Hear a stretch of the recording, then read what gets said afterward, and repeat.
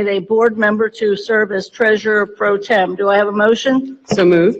Thank you, Vice President. Do I have a second? Second. Thank you, Member Moffitt. All in favor, signify by saying aye. Aye. Any opposed? Now, whom shall we nominate?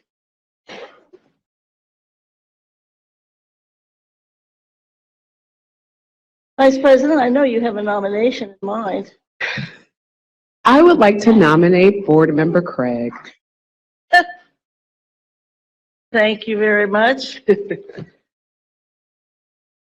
Board Member Craig, do you accept this great nomination? And do we need a roll call for that? I think we do. Roll call, please, Assistant Treasurer. Sure. Mr. Craig? Yes. Ms. Mapp? Yes. Dr. Moffitt? Yes. Vice President Weinberg? Yes. President Lindy? I'm sorry, President Bolton? Thank you, yes. And now if we could, Assistant Treasurer Augustin, would you please call the attendance roll? Certainly. Mr. Craig? Here. Mr. Lindy? Ms. Mapp? Here. Dr. Moffitt? Here. Mr. Morosky? Vice President Weinberg? Yes. And President Bolton? Yes. Vice President Weinberg, would you please explain the virtual hearing of the public process for us? Yes, thank you, President Bolton. To the members of the public who are online and wish to speak during our hearing of the public, you may do so by clicking the chat button now. This chat feature will be open for 5 minutes. If you would like a direct response to your questions, please make sure to share your name, your affiliation to the district, your school community, your topic, and of course, your contact information. Thank you very much.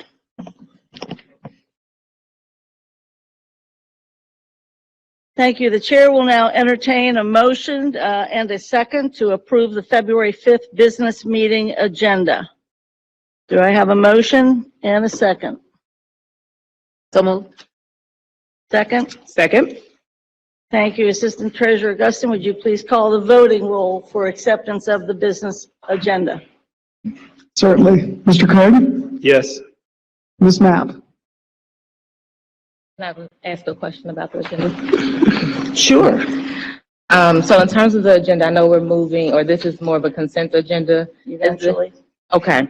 Can you just explain a little bit about the objective of a consent agenda? Couple things. First of all, we have been working our way towards a consent agenda, and you'll see a vote later on in the format. But right now, we're doing something that we have not, well, we've neglected to do for a number of years, which is actually vote on our full business agenda. So we're now kind of doing that right. And then later on, we'll be voting on the consent agenda, but this is for the business agenda generally. Thank you for the question. Thank you. Yes. Thank you, Ms. Mapp. Dr. Moffitt? Yes. Vice President Weinberg? Yes. And President Bolton? Yes. Therefore, tonight's agenda is approved as posted, and appreciate that greatly. And now we'll move on to old business. Then this update on previous business. And Madam Superintendent, we understand that you have some updates for us from previous business that will enlighten us for the evening. Thank you, President Bolton, and good evening, everyone. So for our initial conversation is around school calendars. So we have shared the calendars. We started back in November with the sharing of the calendars.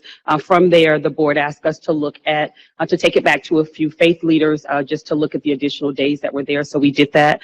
We brought the calendar back for the overall calendar that has been provided, and that is also online. The calendar includes, no change in work days for staff, and no change in work days for staff, a reduction of 2 days for students. Currently in each one of our student calendars, we have more days than are required by the state, and that would go into effect for this school year. Thank you very much. Any other updates for us? Let's take care of the calendar. I think that covers the updates. All The right. calendars did go through the different committees. There were some concerns that were raised just last week with a few of our, especially around the hourly employees. And I do want to clarify that our district, like many districts, does have hourly employees. And so hourly employees, the way that their payroll schedule goes, they're paid at different times for the number of days that they work within a payroll schedule. So what we did provide is the difference for what that would look like for this year versus last year. And ultimately, we're hopeful that we're able to work with our leaders, our union leads, so that hopefully we're able to get to some form of equalization eventually for our hourly employees, so they don't, so even when the days are less, they may not see the difference, but we're not at that place yet. Thank you very much. Do members have any questions or concerns or need some points of clarification from the superintendent? No members? All right. Thank you. Well, it's that time. Do any members or superintendent or treasurer have any acknowledgements or announcements for us this evening? I know the superintendent has some announcements regarding retirements.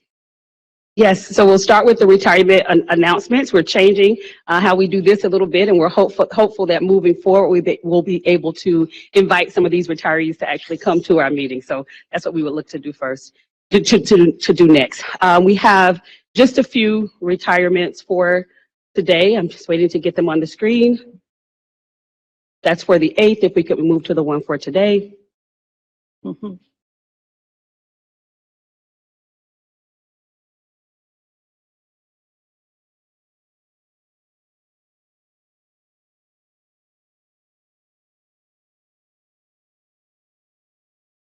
Coming.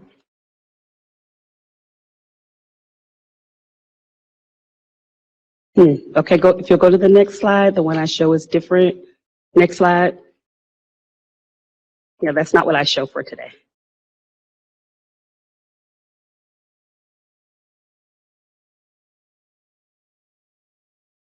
A little technical difficulty. That's the one for today. There This one you is go. the second one over. Right, that one. If you'll scroll down. Thank you. So we have 3 of our civil service employees that are retiring this year, that are retiring now this month. Evelyn Berry, who's a food service helper at Westwood School, Velma Crow, a paraprofessional at Rockdale, and Mark Groshen, Mark Groshen, he's a senior financial analyst in the treasurer's office. Let's give each of these employees a round of applause on their service, and we do appreciate them for their service.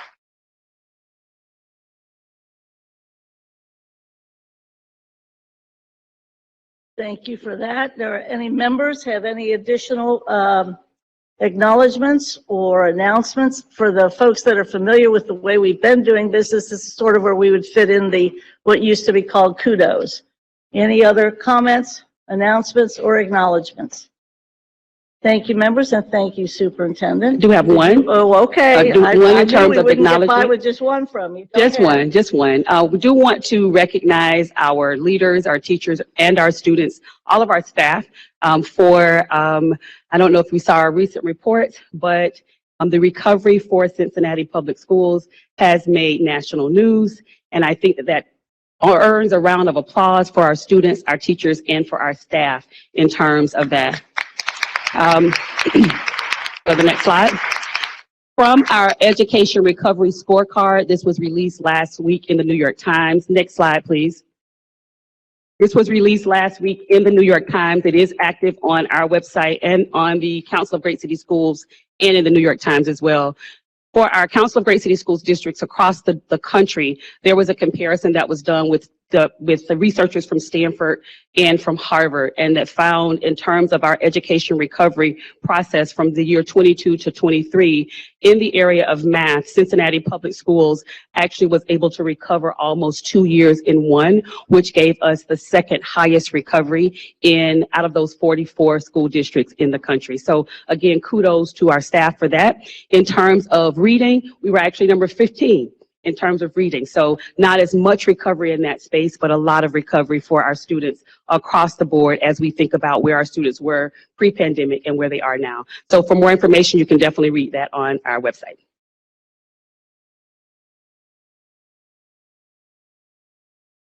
Your mic, your mic. No, your mic. Vice President. Yes, I just have a really quick acknowledgement. Just wanted to wish everyone in the room, and especially our students, our staff, and everyone within this district, happy Black History Month. So thank you.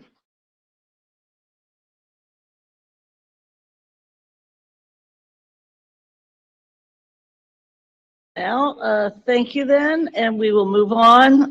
Madam Vice President, you have. Can you hear me? I do. Thank you. Thank you. We are now at the item on our agenda for hearing of the public. As a reminder, each speaker will have 2 minutes and will address all comments to the presiding officer. If you are online, once the request to speak has been granted, you will be invited to enter. Please click on the camera icon to go interactive. And again, please provide your name, affiliation to the district, school community, topic, and your contact information if a response is needed to any questions you might have. After speaking online, you will briefly see the welcome screen as you transition back to the live stream meeting. This request is consistent with our board protocol, and we appreciate your help. And in the unusual event that someone is not willing to follow this protocol, we do reserve the right to end that person's time. Again, each person will have 2 minutes to speak. When the timer goes off, your time is up, and please refrain from discussing any personal items. Finally, we ask that your public commentary be respectful for all listeners. And for those members of the public who are not familiar, the contract of the Cincinnati Federation of Teachers, CFT, affords the CFT president the privilege of speaking beyond the time limits granted to the members of the public. So tonight, we have several speakers in person. And I'm going to go through the list of names here. And Mr. Hoying, would you tell us how many speakers do we have online this evening, if possible? We have 5 speakers online. Okay, so we'll probably start with our speakers online, and then we will go to our in-person speakers. When your name is called, please come to the podium to speak. And as a reminder, if there are several individuals on the same topic, we will limit that topic to 30 minutes. And we'll start with our online speakers first. Thank you. Our first online speaker is Adoria Maxberry, followed by Matthias Knudsen. Go ahead, Ms. Maxberry.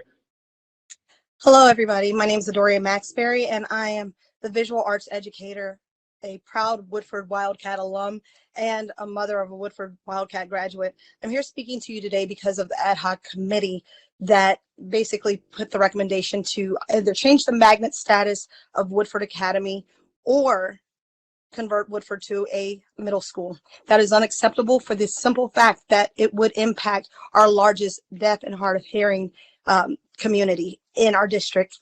In addition to that, I want to make it known that I would not be Woodford. I would not be who I am today without Woodford. I would not have the name Adoria if it weren't for the first principal, Adoria Perkins, who was my principal or my mom's principal. I would not be the person that I am today if it had not been for my mother teaching there for over 34 years before she passed in retirement. I would not be the person that I am today if it had not been the skills that I learned as a Woodford Wildcat that I was able to transfer to my career at Walnut Hills High School. There is no way, shape, or form that something, a staple in this community, Woodford Academy, could be converted to a place where students are no longer able to enjoy their elementary career.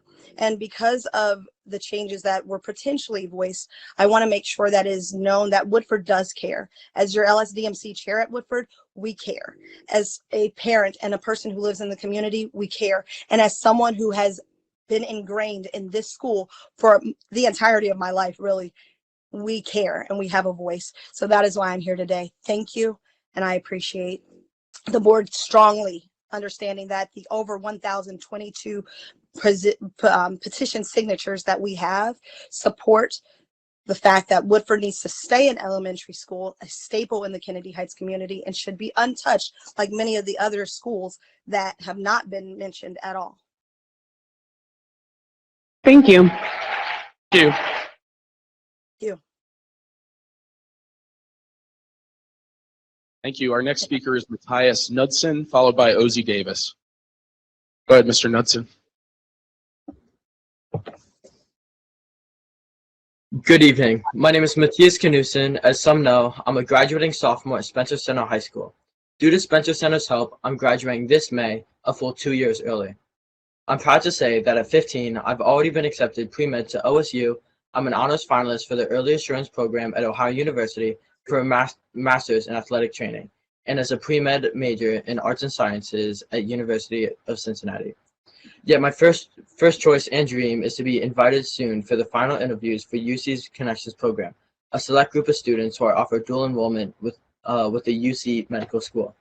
Last weekend at our school open house and the Saturday before at the District All-School Expo, I presented some of the ways I've achieved these accolades. It was an honor to have my picture taken with two of my friends and Principal Giannacchio and Superintendent Wright. But it seems while I was doing this, the board was making other plans for our schools. I've learned from Spencer Center's short history and Marion Spencer's legacy.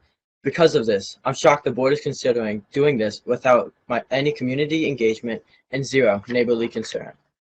Do I agree with the frustration shared at a press conference today by Walnut Hills Council President Aunt Mona? Due to the small size, the teachers, staff, and families at Spencer Center know each other, as it is a tight-knit community. From 3rd to 12th grade, all of us are labeled gifted and exceptional, meaning we often think and learn differently. Yet we've done this as a school with limited funds, triaged with Band-Aids.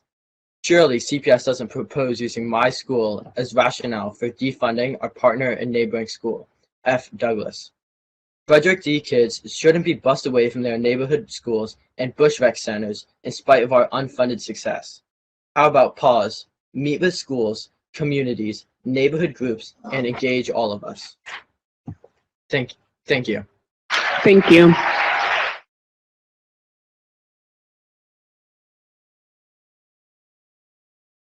Thank you. Our next speaker is Ozzie Davis. Go ahead, Mr. Davis.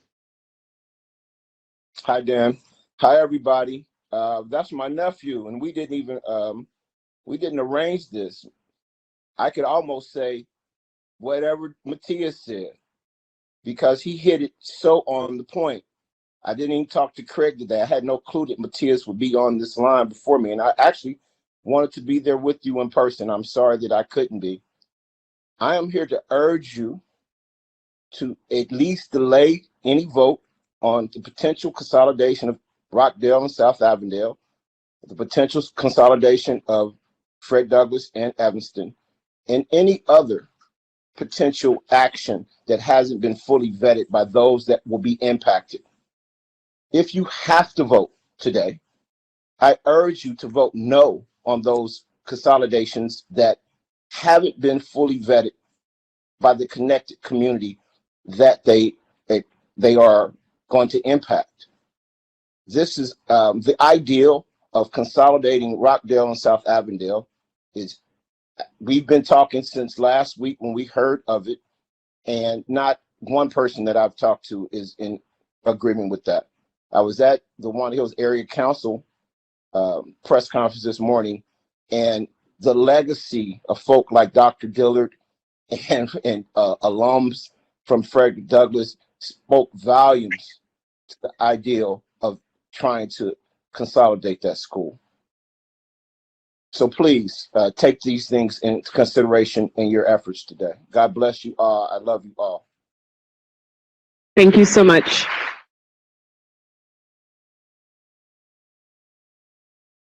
Thank you. That was our last online speaker. All righty. Thank you so much. Up, our first speaker is Tracy Lynville, and I'm sorry if I am saying your name incorrectly. Up after Tracy would be Jennifer Myrie, followed by Brad Smith.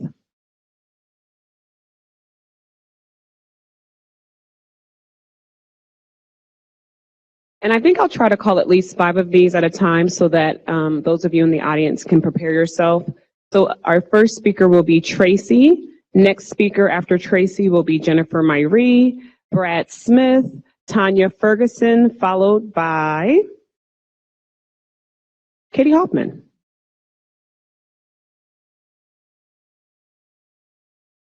Today, in regards to the goals and guardrails and the equity policy of Cincinnati Public Schools, I am challenging the board and the administration to reflect on their commitment and belief in these, or whether they are merely just virtual signaling.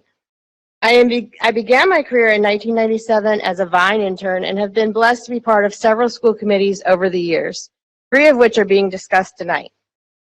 I remember my years on the building committee to replace Windsor, how we chose to merge with Frederick Douglass to bring the Walnut Hills community together, and to avoid merging with Evanston due to conflicts between the communities. How we promised the oldest minority alumni in the city to name the school Frederick Douglass for historic reasons, and that there would always be a Frederick Douglass in Walnut Hills. It saddens me how just that neighborhood school with almost a 100% minority population can be pushed aside to expand a school with 54% population of minority and 12-to-1 teaching ratio. I also remember when I worked at Rockdale and the magnet school parents could not camp out anymore for Fairview. And so a lottery system was put into place. And how the neighborhoods of the more wealthy socioeconomic students and families in our district wanted their own school in the Clifton area because they didn't want to send their students to Rockdale, Vine, Taft, and Rothenburg. So then CANS was built. I also, sorry, I lost my 3rd page. Want to point out that now we see the district has bought Bramble. I've been told there's many reasons over the last 6 or 8 months that we've been working on trying to decide what the Madisonville schools would be. But, Thank you so much. oh, thank you. Next speaker, Jennifer Myrie. Thank you.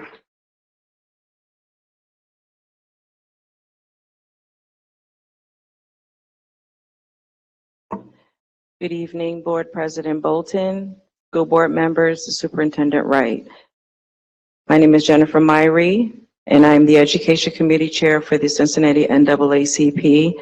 I am here representing our president and all of the Black and Brown students and staff of Cincinnati Public Schools. The Cincinnati NAACP Scholarship for 2024 is now open, and that scholarship is only available to Cincinnati Public Schools graduates. Last year, we awarded 4 $2,000 scholarships. We hope that number can be doubled this year. Anyone who is interested, if you have a graduating senior, please find the application link on the NAACP website. How are the children? More importantly, how are the adults who are responsible to teach, lead, and guide the children? In the past month, Cincinnati Public Schools students have been exposed to increased violence in the community, key staff members being placed on leave, and now discussions about merging and/or moving their schools. How are the children? Tonight, we have a few hundred CPS stakeholders here to express concerns about future board decisions that impact schools and communities. While we know that you will take into account their comments, we also know that tough decisions have to be made. The NAACP is here tonight imploring CPS to suspend any vote and do a better job of engaging the community members in vital discussions. Y'all are cutting them on my time now. The decision to move or merge schools is more complex than updating enrollments in EMIS or sending updated bus cards. The students, staff, and communities need full transparency and support throughout the inevitable transition that are proposed. Thank you. Please so do much. better. Thank you. Our next speaker is Brad Smith, followed by Tanya Ferguson. Hello, my name is Brad Smith. I'm a teacher in the district. I'm a field rep for Cincinnati Federation of Teachers. I live in the district as a homeowner, and I'm also a taxpayer. I'm here to talk to you about some things that I haven't seen in the proposed cuts. Instead, I see a lot of things that would have direct impact on our schools and our students. Based on the Treasurer's document, Schedule 18, that tracks FTEs from 2013 to 2022, we do not have fiscal year 23 provided. But I just want to point out that the number of consultants and supervisors of instruction grew by 20.26 FTEs. The number of instructional administrators grew by 11.65 FTEs. The number of non-instructional administrators grew by 68.44 FTEs. The number of other official administration grew by 1. That's a grand total of 101.35 FTEs. Most of these occurred beginning in the 2019 school year. When we add in the new principals and assistant principals, that brings us to 125.89 brand new administrative FTEs, very few of which have anything to do with our actual schools. What these numbers do not include is they do not include the APs of culture that were hired this year. They do not include all the new APs that were brought into elementary schools for enrollment of 350, which used to be, you got an assistant principal at 550. It also does not include a lot of other central office administrative positions that have been posted this year, including one particular position that I've been told that all the person does is run a report once a week. I think that the administrative bloat is becoming obvious, and if we are serious about cutting the budget, then we ought to start looking at the positions that don't impact our schools before we look at things that do. Thank you very much. Thank you. Up next is Tanya Ferguson, followed by State Board of Education, Katie Hoffman. And following that is Matt Strauss, Cynthia Walters, Lynn Martin, and Alisa Crosby. So if you could please make your way down, please. I'm Ms. Ferguson. Hold on, we'll get you a mic. Speak loud enough. Okay, we just want to make sure that everybody can hear, and then the individuals online. So can we please give you a mic? They'll bring it over to you. Thank you so much. Hi, my name is Tanya Ferguson. And y'all talking about cutting budgets. I am the proud grandparent of one of y'all Martin Luther King winners, second place statewide from Columbus, and I don't need y'all to interrupt those educational moments and take away the things that they learned. So why y'all just can't stop getting subs from the agencies and keep that money and pay y'all and not cut for the professionals and use that money to hire them? Thank you so much. Thank you. Next speaker is Katie Hoffman. Good evening to you all, and welcome from the State Board of Education. Congratulations to those who were recently elected to the State Board, to the Cincinnati Board. Welcome. And I want to say thank you to all of you for your service, because it's kind of a thankless job at times. I have found that out in my short year on the State Board of Education. There's not a day goes by that I'm not stunned by some of the things that are going on in our state legislature. When I was here the last time, I told you that doom and gloom was on the horizon for the State Board of Education and the Department of Education.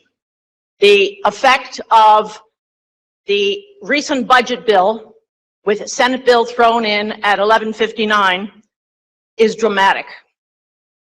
They took away all the powers, or I should say, no, I'm going to correct that. They took away 88% of the powers of the State Board of Education. All of that went behind a wall into the Department of Education and Workforce Development.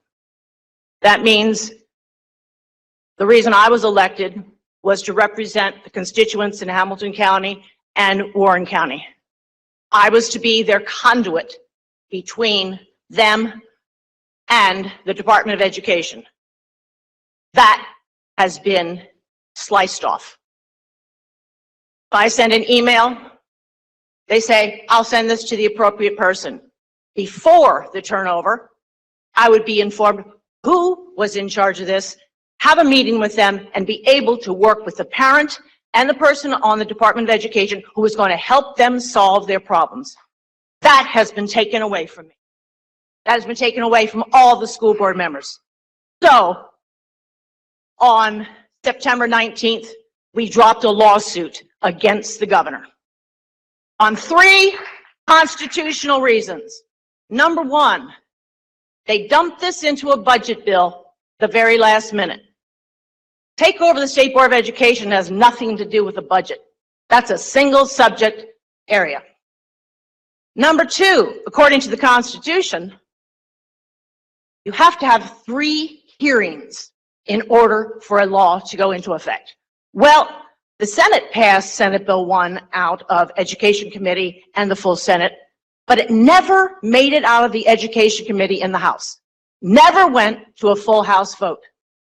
So that is why Matt Hoffman and Senator Brenner, at the very last minute, shoved it into the budget bill, as Andrew Brenner said not 10 minutes after I was sworn in, that they were going to do that. But the most heinous thing that they did was in 1953, the citizens of Ohio said, we are sick and tired of this Department of Education. It had become corrupt because of partisan politics.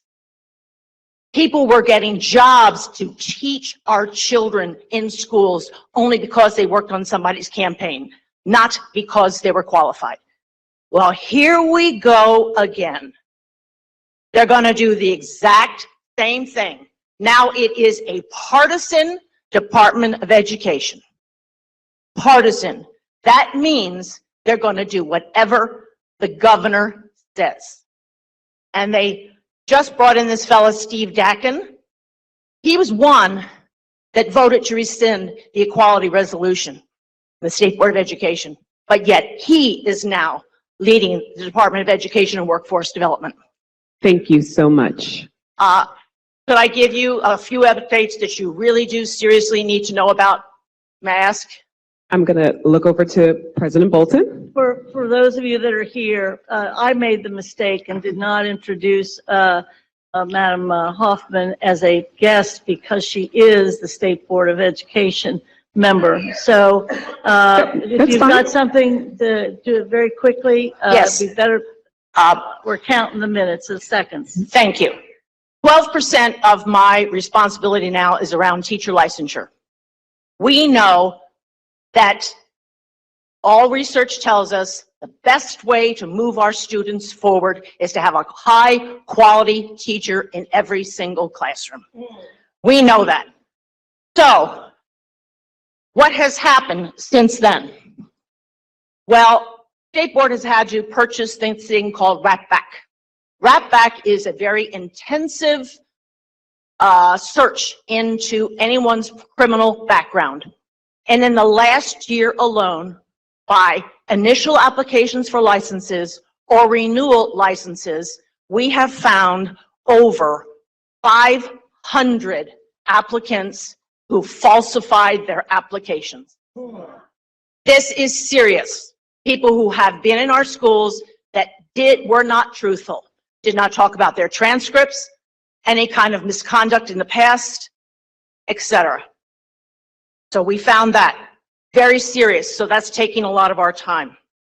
Second thing our legislature decided to do was to say that a substitute could have a year-to-year license without ever having to take any coursework. So that means someone with a high school diploma could be in our classroom with our children year after year after year without any further professional development. But the worst thing that they just did was to do this wonderful reciprocity, which means that any person from any state in the United States who has a license come to Ohio and immediately their license is accepted by Ohio. Just last week in the credentialing committee, There was someone complaining that Ohio did not give them a license. They came from Texas. They had a social studies license. But once they looked at their credentials from their university, not one social studies course. Thank you, Board Member Hoffman. So I behoove you to be very careful on your hiring practices, do deep dives in every single one of them. Make sure that they're the best qualified person in the classroom. Thank you. Thank you so much. Thank you. Up next is Matt Strauss, followed by Cynthia Walters, followed by Lynn Martin, followed by Alisa Crosby. Hi, I'm Matt Strauss. I'm with the Cincinnati Hamilton County Community Action Agency. We are here because we've heard about recent budget cut conversations suggesting a move to neighborhood schools and away from schools of choice. And CAA, we represent families that often face displacement and other forms of great uncertainty in their lives.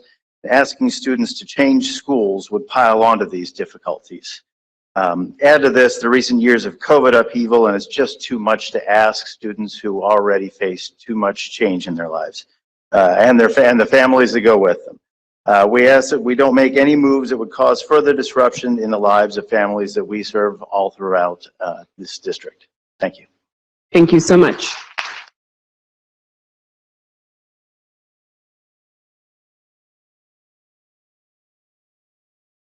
Next speaker, Cynthia Walters, followed by Lynn Martin and Alisa Crosby. Hello, everyone. I'm Cynthia from Green Umbrella, and I am the Green Schoolyards Manager. I'm here to provide everyone with a status report about Green Schoolyards Action Network, a district and citywide approach to ensuring equitable outdoor learning for all CPS students. The Green Schoolyards campus improvements at 20 high-priority schools beginning last school year are on schedule to be completed this spring. They include 5 new learning gardens, 3 naturescapes, 3 traffic gardens, 3 additional orchards, and other features such as shade and seating areas. The Green Schoolyards Network is training school teams at each of these sites on how to use and maintain these new spaces. The Green Schoolyards Roundtable, held last November, set the stage for an ongoing partnership between CPS and the city to achieve the education goals of the Green Cincinnati Plan. As a result, 2 special committees have been established that are meeting monthly with members from both the city and CPS, along with key partners. The funding committee is identifying joint funding opportunities now that ESSER dollars are gone. The Workforce Development Committee is set to overcome barriers in placing CPS graduates into green city jobs. The Green Schoolyards curriculum team has expanded to provide teaching and learning support by producing a district-wide Green Schoolyards manual and a school staff training modules for applying technical information and implementing standards-based curriculum. Our green sustainability efforts need to be collective and district-wide efforts, so there are mechanisms in place for applying an equity lens to all schools throughout the district. Please refer to the Green Schoolyards cheat sheet and call to action that I've left with you. Please keep in touch. Cynthia at greenumbrella.org. Thank you. Thank you so much. The next group of speakers after Lynn Martin and Alisa Crosby, please come forward. Angie Wilson, Juan Giraldo, sorry if I mispronounced that, Aaron Carpenter, Alexis Marissero, and then Nicole P. So please go ahead and make your way down. Go ahead.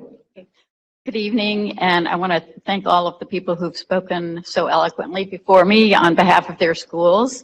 I'm here representing the Hughes STEM High School. I'm the LSDMC chair there. I'm a member of the community there, and by virtue of being a member of the community, I'm one of the community members on the LSDMC. All of my children, now too old to be at Hughes, went through CPS schools, so I have a deep commitment and passion for what happens in the schools. Hughes has had some good news lately. They were notified by the state that they are no longer a priority school. I know there's a new name for that now, but that's really exciting news for them. And they also are currently the only only Title I school in Ohio that is not a priority school. So that was a huge piece of good news. The school also moved from a 1-star to a 3-star rating for the first time since 2011. And most recently, one of the seniors at Hughes was named one of CPS's 10 Marion Spencer scholarships, which is very, very exciting. So there were a couple things, though, that I have a concerned about and why I'm here to advocate for Hughes. First of all is the proposed ideas for changes to the Zoo Academy. The Zoo Academy is a really critical pathway at the in the STEM programming at Hughes. It's been part of the programming for a very, very, very long time. And I believe that if that program were opened up to all students in the district as is proposed, it would really dilute Hughes's opportunity to benefit from the program. Thank you so much.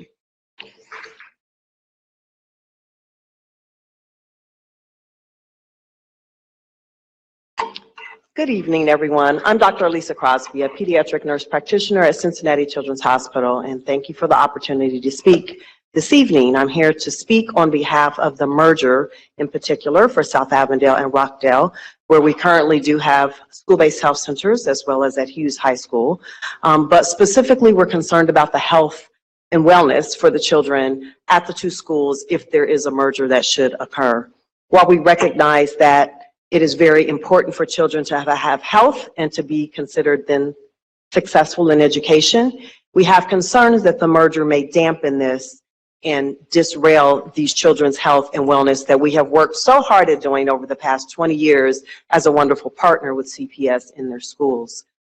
We are interested in partnering and learning more about the proposal. We would like the opportunity to have the time to do that, as well as to encourage community input, parent input, teacher input, student input.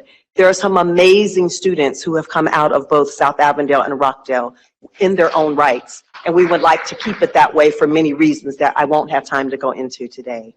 But again, we would like to partner with CPS to figure out some options. We understand as a business entity that things need to occur, but we're concerned about our children and their health and their wellness, and that's the priority here. Thank you. Briefly, I would also like to speak to recognizing again that things need to change, that the health and wellness overall, so their nurses that will be in the schools are extremely important. It's been a very tedious year to provide health at those two schools in particular, and recognizing that there are potential additional changes that may come as far as the nurses in the buildings and what the nurses do, and how we all collectively partner to be there for those students, not just for their health, but to help to mentor them along in their education pathway. So again, we really would like the opportunity to partner. Thank you so much. Thank you. Have a good evening. And our next speaker is Angie, followed by Juan, followed by Aaron, Carpenter, Alexis, and Nicole. Nicole P. Hello, my name is Angie Wilson, parent to a 6th grader at Spencer Center and our PTSO president. I've spoken to you many times about our resource coordinator, Karen Hordinsky, and the importance of her role at Spencer Center. We are an elementary school, a middle school, and a high school, each with specific needs, and Karen is one person who identifies all those needs and fills them.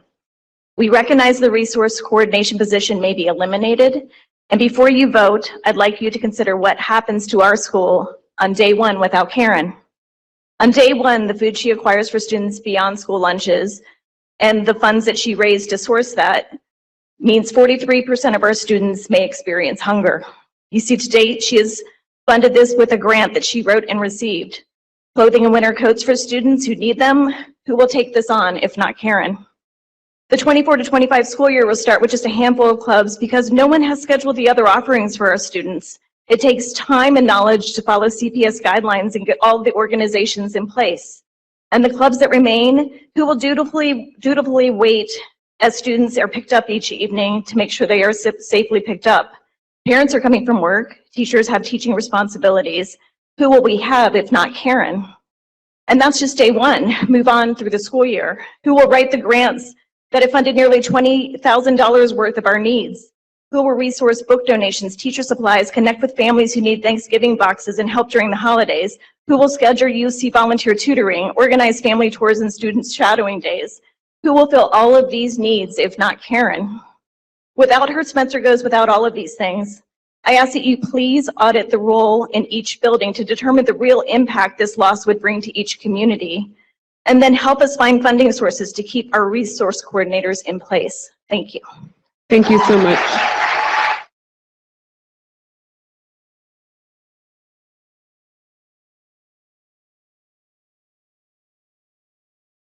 There will be a common theme here. Good afternoon. My name is Dr. Juan Manuia. I'm an assistant professor at University of Cincinnati and a parent of first grade at Kilgore Elementary. Today I'm here to advocate for all resource coordinators across the school district. I shall describe two amazing resource coordinators and reflect the impact they have on our students. Last fall at the University of Cincinnati, there was a Somos Cincinnati event targeting Latinx and bilingual students. I met Jess Porter, the ESL counselor, and Dina Bierman, the resource coordinator from American High School. Ms. Bierman was concerned that some of their students were missing out because they only spoke Spanish. I offered to talk to her students in Spanish and was impressed how she was advocating and requesting for additional translators and breakout sessions where Spanish would be spoken. Clearly, she was there advocating for her students. At our neighborhood school at Kilgore Elementary, Tawana Watson, our resource coordinator, is a doer. On a lark, I emailed her and said, hey, has there ever been a Kilgore Rubik's Cubing Club? And she responded immediately, what do you need? When do you start? How can I support you? And she did something small yet significant that showed me she's responsive to students. She didn't just call it the Cuban Club. She called it Chewy's Cuban Club after my son. That small detail had my son gleaming with pride that he was starting a club at the school. Something that I thought would involve 10 students exploded to an after-school club of over 30 students, boys, girls, Black, Latinx, Asian students. It was beautiful seeing the diversity of them cubing together. Miss Watson is tremendous with the parents. If the parents aren't there on time, she makes phone calls. She waits for them. She waits until every single child is picked up by their parent or guardian. She's amazing and patient with the students.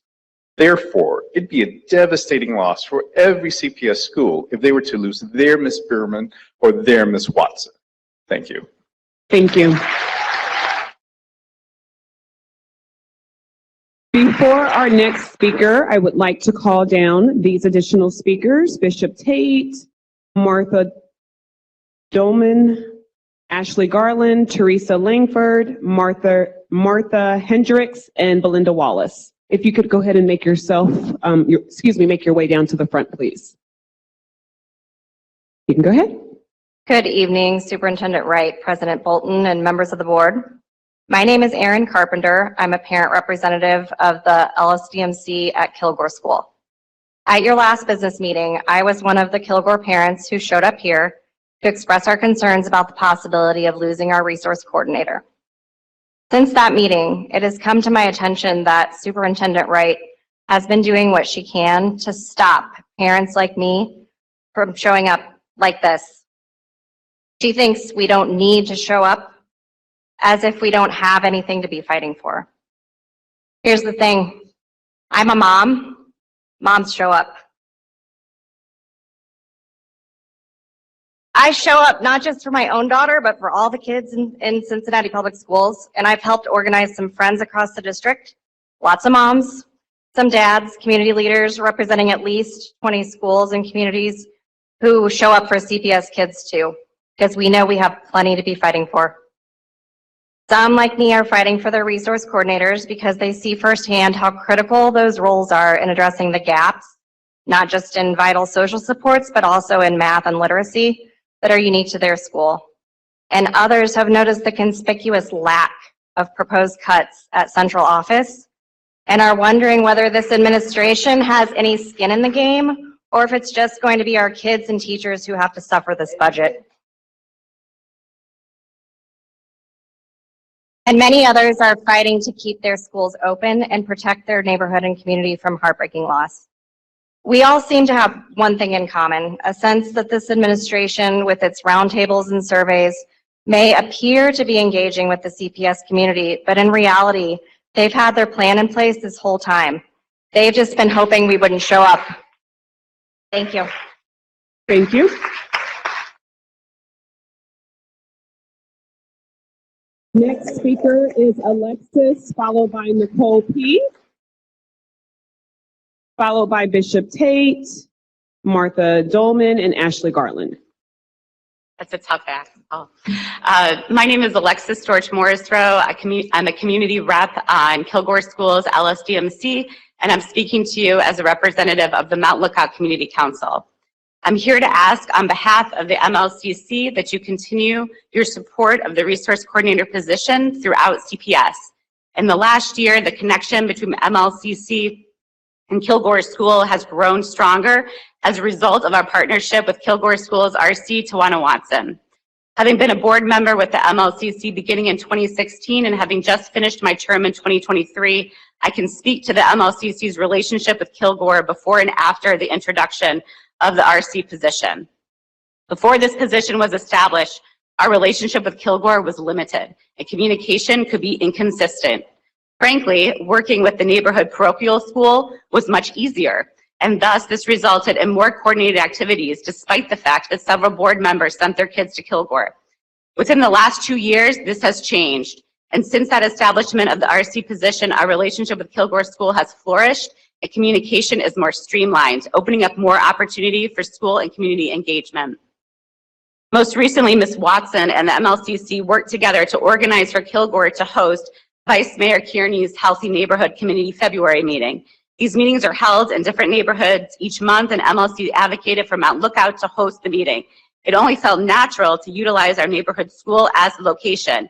Had it not been for Kilgore's RC position and her effort to coordinate with us, that opportunity may have slipped through the cracks and gone to another organization or private school.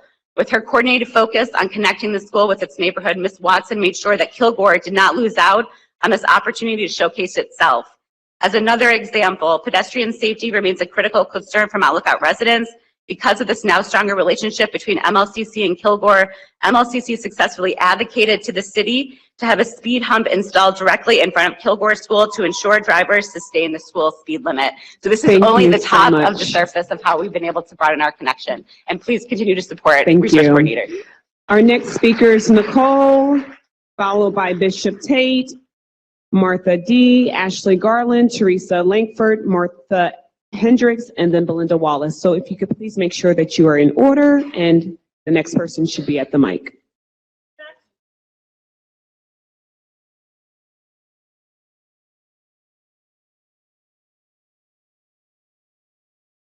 Nicole P., excuse me, sorry. P-I-C-A or U.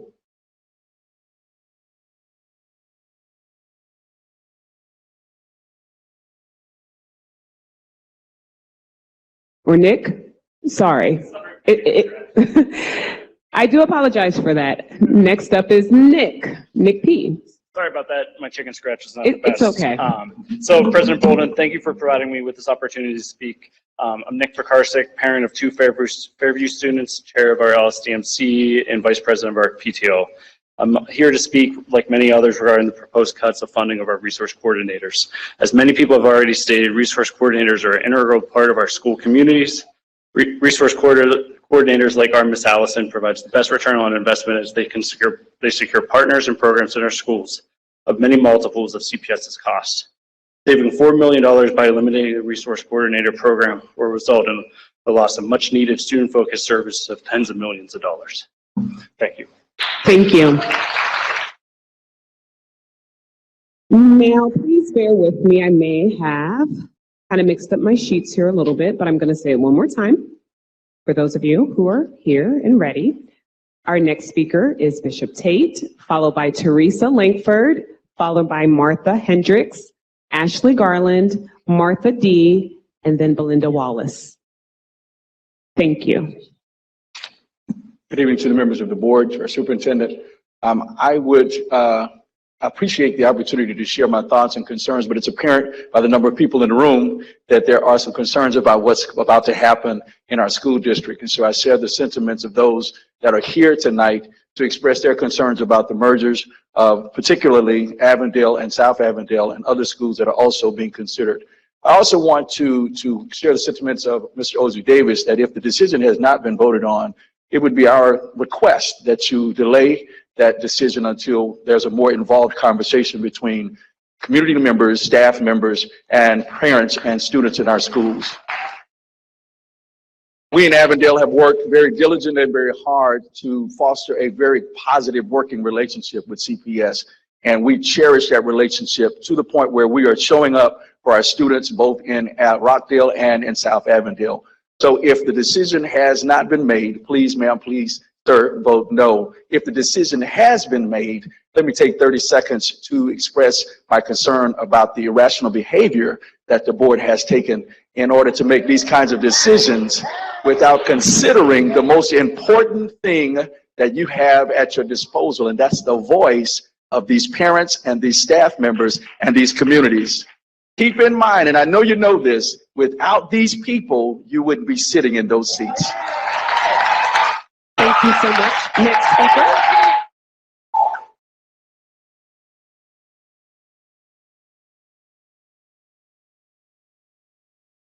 Next speaker, Teresa Langford. Yes.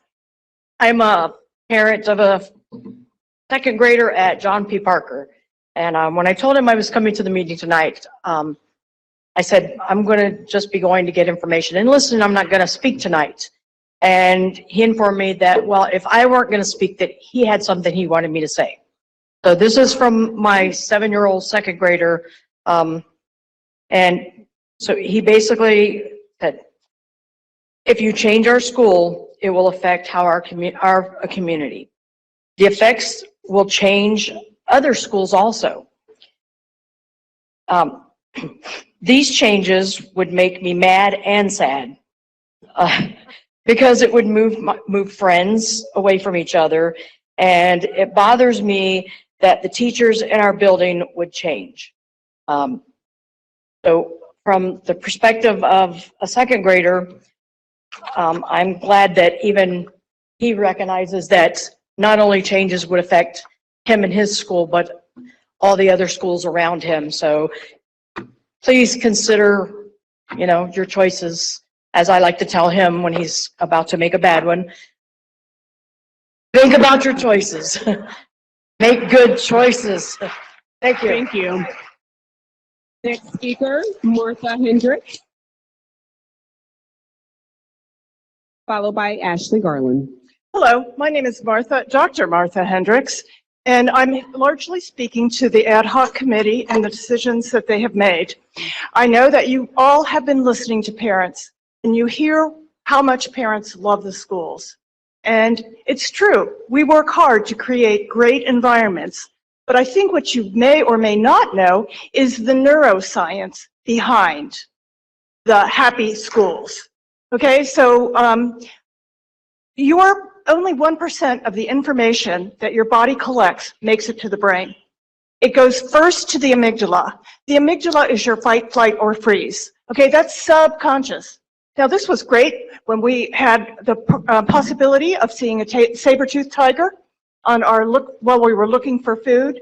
It's not that great now. So it's subconscious. Children, some adults we can work with it, but children cannot. So then the amygdala either sends it to the limbic system, which is your emotional or reactive brain, or it sends it to the prefrontal cortex. The only time you can learn is when it goes to your prefrontal cortex.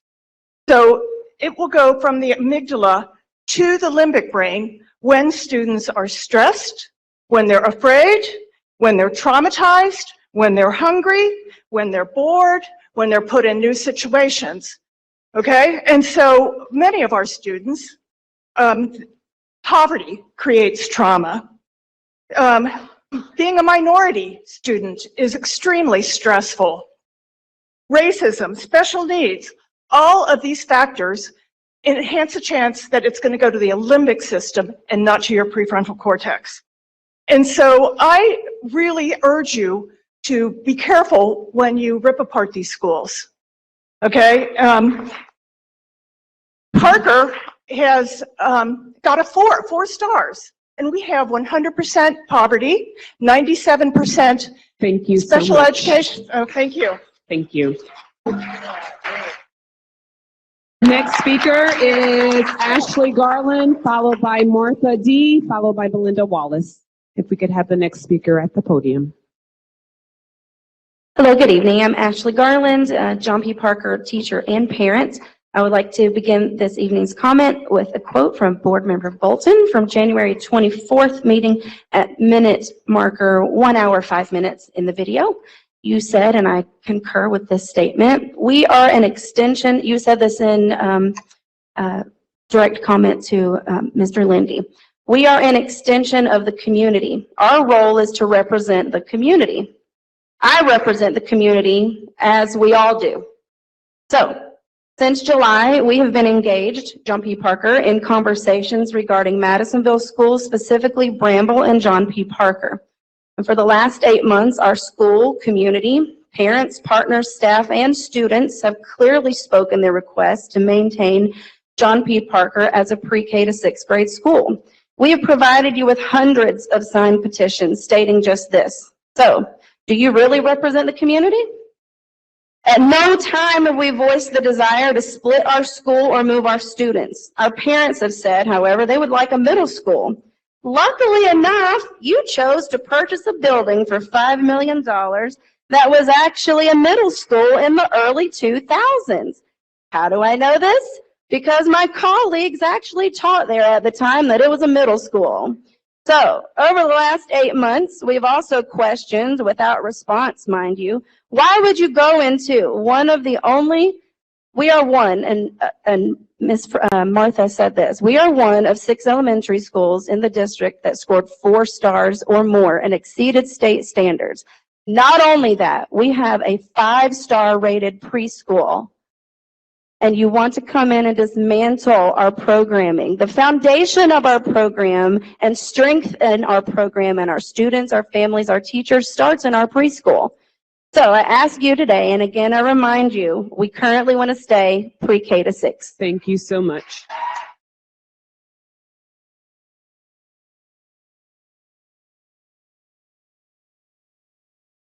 Next speaker, followed by Belinda Wallace. Good evening. I'd like to discuss the decision to add Riverview East Academy to your list of schools that will be affected by the budget cuts. For those that don't know, Riverview East was built specifically to address the high dropout rate in 4 local neighborhoods, the East End, Columbia, Tusculum, California, and Linwood. We became the neighborhood school for these areas in 2005 when McKinley and Linwood Elementaries closed and added grades until we graduated our very first class in 2009. Now, we've never been a large school, but we were never intended to be a large school. And as it is now, we believe that the new administration is not aware of why we were built and exactly what it is we're supposed to be doing. We have been dealing with students who want to drop out, and we convince them to graduate. We go from pre-K to seniors, and we have what is called legacy students. We honor the legacy students who have been with us from kindergarten all the way through senior year at graduation. And there are never more proud students in the world than to see the legacy students graduate. We've been told that you're considering repurposing of Riverview East. We've also heard complaints about the school, about it being in the floodplain.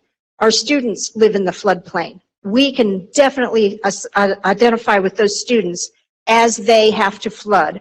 We do also. At the last big flood, Matthew 25 went in one direction, the Red Cross went in another, and guess what was left out? We held a supply drive at the old Biggs, the Skytop Biggs, and the people turned out. They wanted to help our community. None of the physical effects are in our control. We can do nothing about that, but we have rolled with the punches. If we know the river's going to come up, we start planning. We get our kids ready. They don't get sideswiped. They know it's coming. We've been told they want to repurpose our building, but won't say anything about it. In one point, they're saying, well, it could still have kids, but in another point, they're saying, well, we're going to stop enrolling students and we're going to figure out where the other students are going to go next year. That does not sound like you're planning on having kids in that building. So due to circumstances beyond our control, we really don't want you to take the neighborhood high school away, which would take away a neighborhood high school for 4 different neighborhoods in the city. Thank you so much. Thank you. I'm going to call another group of speakers. Obviously, can we have Belinda Wallace to the microphone? Can we have Karis Brock walking down? Kate Botos, Dominique Brown to the podium, Dr. Charles Dillard, and then Jeffrey Sutton. Good evening. I am Dr. Belinda Tubbs Wallace, and I first want to ask all of Avondale representatives to please stand. You are here representing Avondale. So board, again, you all know Avondale is a very rich community. I think every leader, over 80%, from our vice president to our president of any entity within Cincinnati, come out of Avondale. So with those relationships from Cincinnati Children's Hospital, Cincinnati Zoo, I come representing Avondale Development Corporation, our quality of life program, there has been 0 engagement. Ronald McDonald House, the Zoo Urban League. So I come tonight on behalf of not only our parents, but Avondale Development Corp to say, let's look at our lines of communication. There is no way we should be having this conversation tonight at this level if there was communication being done. So although you guys sit above the balcony and look down, don't trust it. We need more severe engagement, going back, clear dialogue, minutes. Who was at the meeting with some key players? There was nothing. As an Aiken High School graduate, as a proud principal of Rockdale, Woodward as well, a teacher and student of Cincinnati Public Schools, I believe in neighborhood schools too. But guess what? We have social media, and it takes 3 seconds for a quick text, and Avondale will look like central location from every high school coming to check on their siblings. So we can't do that. That road right there in the middle, Reading Road, and that new plaza, it will become a disaster.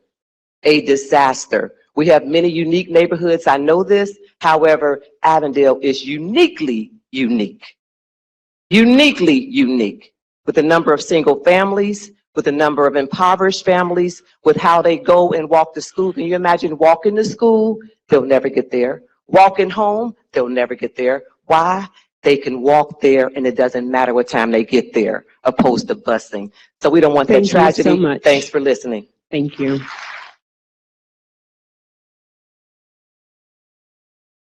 Our next speaker is Karis Brock. Can I please have the other individuals down near the podium? We have Kate, we have Dominique, Dr. Charles Dillard, and Jeffrey Sutton. Can you please make your way down to the front so that we can keep going on to the next speakers? Thank you so much. You can go ahead. Hello, my name is Karis, and I go to John P. Parker. Today I will be talking about our school. This is a place where you can learn almost anything, like be smart and just say no, or how to multiply fractions or divide them. This is an amazing school just the way it is. Please keep our school the same. Thank you. Thank you.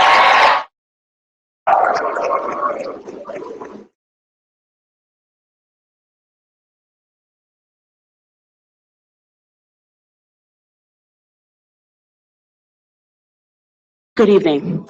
My name is Kate Botos. I am a Parker parent. I am the John P. Parker PTS Gel president.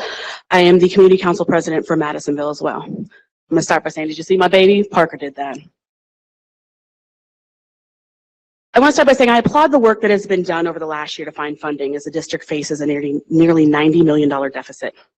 For years, we as a school community at JPP have made leaps and bounds cultivating our school family capital without additional funding that so many of our similarly successful schools appreciate.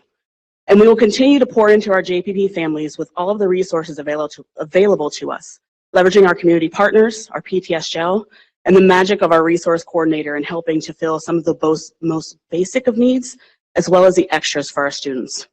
Just keep in mind, by 6th grade graduation, our kids are international travelers, in no small part to the hustle of our resource coordinators and our 6th grade staff.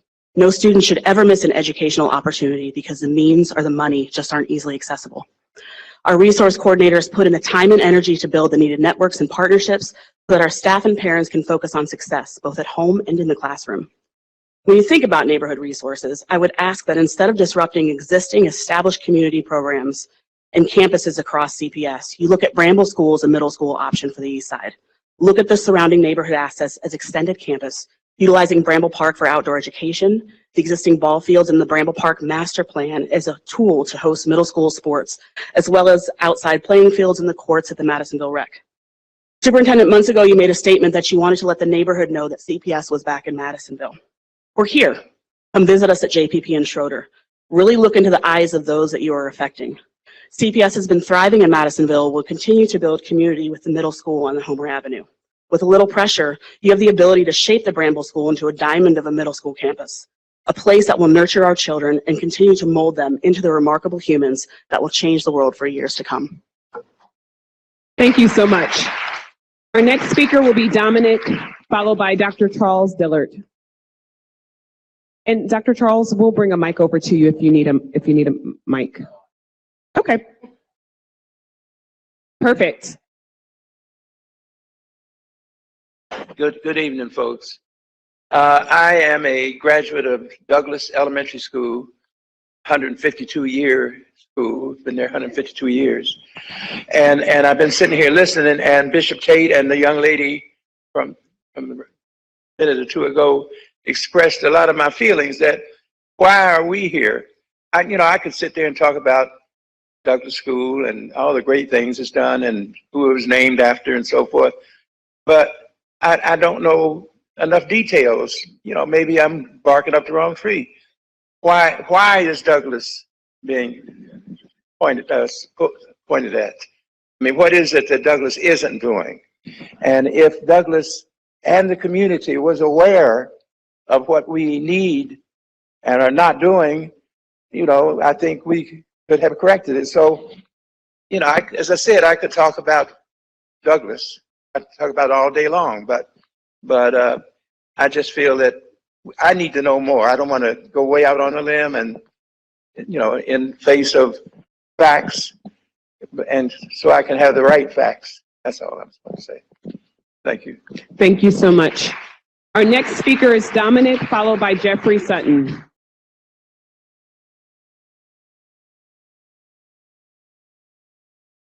Thank you, Dr. My name is Jeff Sutton.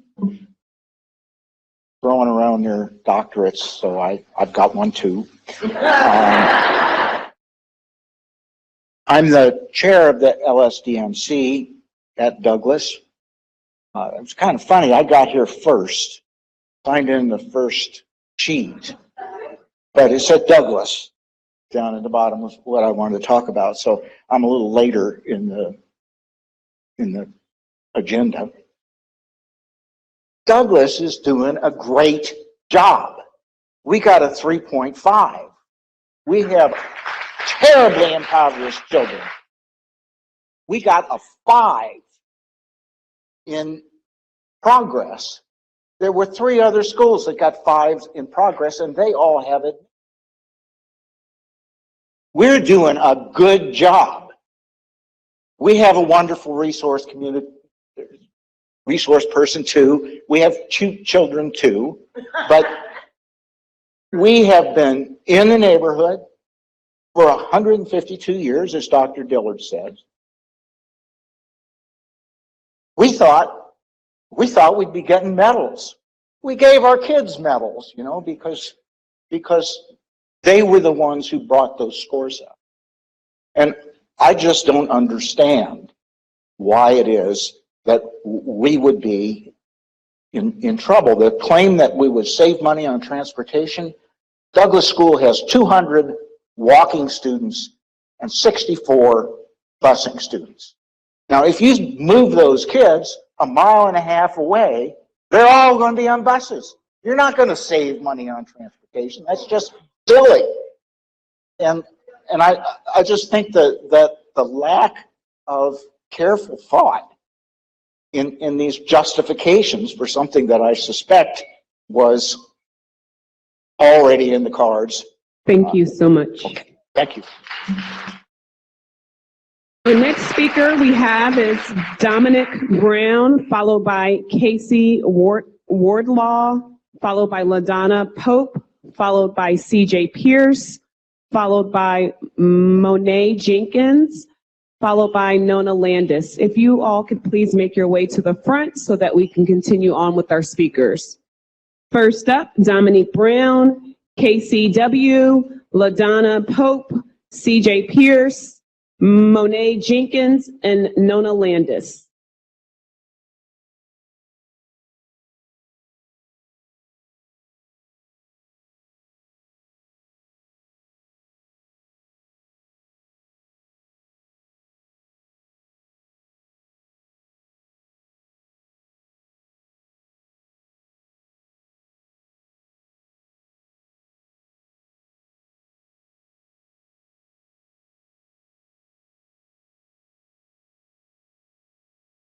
Do we have our next speaker? I will repeat the names. Dominic Brown. Okay, I'm going to move on to the next person. Our next speaker is Casey Wardlaw, followed by LaDonna Pope, followed by CJ Pierce, followed by Monet Jenkins, and then Nona Landis. Good evening. My name is Dr. Casey Wardlaw from Christ Emmanuel Christian Fellowship, located in Walnut Hills. I will be reading a letter from Dr. Michael Dantley, the Bishop and Senior Pastor of Christ Emmanuel Christian Fellowship, who was not able to be here.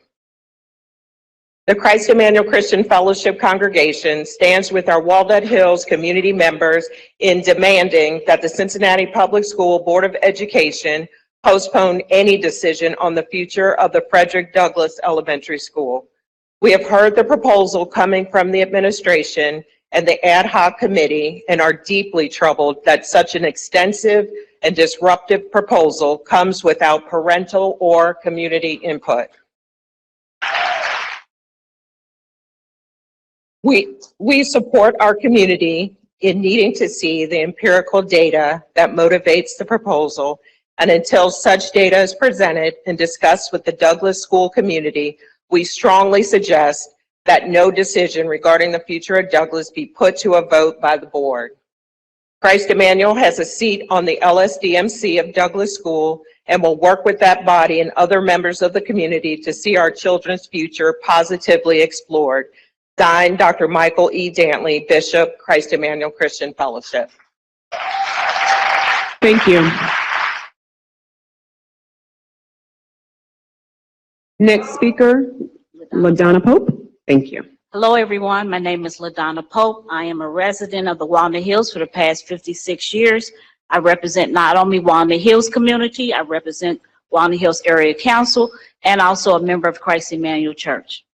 The merging of Douglass and Evanston Elementary hardens my heart because I sat in on the 06 committee in Walnut Hills over 30 years ago when we determined how our new school was going to be designed. Our new school was Douglass Elementary.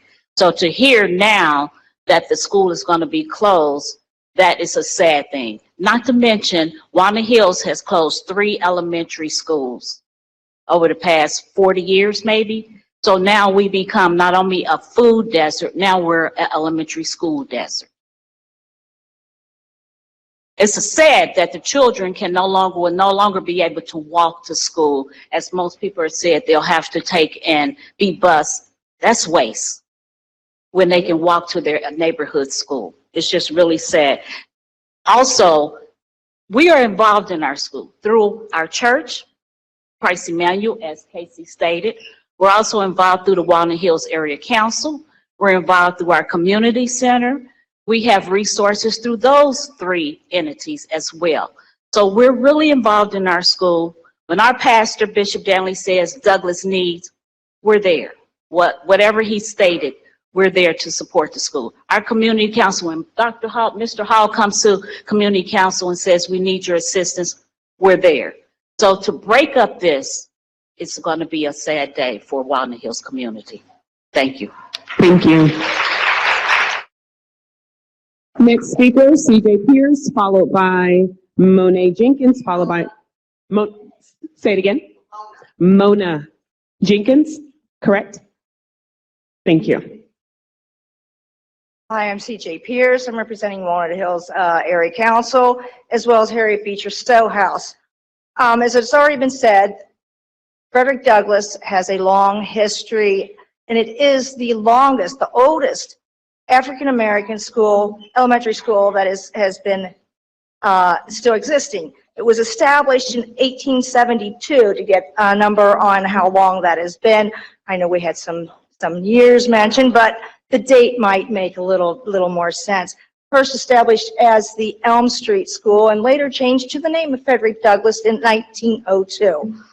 So with that in mind, Frederick Douglass has a very broad alumni that is still very, very active. It has brought about many distinguished African-American educators, and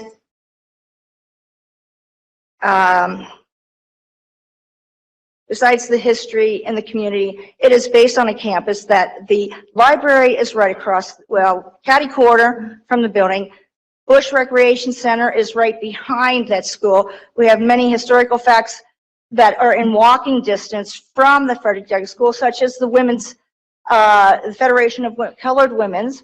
We have the Harriet Beecher Stowehouse, of course, the library, Bush Recreation Center, community gardens. There's several community gardens in the area that are active with the school as well.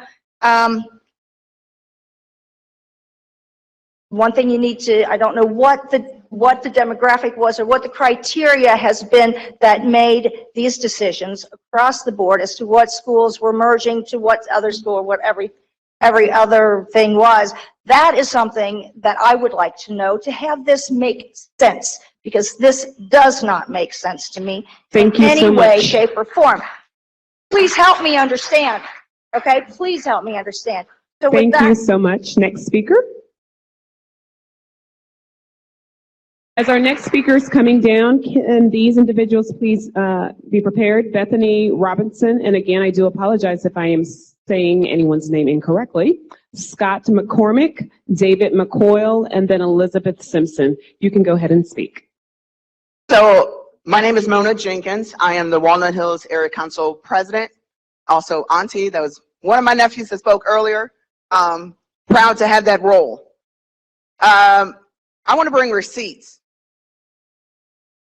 Several years ago, back in 2017, when we were getting Spencer in our neighborhood, we found out through a news article. And we told the board then we needed communication. We needed a plan. Here we are, 7 years later, going through the same thing of asking for engagement from you all regarding the situation. We don't have data.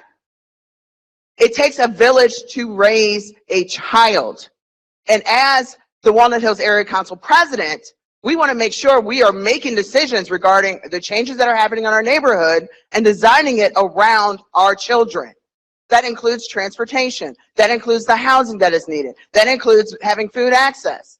Everything evolves around our children. But we can't make these decisions without input from the board. Where's the data? As Jeff mentioned earlier, there's 198 students that are walking. We're building our community to be walkable because our students are walking. They don't have access to transportation. And if we're doing budget cuts, you're cutting out the transportation, but then you're moving other transportation. Is that really a cost savings? What are we doing here? And this is not just us. To see this happening in Avondale and other neighborhoods,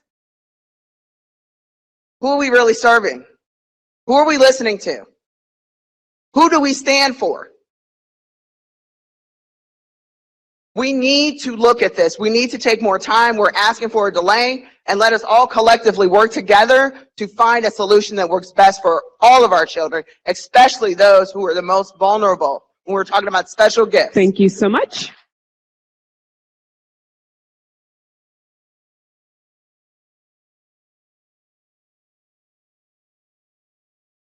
evening, members of the board, Superintendent Wright.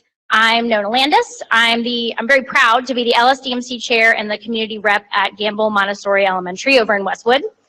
GME was able to host one of the many budget roundtables back in January, and we had some really great conversation and great questions that came out of that. Some members of our community asked why, for example, an external audit was not performed considering the magnitude of the budget cuts to be made. I don't know if they haven't gotten an answer to that question. I asked about how equity was being considered when making budget cut recommendations, and I was assured that equity was at the top of everyone's mind. I probably don't need to remind people here, but I will, that CPS has a long-standing equity policy, Board Policy 2255, and that an essential part of that policy is equitable budgeting and distribution of resources throughout the district. When it comes to determining areas for budget cuts, it is therefore necessary that equity is a factor in these decisions. So among the many cuts being proposed, they include eliminating funding for resource coordinators, increasing the walk radius for providing busing transportation, and with the loss of resource coordinators would also mean the loss of important after-school or enrichment programming that is so necessary to our schools. I think it's clear to me, and it sounds like to a lot of people in the room, that these cuts will directly impact student experience and achievement, and moreover, they will disproportionately impact students at the schools and in the communities that are already under-resourced. In short, they are not equitable. And as a district with an equity policy on the books, I don't know how we in good conscience can make such cuts. So in the remaining weeks before the final budget is proposed, I really urge you all to look to other areas, especially those outside of the classroom, for places to cut and reduce so we don't adversely affect our students. Thank you. Thank you so much. Our next speaker is Bethany Robinson, followed by Scott McCormick, followed by David McCoyle, followed by Elizabeth Simpson, followed by Lauren Worley, followed by Shona Shin, I think. Shana Shin. So if you could go ahead and make your way down for the new names that I have called so that we are ready to go on. You can go ahead and start. Thank you. My name is Bethany Orr Robertson, and I am pleased to speak with you today as a parent of 3 students at Spencer, 1 in the upper school and 2 in the lower school, and as a resident of College Hill, which I understand I share with our esteemed board president. My goal tonight is to provide a small window into what makes Spencer Center a unique and special offering in the Cincinnati public ecosystem of schools. My kids' experience at Spencer has been a highlight in their educational journey. Spencer students' hard work is prominent in standardized test scores. Teachers, staff, and administrator support of students is evident in the rich offerings and the support that they have created for all students. These windows into Spencer tell only one story, because Spencer Center fills a niche that meets my kids' need in addition to the other students who get to call Spencer home. Providing a space for gifted and exceptional students from across our city, from all neighborhoods and all backgrounds, to thrive in an environment designed for them has created a compelling culture of success, challenge, and belonging.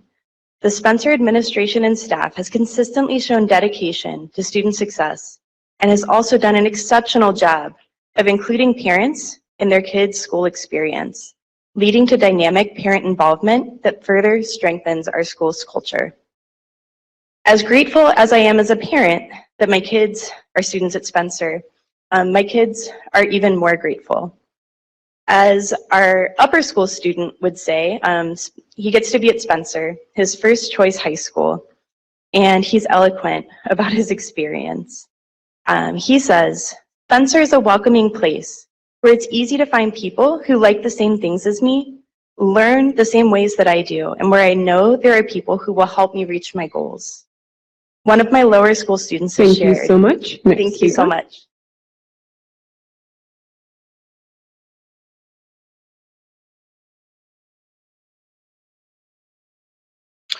Thank you for recognizing me. I'm Scott McCormick. I'm the father of an upper and lower school student at Spencer Center. I'm also on the LSDMC PTSO for the school. In your committee minutes, we saw the ad hoc proposal for Spencer Upper School to be moved into Douglas. The first, we do want to thank you for recognizing that Spencer is special and we need improved facilities. We agree with you on both of those fronts. We just ask that you engage with us on the best way to improve Spencer Center. We know the strengths and weaknesses of the current facility, and we greatly desire to work with you to find the best solution. We have concerns with splitting the school into an upper and a lower campus. We feel we'd lose an integral part of what makes Spencer Center exceptional. We would prefer that all the grades remain in one building, both for the continuity of education and also to reduce administrative and facilities costs. We understand the budget constraints that CPS is facing, and we feel that a single facility meeting all our needs would be a better fiscal solution, as well as a learning outcome. In summary, we're glad to see your commitment to Spencer Center. We really are. We just ask that you include the PTSO and the LSDMC in the decision-making process to make it even better in the future. Spencer Center is amazing. It's a school that, quite simply, I love being a part of it, and I'm thrilled my children are succeeding there. I'm proud of the teachers, the staff, the students at Spencer Center, and the amazing test scores that really prove the school is excelling. We recognize your efforts to improve it, and we simply ask that you invite the Spencer Center community and Cheviot community, if that's needed, to be an integral part of that conversation. Please. Thank you. Thank you. Next speaker.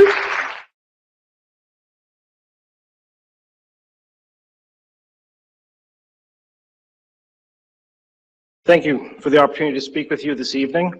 My name is David McCall. I have a daughter in 3rd grade at Spencer. In August, several parents and I spoke about our overcrowding concerns. We're grateful for the prompt action you took to help resolve those issues. Thank you for seeing our needs and recognizing that for Spencer to grow, we need more resources, broader marketing, and continued support from the community and the board. Ms. Bolton, in a December 2022 ad hoc committee meeting, you said the process of getting Spencer up and running was akin to the work on the committee. It's like making sausages, you said. In many ways, rebranding Spencer and potentially splitting the high school is like making sausages. As you know, today, it can get very messy. But the end product should be a success, we hope. While we're not fully aware of the committee's work until quite recently, we want to help make the sausage. View us, like all parents, as the farmers of the operations. We planted the seeds. We have experts that are coming in to help grow and mature the crops before they harvest and go off to trades or higher education. We understand the ingredients that make Spencer and sausages special and attractive to others. We know what mixture is ideal, and we also recognize that sometimes you need to enhance the recipe. We want Spencer to continue to grow and be successful. We're mindful it will require changes. We want to do this while maintaining the intent and features of the school and the community and the Parents Association that spreads across all the grades at Spencer. As key stakeholders in the community at the ground level, this is for all parents of all the schools, we want to help advance the process that you've talked about. Let us know how we can be of assistance to the board, because it was very difficult to find this information. People talk about the data. I think it's the December minutes. The link doesn't work. Thank you so much. Next speaker. We have Elizabeth Simpson, followed by Lauren, followed by Shana. Hi, my name is Elizabeth Simpson, and I have a 4th grader at Spencer Center. It took many dinner table conversations, tours, pros and cons lists to finally convince our son that Spencer would be a good fit for him and he should give it a try. We weren't sure that he would like it, but we wanted to give him this opportunity to find his people. You guys know how important that is during these formative years going into middle school. He joined the chess club, tried out for Brain Bowl. He began to make friends with his beautifully small class where he doesn't feel overwhelmed or overlooked. At Spencer, the teachers and staff know his name already. When I go into the office, they don't even have to look up which class he's in. They just call. When my son mentioned that the upper school had an esports team, our amazing resource coordinator, Karen Hordinsky, took care of it within one email, and a lower school team was formed. It was amazing. And finally, for the first time last week, my son looked at me and said, "Mom, I think I will stay at Spencer. Well, now Spencer is on the chopping block along with a bunch of other schools, and we want to be included in these conversations. Splitting Spencer into 3 separate schools would eliminate support systems for our students and create challenges when trying to plan events and fundraisers at the very minimum. It's my hope that Spencer can stay a 3rd through 12th grade building, much like SCPA. It takes a village, and the beauty of Spencer for kids like my son is that they can stay in one school with the people who know and love them best until they graduate. This seems like a small thing, but it's an invaluable gift for kids who struggle with change. Thank you for helping our children remain successful, for acknowledging the importance of schools like Spencer, and for working in close partnership with those who know and love our schools best. Thank you. Thank you. Our next speaker comes forward. Can I have these individuals come down to the front, please? Pastor Sil Watkins, Mildred Bush, followed by Roger Horton, followed by Damar Hopkins, followed by Sil Watkins, and followed by Jonathan Harris. If you could please make your way to the front so that we can move on to the next speakers. Go right ahead. Long-time listener, first-time caller. Student outcomes don't change unless adult behaviors change. I'm Lauren Worley. I'm the chair of the LSDMC at Riverview East Academy, and I'm the former Chief Communications and Engagement Officer for Cincinnati Public Schools. Despite previous reports indicating CPS would maintain Riverview East, we learned last week that there are plans to repurpose our school with 0 engagement from us. Repurposing? We have no idea what that means. Repurposing our building? Repurposing our kids? Our community? I know the CPS community engagement policy because I helped write it. And I spent years implementing it for some of the biggest projects for this district, including CANS, Gamble Montessori in high school, Stargell Stadium, I could go on. And I know the power of CLCs. The CPS budget crisis is real. But instead of simply ending financial support, we need strong community engagement to create an improved system of administering CLCs. We can do this in a budget neutral way. We pioneered the CLC concept here. We need to think big and not walk away. If our goal is student achievement, we have to change the way adults engage in their community, because we know student outcomes don't change until our adult behaviors change. Thank you. Thank you, friends. Thank you so much. Next speaker.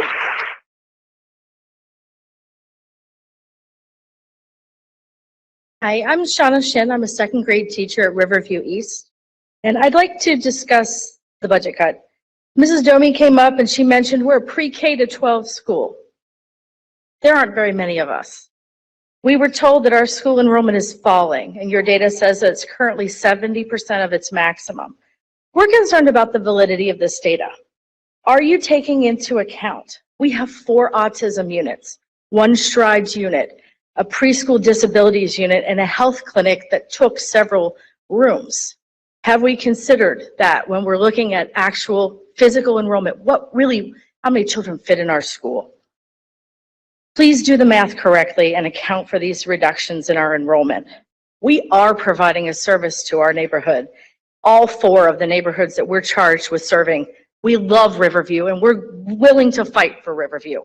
So in conclusion, please press the pause button on the trauma that has been inflicted on our students, our teachers, and our community with this announcement that just doesn't seem valid according to the numbers that we see every day. Thank you. Thank you so much. Our next speaker, Pastor Sil Watkins, followed by Mildred Bush, followed by Roger Horton, followed by Damar Hopkins, followed by Jonathan Harris. Hi, I'm Pastor Sil Watkins, Living God Church, located on Forest and Harvey, between Rockdale and South Avondale. I decided this year that I was going to take time out of my busy schedule to give back to the school system. So I decided to go to South Avondale. So I decided to go at 7:15 in the morning and greet all the kids as they come into school. So one day I was there, and the little kindergartner came through the door, and she was crying. And so I asked her, I said, "What are you crying for?" She said, "I had to walk to school all by myself in the dark." And now I'm thinking about how further she got to walk when you move her to Rockdale. This is a kindergartner. And then secondly, when tragedy happens, the first question we ask is why? And the second question we ask is, what do we do now? I don't even know why. And I daggone sure don't know what to do next because you haven't communicated with me. You haven't come to the faith-based community and told us that this is what we have decided to do. And I voted for you. I voted for you. And I feel sorry that I voted for you. Because now it feels like you're just stabbing me in the back. And why do I always have to come when black people are being treated like second-class citizens? Every school that you do. Here's what I'd like for you to do real quick.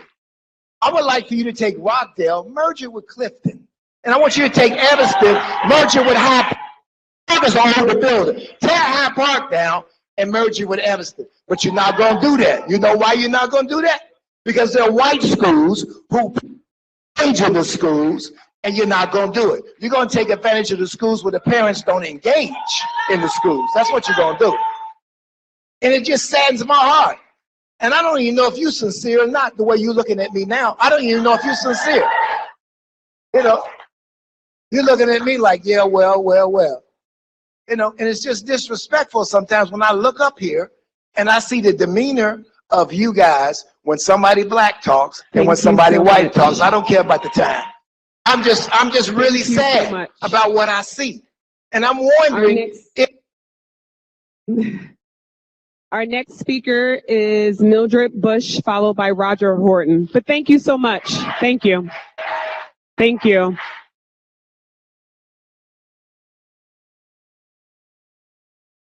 I'm Mildred Bush, and I understand the constraints of the budget. I also can understand that you have a business plan and that you're trying to resolve your business plan. I want to speak up on behalf of the 6th, 7th, and 8th graders. I understand that there's an issue in the high school, that there is a lot of overcrowding, and that we need to do something with that. I think you need to do better at implementing your plan. You need to do better with your organization as a leadership group.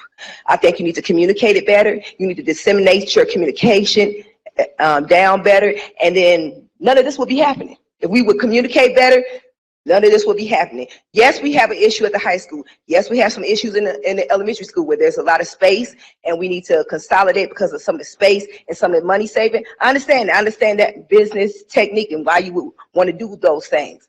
But you need to talk to the people that live in those neighborhoods and the communities in those neighborhoods and implement your plan better and do better at organization. Even here at the board, when we call over to this board, sometimes you can't even get a person till forever. You know what I'm saying? And there's nobody to talk to you about your different things, your payroll, your whatever concerns you have. And I've been working for this district, and I love this district because I live in A1. I'm Avondale all day, every day.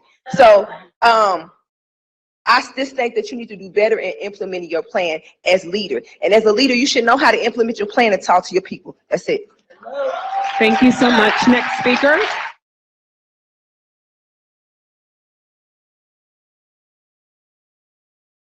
After our next speaker, we have Damar Hopkins, followed by Jonathan Harris.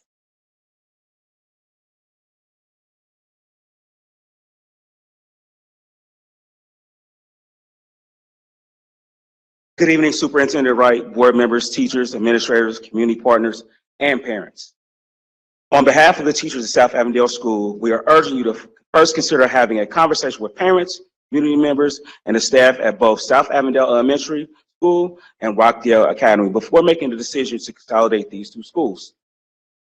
The decision is one that should not be made lightly because it will affect not only the Avondale community, but most importantly, our students.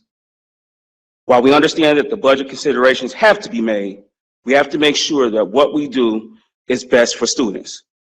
While the decision to consolidate 2 elementary schools and allocate a space for a middle school may seem to have a minimal impact on paper, I ask that you have those crucial conversations with the staff from both schools and our families to begin to understand the residual effects of such a decision. The students from both of these schools are thriving and progressing. Again, on behalf of the students and teachers from South Avondale Elementary, I come to you asking that before a decision is made to consolidate the schools, that you first have the conversation with the parents, community partners, and staff from both South Avondale Elementary School and Rockdale Academy. We thank you. and I appreciate your consideration. Thank you so much. As our next speaker is coming to the mic, I want to call down Zoe Harvey, followed by Gretchen Thayer, followed by Tampala, Black. Say it one more time. Tampala. Thank you. Followed by Heidi Rowland, and then followed by Megan Albright. If you could please make your way down to the podium, you can go ahead. I can start? You can start. All right, so first off, I'm gonna start by saying this. Sorry, but we sick and tired of y'all making decisions without talking to us first. Ms. Weinberg, you know, you have been in our shoes before. You were a second grade teacher, so you know how these decisions affect us right now. For a long time, decisions have been made without consulting the very parents that are in these schools. Parents' voices should not be taken lightly. You are listening to the communities in Clifton and Hyde Park when you built cans, but you did not come and talk to our neighborhood parents and our schools when it came to our inner city neighborhood schools. So you are thinking about consolidating you're thinking about consolidating these schools, or are you thinking about the safety concerns and the transportation concerns? You should wait and really think about what you are doing and how you are affecting and impacting this community. So you should wait, and you should want to have these middle schools, but there are many empty schools around this city. You can use those schools for those middle schools and leave our neighborhood schools alone. Secondly, this budget cuts. You're talking about transportation for our students, but we have a lot of students that walk. So I work at South Avondale School, and you're thinking about sending our kids to Rockdale. I have families that live on Clinton Springs. That is a long bus ride for them. That is a walk for them. But you guys are trying to cut transportation, and think about this. There is a bus shortage. There is a driver shortage. So now you're affecting our kids' academics, and you're affecting our kids' attendance. But guess what? That's what y'all care about, right?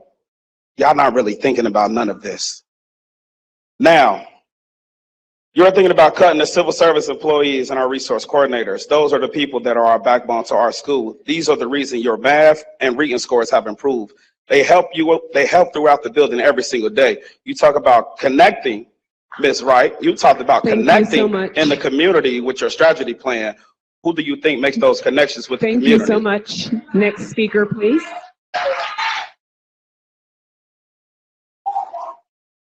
Up next, I think we have Jonathan Harris, followed by Zoe Harvey. Good evening. My name is Jonathan Harris, and I'm a concerned, supportive adult.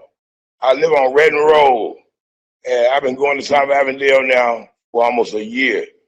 I took one little boy and worked on him. He's a straight A student. He's homeless. He gets straight A's. Okay, I took this boy, I took him to a basketball game. He videoed it. Took him to a baseball game. He's never been downtown. He's never been to a baseball game. He's never been in the stadium. He videoed it. So he showed all his friends. All right, I got 3 things they got to have. You had to have good behavior, good grades, to have a good life. Okay, I pressed that on them. Right, it's spreading through that school to the little boys. So I started with 1. Now I got 8. Okay, nobody's helping me. Okay, I'm outside every day. Before I got here, a girl ran up to me and said, "Mr. Johnson, we are hungry." I had to go in my house, get my wagon. I got a wagon I'm coming down Redden Road with. Okay, I got my wagon, filled up with food, and took it to him. She said, "Mr. Johnson, I'm gonna have good behavior and good grades in school now." Okay, these teachers, them teachers, they mothers, they therapists, psych doctors, they all that in one in the morning. Then they got to get them ready for school. I see them every day. I see them every day walking in the snow. The shoes untied, I stop them. Make them tie their shoes up. They know every day I'm gonna be there, every single day.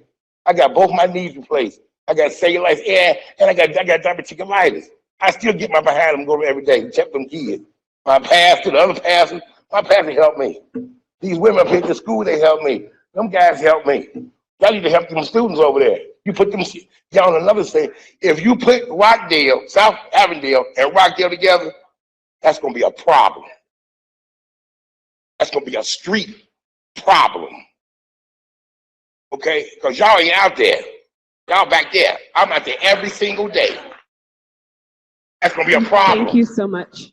Okay? Them kids need to be Next speaker, they need to be please. Thank fed, you. educated, and safe. Fed, educated, and safe. Okay? Thank you again. Next speaker, you can come on up.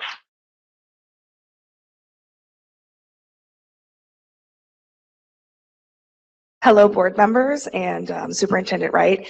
Can I go ahead and quickly have all of my Woodford teachers and staff stand up really quickly? Thank you. Hi, so my name is Zoe Harvey. I am a teacher of the deaf at Woodford Academy. I'm also a proud Walnut Hills graduate who is honored to be teaching in a school district that did right by her and hopes that it continues to do right for other students. We are reaching out to express our concerns with recent decisions regarding Woodford Academy being reconfigured as a middle school option for the 2024-2025 or beyond school year due to low enrollment. Woodford Academy is home to a rich, diverse community of learners from across our district. It has the only preschool to 6th grade deaf and hard of hearing unit in the entire district. It also houses 5 autism units, 1 preschool disability that houses 12 students, 24 students in K through 6.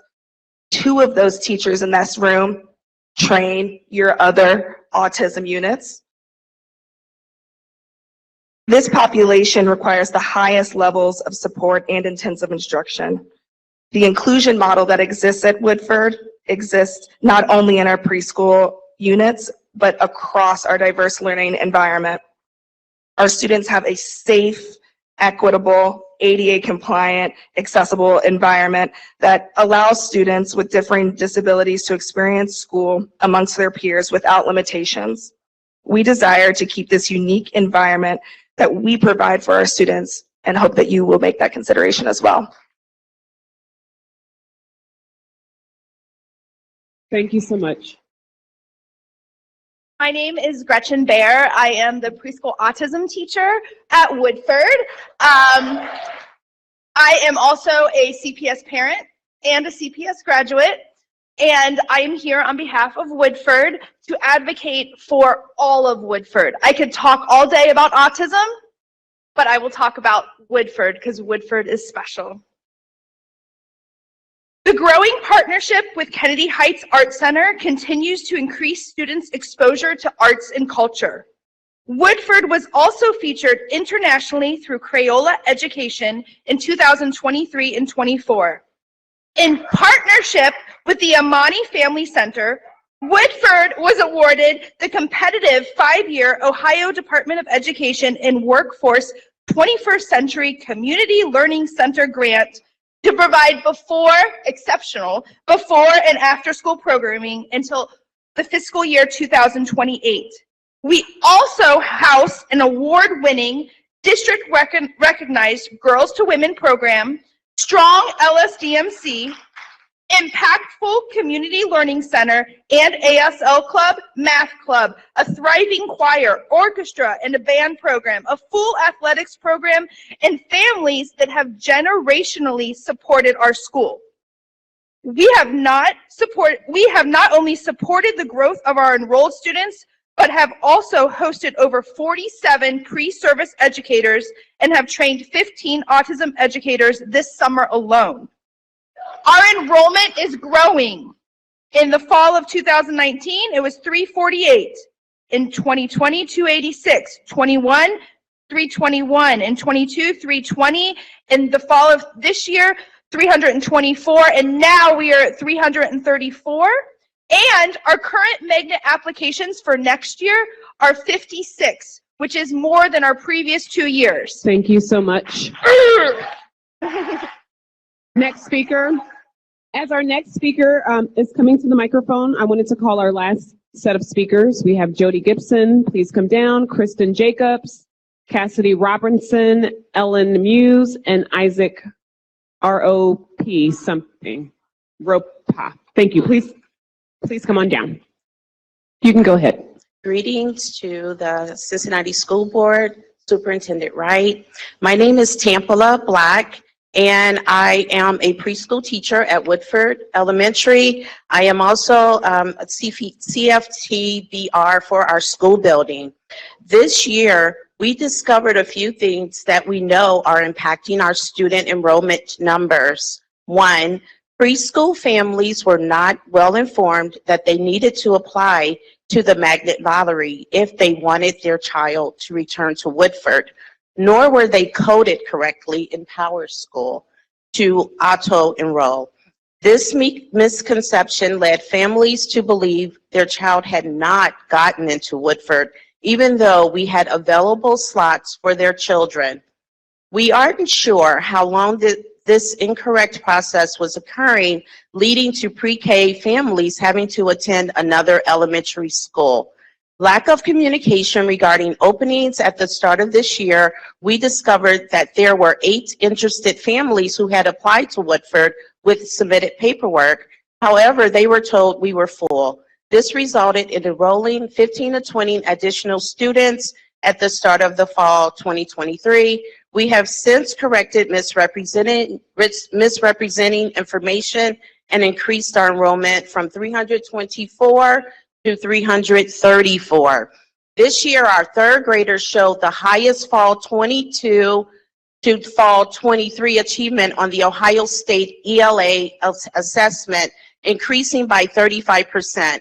Additionally, we were the top elementary school with increased achievement from the spring 23 ELA OST to fall by increasing 15%. We also outperformed all neighboring elementary schools, having a proficiency rate in the fall of 57%.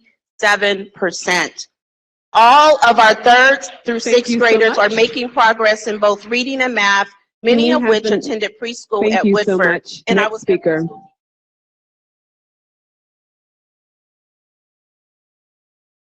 Hello, I am Heidi Rowland. I am the PE teacher at Woodford Academy.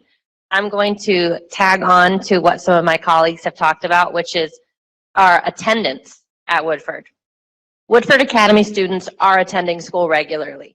Our current chronic absenteeism rate is only 14%, compared to a larger district average of over 40%. This also alludes to the commitment of our families, the positive and inviting school environment that happens every day, and the programming that we have happening during the day for our students. Students want to come to school from all across the district for unique opportunities with the arts. Despite issues with transportation, homelessness, weather, our students show up ready to learn, and our families ready to make it a priority to get their child to school. We have created attendance ambassadors that check in with our students and parents to improve enrollment.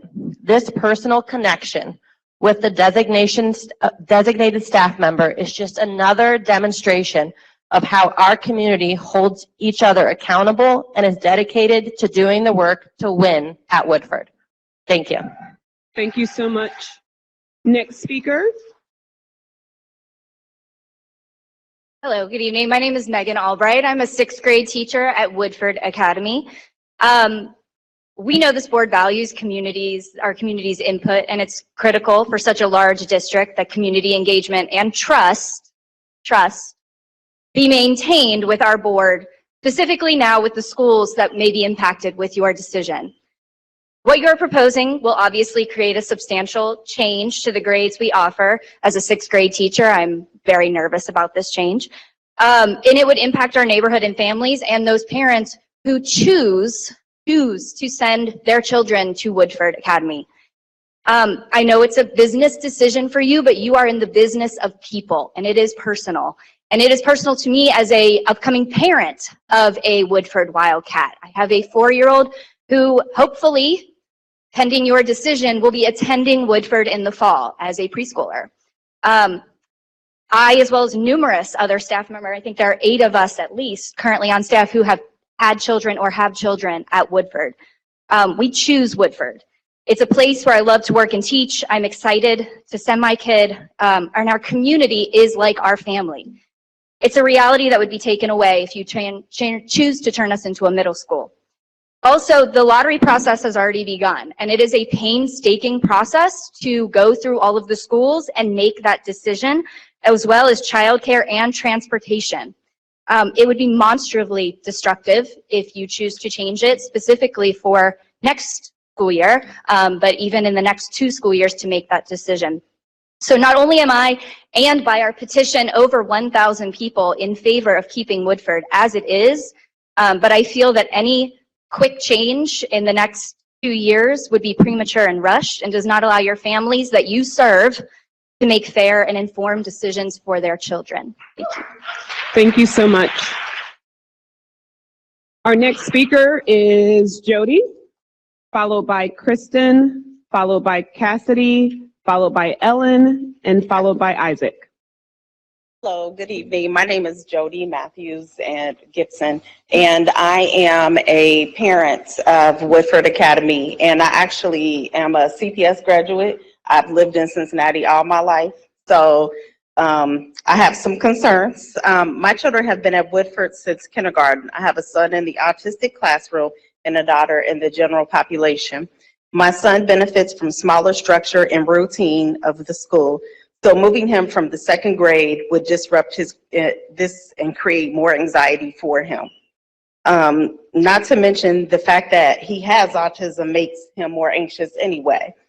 To have him get to know a new team would be a struggle. The amount of support my children get from Woodford teachers and staff is like no other. I feel at ease when dropping off my children because I know that they are safe and provided a quality education. If this were to change, I would worry about the safety and well-being of both of my students. I believe that we should have middle schools separate from high schools. It was like that when I was growing up. However, not at the expense of our elementary students and our teachers. Our teachers are overworked and underpaid already, and we don't need to add to this stress. 2/3 of our property taxes, I own a home in Cincinnati, Ohio, and I pay taxes all the time. Not to mention that they went up. 2/3 of our property taxes, as well as everyone living in the city of Cincinnati, goes to the school system. This is 50% of your revenue.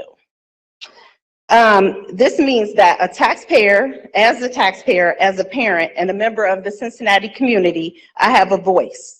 And I hope that you take this into consideration when making your final decision and do what is in the best interest of the youth and leave Woodford alone. Money can be spent. Thank you so much. Next speaker, please. Thank you. Thank you.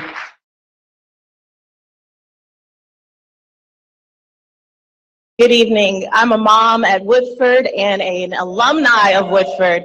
I'm part of the generational families that continue to send my children to Woodford. And we are so excited. My kids are thriving there. They're all back there, right there. And when they found out that something may change, they were devastated. So I'm asking you as an advocate to keep Woodford the same. I'm also part of the Greater Cincinnati Resilience Coalition, and we try to instill resilience in our children as they face trauma-informed care issues, and also a resident of Avondale. We work with South Avondale all the time, and I'm here to tell you the words that I keep hearing repeated are disruption and uncertainty. Our kids do not have the emotional elasticity to go through this right now. Please, from a mother, minister, an Avondale Faith Alliance minister, please keep our children safe and keep things the same. Thank you. Thank you so much. Next speaker.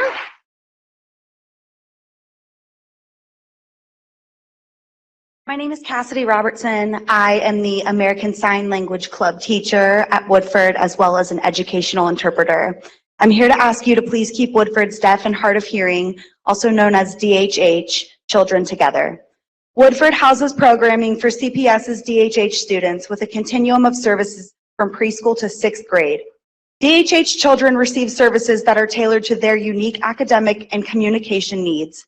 Woodford houses a language-rich preschool environment, resource rooms for primary and intermediate DHH students, and inclusive opportunities in regular education with interpreting services. The prevalence of deaf and hard of hearing children is so small that they are defined as low incidence population. Therefore, around 33% of Ohio's DHH children are the only one in their district. Deaf adults write about this experience as being alone in the mainstream. Woodford is different. Woodford is a cluster site. Each level in the continuum of services supports about 8 DHH students. Together, these children create a critical mass of American Sign Language users needed to ensure appropriate opportunities for social and intellectual interaction. Direct communication with peers prevails and friendships are made. CPS's DHH children are not alone. Woodford celebrates deaf culture. Woodford labels rooms with sign pictures similar to Braille. Spiritware spells out Woodford in the manual alphabet, but what is not as easy to see is the functioning deaf community within Woodford. All Woodford children can join ASL Club, but the DHH children can also attend the deaf child gatherings, field trips, and summer school. These extracurricular opportunities allow DHH children to make deaf culture their own, and in doing so, they have membership, find worth, and experience belonging. Woodford DHH programming is thriving. Deaf and hard of hearing children have not only a community, but a culture there. Please keep Woodford's DHH children together. Thank you so much. Next speaker. Good evening. Thank you for the opportunity to speak. My name is Ellen Muse. I am the director of Kennedy Heights Art Center, a member of the LSDMC at Woodford Academy, a Kennedy Heights resident, and a proud mother of 2 CPS graduates. And I'm here to speak on behalf of Woodford Academy and to ask you to please reconsider this decision to transition Woodford to a middle school. We were thrilled to work with the school for the past 6 years as Kennedy Heights Art Center to develop the only elementary school arts integration program in the district, except for SCPA. And we have created a very unique environment that integrates arts throughout the curriculum, not only having stellar programs in instrumental music where students learn orchestra and band, and they have opportunity to work with diverse professional artists throughout in artist residencies, but that we integrate the arts within the school, within the classrooms, so that students have the opportunity to access multiple modes of learning and to ignite their creativity. Woodford is one of the most special school environments I have ever been a part of, and this arts integration model is particularly designed for the young learner, and I ask that you not interrupt the absolute magnificent learning environment that has, and culture that has been created at Woodford, and the track record of the increase in learning and test scores that we see happening. In general, when something isn't broke, please don't fix it. Thank you. Thank you. The next speaker will be Isaac, followed by Julie Sellers. Hi, I'm not, my son goes to Woodford. I'm not in any PTO or association or anything. I'm just a dad whose son goes to Woodford. This is our first year in CPS, and it's been amazing. And the resources that have been allotted to my child, who we are learning potentially has special needs, who needs additional resources. We would not have known any of that if it wasn't for Miss Barnett, Miss Donner, the wonderful staff at Woodford, seeing my son when no one saw him. I really feel like he's finally being seen for the first time because of what CPS and these programs are doing for my child. And I would love to say that I'm unique, but I'm not. I'm one of a lot of parents that all of their children are taking advantage of these resources. I don't know what I'm doing. I'm a single dad, just trying to figure out, making it up as I go. These trained professionals that have to squeeze water out of rocks to help our children, and we're going to cut their money and cut their ankles out from them. We're going to turn Woodford into a middle school and cut those resources and lose all that. There has to be a better way to find what we can do, because these children, my child is finally being seen. These children are finally being seen. We don't want them to go back in the dark anymore. Thank you. Thank you so much. Our last speaker, Julie Sellers, CFT. Good evening, members of the board. I would like to make a few comments on the budget shortages and the ad hoc committee work this evening. It is extremely disappointing seeing so many employees, parents, and community people who are feeling so disenfranchised with the possible changes.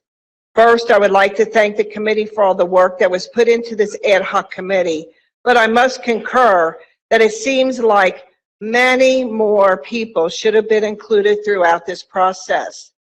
The part of the problem is the former board president never allowed this work to be brought to the whole board for any updates, so the public was completely unaware of what was happening.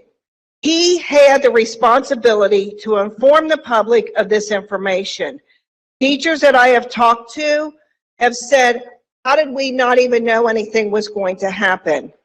They've also, many of the teachers I've talked to agree that our 7th and 8th grade students are having a difficult time transitioning to high schools. The problem is, where and how will this happen? The district created LSDMCs about 30 years ago as a structure to increase community and family engagement, yet the LSDMCs were left out of the discussions. This would have been a great opportunity to get them involved early in the process. The reason LSDMCs were formed initially was to have greater involvement with parents to pass levies. I believe the district doesn't have just one cliff, but actually two. One is a temporary cash flow issue with the ESSER funds. The other is bad city policy. We have been fighting the negative impact of the district-created TIFs and abatements. Most people in the city have the impression that the recent tax increases is creating additional wealth for our district. This is not happening. If you look at the charts that we passed out this evening, CPS should be receiving about 61 or 62% of the taxes collected. But as you can see on this chart, that isn't happening. Look at example 1. The district is receiving $46.89 of funding to CPS on a $1.4 million house, while the city is receiving 98.2% of the taxes, probably most of that going into TIF districts. Come on, this is not how this was supposed to happen. The district is not receiving more on the fixed sum levies because 7,500 single-family residents are not paying their fair share. That those of us who are paying the full freight are picking up their tab. Example 2, $1 million plus house on a new street in the East End. The community is located in a TIF and abated community. One is it's a $1.4 million house and they're paying just $6.17 to the district. And they're paying $12,000 of abated value to the city, which is 99% of their taxes being paid to the city. Tell me this is not harming our schools and city. Example 3 on this chart, another newly constructed street. 99.9% of the abated and TIF taxes of the $10,000 are going to the city. Just $5.80 is going to the schools. These abatements are creating new housing and growth for our city, but at what cost? Our children are being left behind and additional costs are shifted into non-abated homeowners, which many taxpayers can see from their recently inflated tax bills. Mine have gone up 3 times in the, they've increased 3 times in the last 10 years. I'm paying triple what I paid 10 years ago. I'm sorry, our students are going to be living with the cuts. But yet there are 7,500 single-family houses not contributing their fair share to our district, and we receive no pilot payment on that. The district will have the CAFR report. I just received it as I walked in the door this evening to verify some of the finances. I do know that on the CPS OpenGov checkbook, the numbers have not been updated since 2022, but the transportation costs that year were $33 million, not $54 million or $44 million. When I added the transportation costs school by school, that list added up to $32 million. We need to get the finances finalized.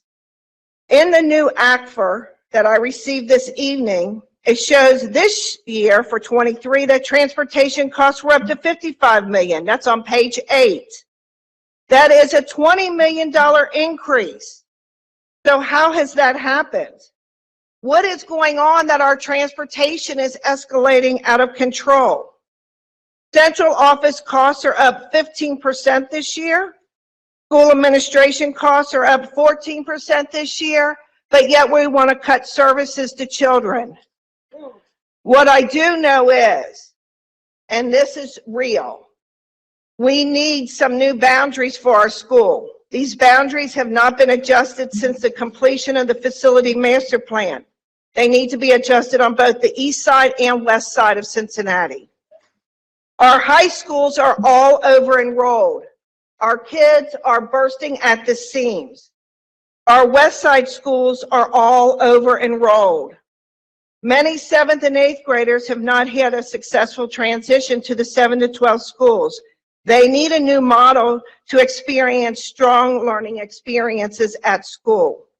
We need strong planning and implementation for these schools to happen, for these changes to happen successfully. I know the only way for this to happen correctly is through engagement and input by the CPS staff, community, and parents, and they've been left out. As you have heard, the community has not been engaged with solving any of the issues facing CPS. I heard a lot of really smart people speaking this evening, and I think they would have a lot of great ideas for solving some of the problems that we're having. The city should also step up and once again fund our nurses, crossing guards, as they did for many decades. Their revenues are up due to the gentrification happening within our city. Their policies must make our schools whole. Our kids are being left behind. Maybe an outside independent facilitator could help with this process, but whatever needs to be done, it needs to be done soon so we can move forward with what we need to do for CPS and to make sure our city continues to be strong and our education system remains viable. Thank you. Thank you so much.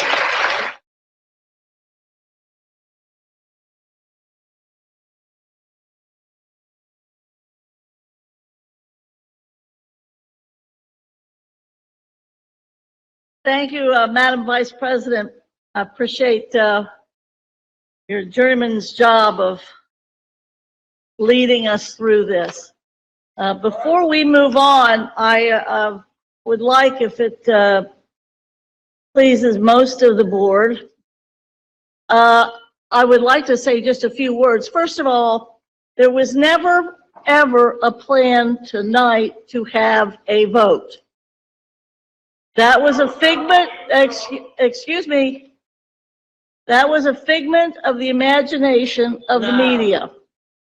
We don't have anything yet to vote on. As a matter of fact, tonight, this has been wonderful. Because let me tell you why. CPS is alive and well, and people care about their schools, and they want to protect and preserve their schools. Very few urban districts can amount this group of people to defend their schools and demand certain things of their elected officials. I would also say that never was there planned for a vote tonight. There are some things we probably need to do, at least from a budget standpoint tonight, in order to meet certain criteria.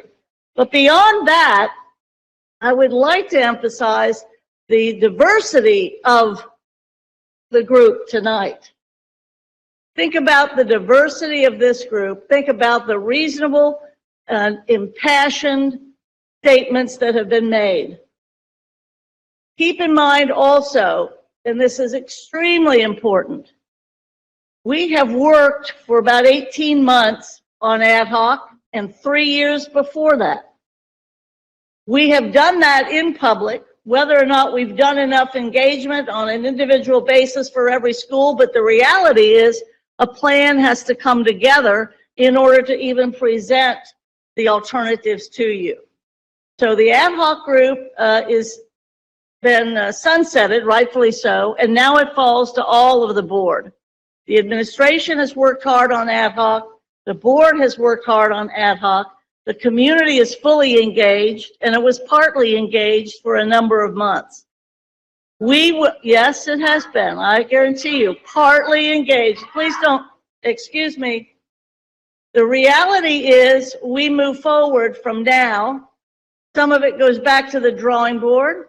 Some of it has an impact on budget, and some of it is part of the revisioning of the district itself. This is an early beginning and a chapter's end, if you will, for the beginning of this effort. We appreciate everybody that spoke tonight. We have a lot of work to do, as do you, and more particularly, our administration has a great deal of work to do, and we have several presentations yet tonight, and motion over to the superintendent. If you'd like to make an additional comment, that would be great. Thank you, President Bolton. And again, thank you to everyone that's actually here tonight. That is very much appreciated. As President Bolton shared, the ad hoc committee, which is a ad hoc committee, is a separate committee of the board.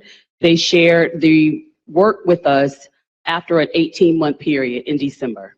I encourage each person that is here tonight to please go online, go in and look at the recommendations that were provided to the board, from the board to the administration and the larger board, but more equally as important, please look at the work session from January the 27th, because in that information, the administration was able to take the recommendations that were provided after 18 months of board engagement through ad hoc and make some follow-up recommendations from there.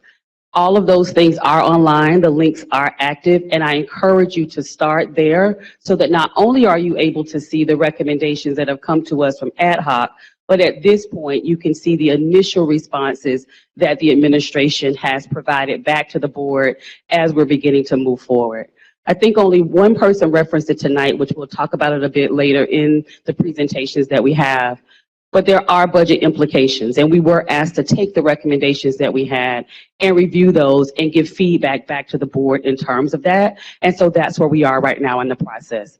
Collectively, administrative level feedback, administrative level engagement has not occurred, and that was shared with the board on January 27th. We would not do that until we get support for what needs to happen moving forward. So once we know that, we then know how to move forward in terms of those initial recommendations.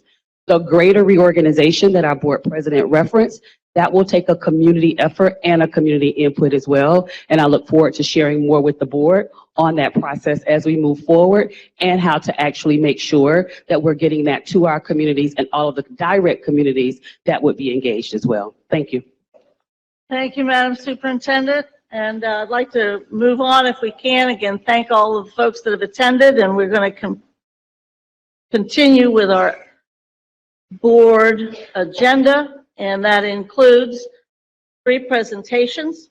First presentation is by our treasurer, and we really appreciate the treasurer's efforts to be here tonight. It's greatly appreciated. Madam President. Who's saying that? Can you hear me? Yeah, Mr. Lindy is online. I was like, where's that voice coming from? Thank you. The voice from above the... Yeah, really. Did you have something to say before we move on to presentations? Earlier in the agenda, I was trying to get a word in response to the superintendent's report. I certainly don't have to do it right this second, but sometime before we end this evening, I'd love a chance to do so. We're having trouble hearing you, Ben. Eve, what I was saying is, but at some point, I'd love to respond to the superintendent's report from earlier in the meeting agenda. It certainly doesn't have to be now, but at some point, I would love a chance to respond to that. Okay, thank you. We will make sure we save time for that. And now we go to the treasurer for a report. And again, we appreciate you being here tonight. Thank you. Good evening, everyone. Tonight I'm going to talk about property taxes as it relates to the school district. Jen, just give everybody a minute or two to Yes, I was just going to leave. say, would you like me to?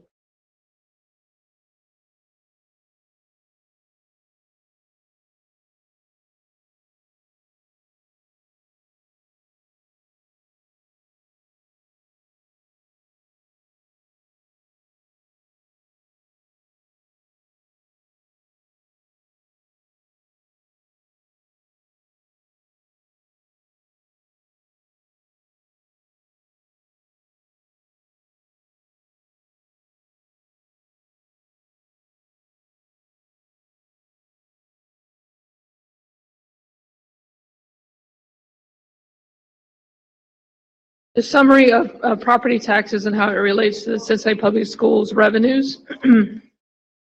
So there we go. First, we want to address why do school districts in the state of Ohio need property taxes? And it's mostly because we enjoy local control from our elected board members, sitting to my left. The state funding formula currently for Cincinnati Public Schools only funds 43 cents on the dollar for every child that's in the formula, but as a base cost. And then, of course, categorical spendings that get weighted funding for students with disabilities, English language learners, disadvantaged pupils, which used to be called economically disadvantaged, gifted, and career tech. And so because the state's funding 43 cents on the dollar, our local taxes make up the difference. So here I'm showing you the different types of levies that can occur in the state of Ohio. There is one that's not on here that we don't use, but a current expense levy is generally used for current operating expenses. I won't read every single line to you, but the current expense levies or a regular operating levy or a fixed rate levy is often called, is subject to House Bill 920, which was established in 1976. That actually tries to minimize property taxes from growing with inflation. And we call it the reduction factor, and you will see it on an individual homeowner's tax bill.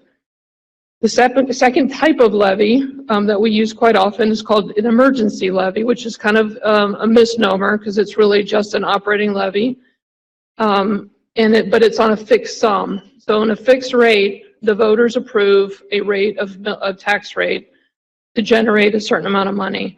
And a fixed sum levy, which we have three, the voters approve a certain dollar value per year for the life of that levy. Fixed sum levies can go from 1 to 10 years, and they're for daily operations, but they're not subject to the House reduction factor. The third levy is a bond levy, which we use to help fund our facility master plan, and the size of that levy is predicated by the amount of revenue we need to make the debt payments. And the life of that levy is the life of the asset. Excuse me, a permanent improvement levy can be used for both operational but are not operational for permanent improvement for assets that have a life expectancy of more than 5 years. So technology, land building improvements, even curriculum, because textbooks tend to last more than 5 years. That is on a fixed rate millage and can be for 1 year, 5 years, or continuing. So one thing the district was talking about was using permanent improvements to help fund the facility repair plan moving forward. So which levies do we have on the books? This is a little bit delayed. So we currently have what's called inside millage. That is 10 mills, which a mill is a tax rate, that is shared throughout the county governing agencies. So out of that 10 mil inside millage, we're allocated by the county 4.19 mils. And I'll go into a little bit more explanation of the millage. We have 7 current expense levies dating back to 1976, whose effective millage is now at 15 mils, and those are continuing, so they don't have to come up for re-election to be renewed. The bond levy was issued in May of 2003.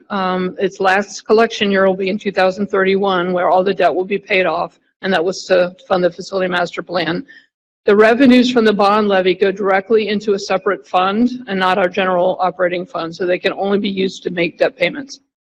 The next 3 are our fixed sum levies.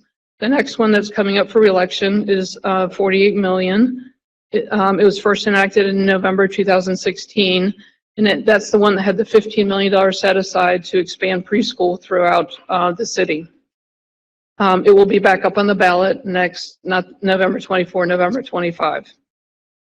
The other 2 levies were prior year levies and have now been expended to 10-year renewal cycle. So more of a graphic picture with those levy cycles. So the only renewals that were come up for ballots are the fixed sum levies. They used to come up every 5 years, and we've been transitioning them to 10 years so that we're not always on the ballot every other year. So this one shows, we call this the spaghetti slide, but this one shows that the next ballot or next levy that comes up on the ballot is November 25.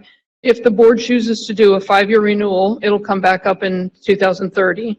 If the board chooses to go 10 years, it'll go out to 2035. Moving along. There you go. Fixed sum levies versus a fixed rate levy. I talked a little bit about it, but a fixed sum levy raises, no matter what happens with property values, up or down, it's still going to raise the same amount of money. So remember that $48 million levy, we're going to get $48 million. So when the property values go up, the millage or the tax rate goes down, so we can only generate that $48 million. On a fixed rate levy, those are the current expense levies. They're subject to the House reduction factor. So you'll see on your tax bills, it says reduction factor. So as the property values go up, they reduce the tax rates to match, to offset inflation, so that we're still raising about the same amount of money that the voters approved, but we do get new money for new construction. This is also subject to what's called the 20 mil floor. And so there's a rule out there that says all the effective millage can't drop before on the current fixed rate current expense levies, in addition to the inside millage. So, and I have a graph to show you, but it cannot, the effective millage, because of that reduction factor, cannot drop below the 20 mils. They automatically raise taxes back so that we stay at that minimum. So they're just saying you have to have at least 20 mil floors to operate on. And then once again, the bond levies are fixed sum to raise money for the debt, and the inside millage is also a fixed rate. So how are levies approved and applied to homeowners? So once each levy that's approved in a November election, typically it takes a year for it to go into effect. So if you approve, like the example I'm giving you here, if in November 2023 a new tax levy was approved by the voters, it would not be applied into January of 2025 tax bill because the taxes are a year in arrears. Once that bill is applied, they calculate. So there was a report that was published by Hamilton County that showed the amount of dollars that were billed by taxing entity. So once this billed, then they reduce it by several different kinds of tax credits you can qualify for, and I'll explain those in just a second. Market values are set by the Hamilton County auditor based on sales, and they usually look for comparable sales. Excuse me. Assessed value is 35% of the market value, and that the assessed value is what you get taxed on, not the full market rate. A mill is a measure of tax, and it's 1/1000 of a dollar, so it's 0.001 of tax rate. And then the effective millage is that full tax rate that was approved by the voters, but then reduced for inflation under House Bill 920. So here's a very simple example. If you have a market value home of $100,000, the assessed value of that home is $35,000. You just take 100,000, multiply it times 35%. That's your taxable value. So 1 mil of tax would be that 35,000 times 0.001, and you would get an annual tax of $35.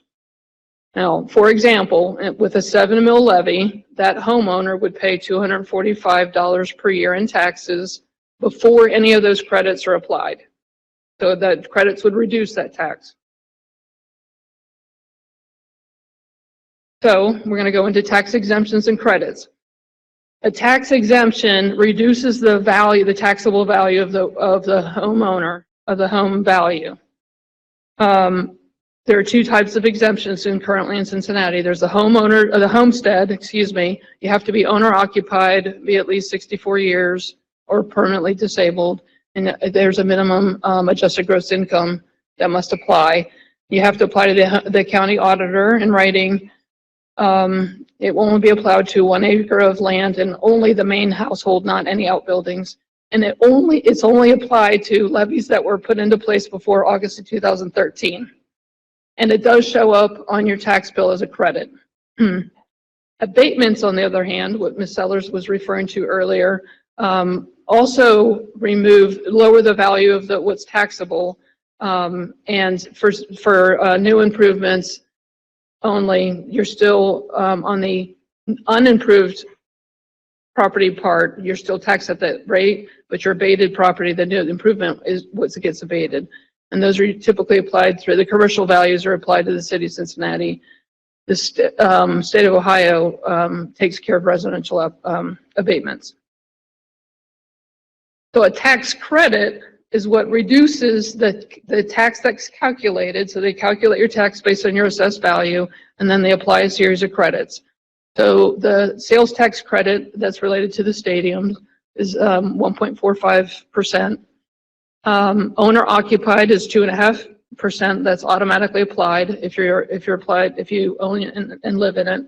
And then the non-business is also automatically applied. It used to be called rollback. It's 10% tax credit.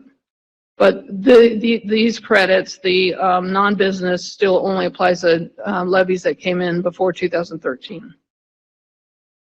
You remember, two of the levies were prior to the fixed sum levies were prior to 2013. The $48 million one was enacted in 2016. So that levy millage rate does not have credits that are attached to it. So there's been a lot of questions about revenues increasing, taxes increasing with property values. So on a fixed sum levy, property reevaluation, and so the auditor goes in every 3 years and does a reevaluation.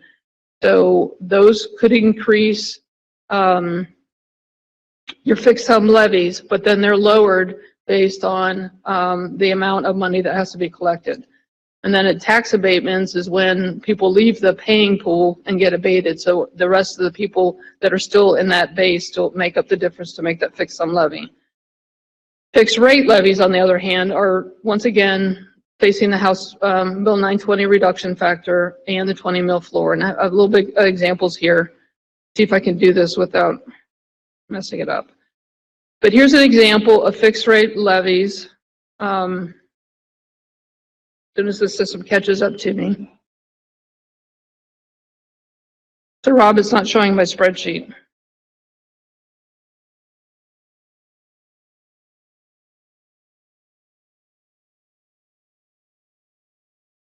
Oh, share this tab instead. Never mind. Thank you.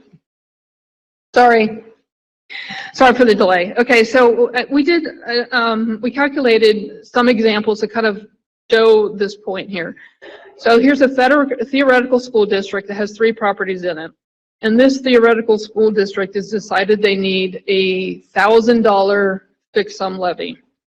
So on property 1, the assessed value is $100,000.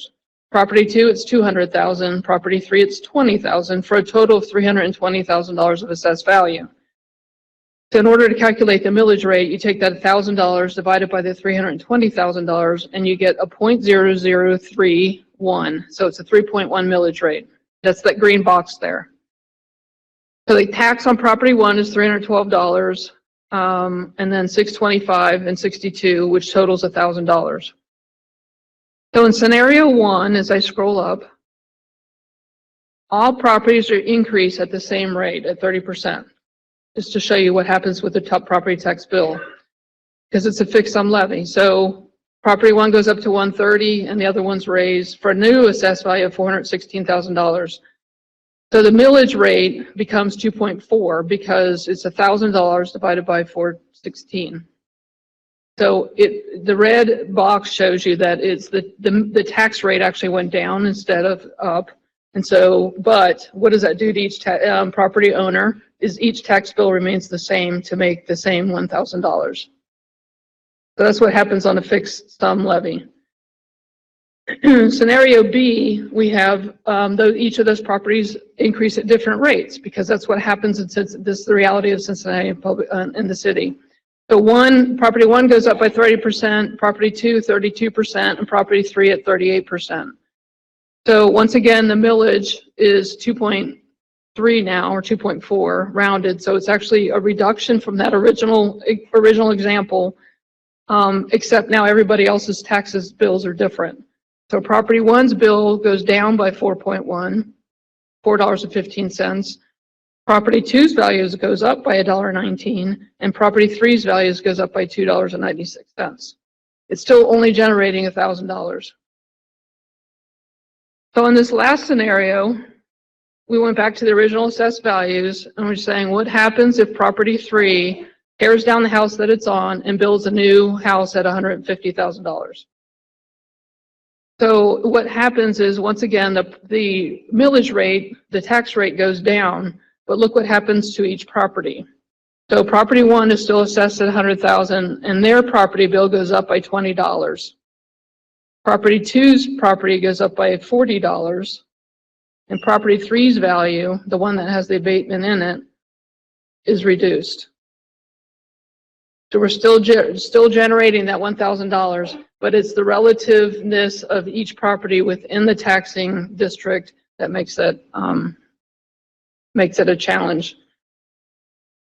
Okay, so switching back to fixed rate levies. Now, I can find my mouse.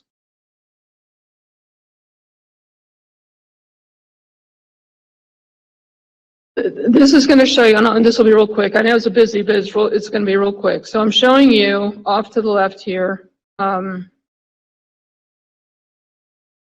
inside millage, which is highlighted in row 10. You can see that is now blue. That's the 4.19, and that value doesn't change no matter what happens to values. The next 7 lines are our different current expense levies.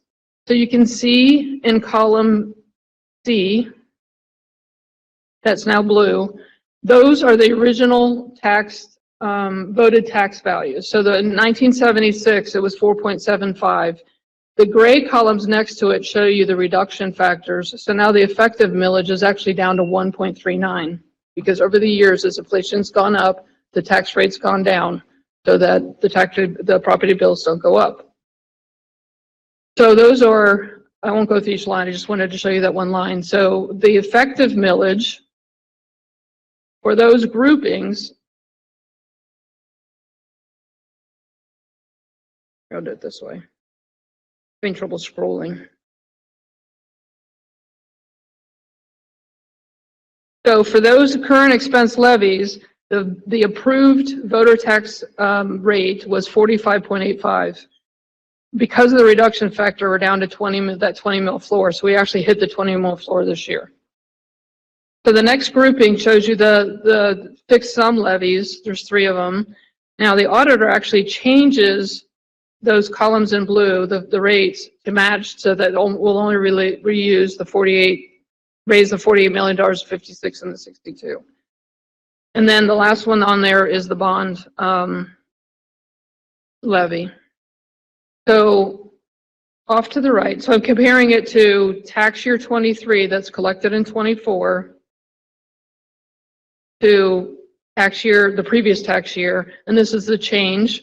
And so as I scroll up, you can see the columns that are highlighted in red are the rates that are going down, the tax rates that are going down that are applied to individual tax bills.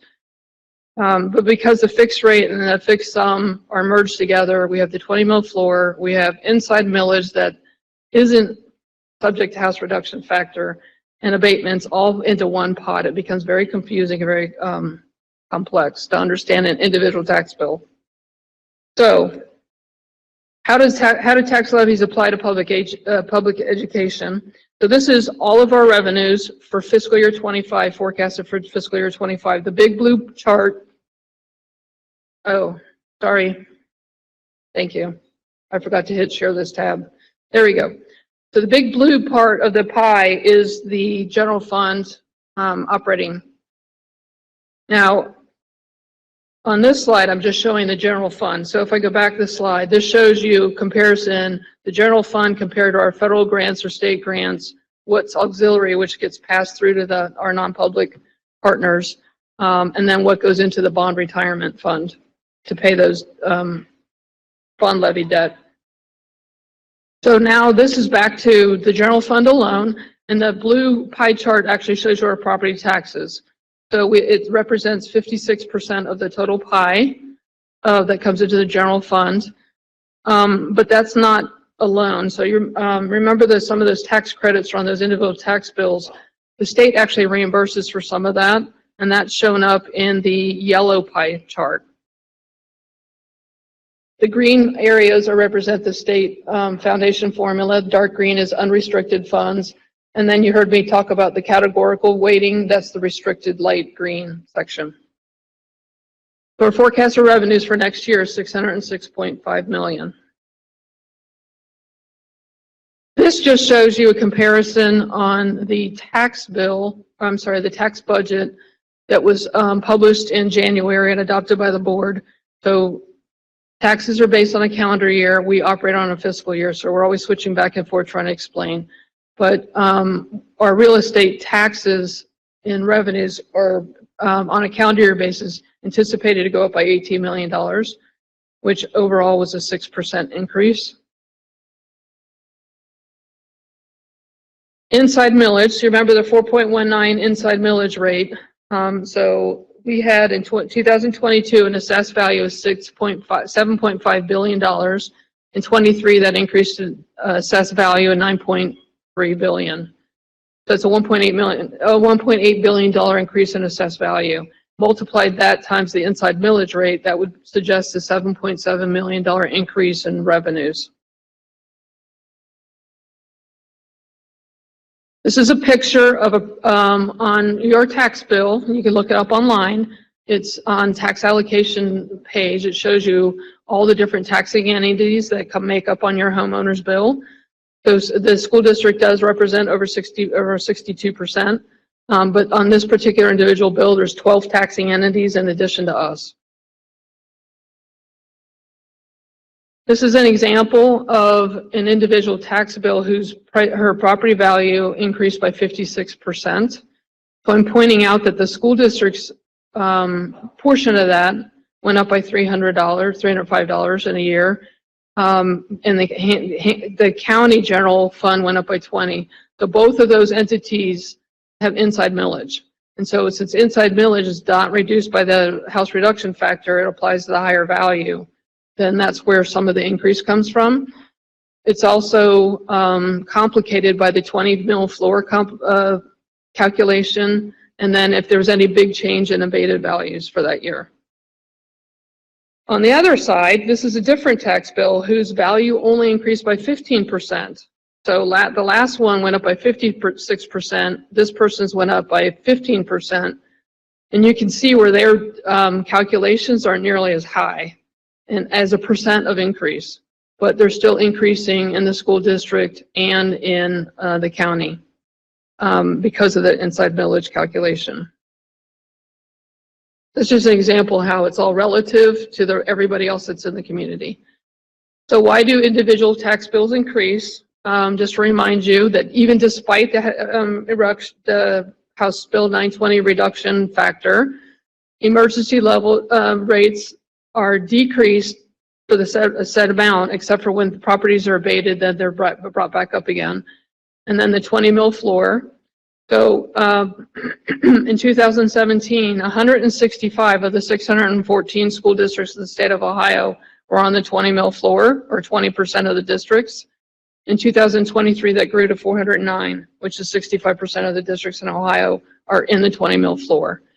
And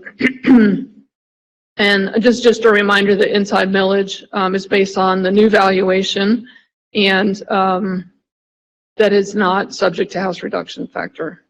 And then, of course, remember, if in November, each November, if a new levy is approved or increased, that hits you like 13 months later. So that would have an impact on your tax bill. So this is a really quick graphic about abatements. So if your properties aren't abated, we showed you the calculation went forward, that gets paid to the Hamilton County, Hamilton County pays us. If the properties are abated and they're residential, that's required by Ohio Revised Code, and there's we don't have any work in that. If it's a commercial abatement, we have an agreement with the city of Cincinnati. They approve the abatements, and then when they go into effect, we bill the investor directly to make us whole, so to speak. So we charge them at 33% millage rate. And so that we bill them directly, they pay us. And then on the TIFs, if the money goes into a TIF fund, the county collects it, the city gets some of it to help with improvements around that TIF project, but then they pay us our portion of it. And so last year, we were paid to over $22 million in TIF payments from the city of Cincinnati. There's a handout that's going around in one of the later tables, and after the ender, there's some information about TIFs and CRAs where there's 7 different TIF townships and villages and cities that pay us money. So there's an inverse relationship between property values and the state funding formula. So on local property taxes, remember that's about half of our revenue, a little bit more than half of our revenue. On a fixed rate levy, they are impacted by increased values, but it's modestly offset by the funding formula, because increased values means we're wealthier, so our state foundation formula goes down, state share goes down. On the fixed sum levy, it doesn't have any impact because they're only raising that amount of money. So this is a graphic on the state funding formula. So as property values go up, so Cincinnati is considered a wealthy district relative to the rest of the state in Ohio. They compare our property wealth and our income wealth against state average. So if you're above the state average, you're considered a wealthier district. So as property values go up, and then they net out abatements, they subtract out abatements, so it goes back down again. But as property values tend to increase, our state share goes down because we become what we're considered a wealthier district. The state wealth index is heavily weighted on property wealth. So this slide just shows you the timeline and how property taxes are based on a calendar year and we're on a fiscal year. So that green line represents the 2024 calendar year. Hamilton County sent out their tax bills on January 11th, and the first half is due by February 5th today. So over the next couple of weeks, we'll start getting payments from Hamilton County based on the taxes they've collected. Okay. Our fiscal year ends in June. So this year's calendar year property taxes is split over 2 fiscal years. So we'll get the second half payment that's due in June 20th, and we'll by the time the county collects it and then sends it to us, usually July and August by the time we actually see the money. The blue line represents the 25 calendar year. So remember, we're July 1 of 24 through June 30 of 25. Right now in the General Assembly, they're working on tax reform. Whatever changes they adopt will hit the 25 tax bills that will still have an influence on fiscal year 25's revenues. So we're going to adopt the budget by June 30. We're required by state law to adopt the budget by June 30. not knowing what the General Assembly is going to do on our revenues. So here's some summary of things I want you to walk away with. There's as many as 12 taxing entities on any given tax bill, depending on where you live. There are 9 other townships, villages, cities that participate in taxes and tax abatements and tip payments. 70%, almost 70% of our general operating revenue comes from our local property taxes, and we're very generous, and we thank you very much for that generosity. And that the last new money levy that we had was in 2016, which is 8 years ago. Remember, it was a 5-year levy. It was renewed once, but that was 8 years ago. And then the time prior to that, asking for new money, was 8 years prior to that, back in 2008.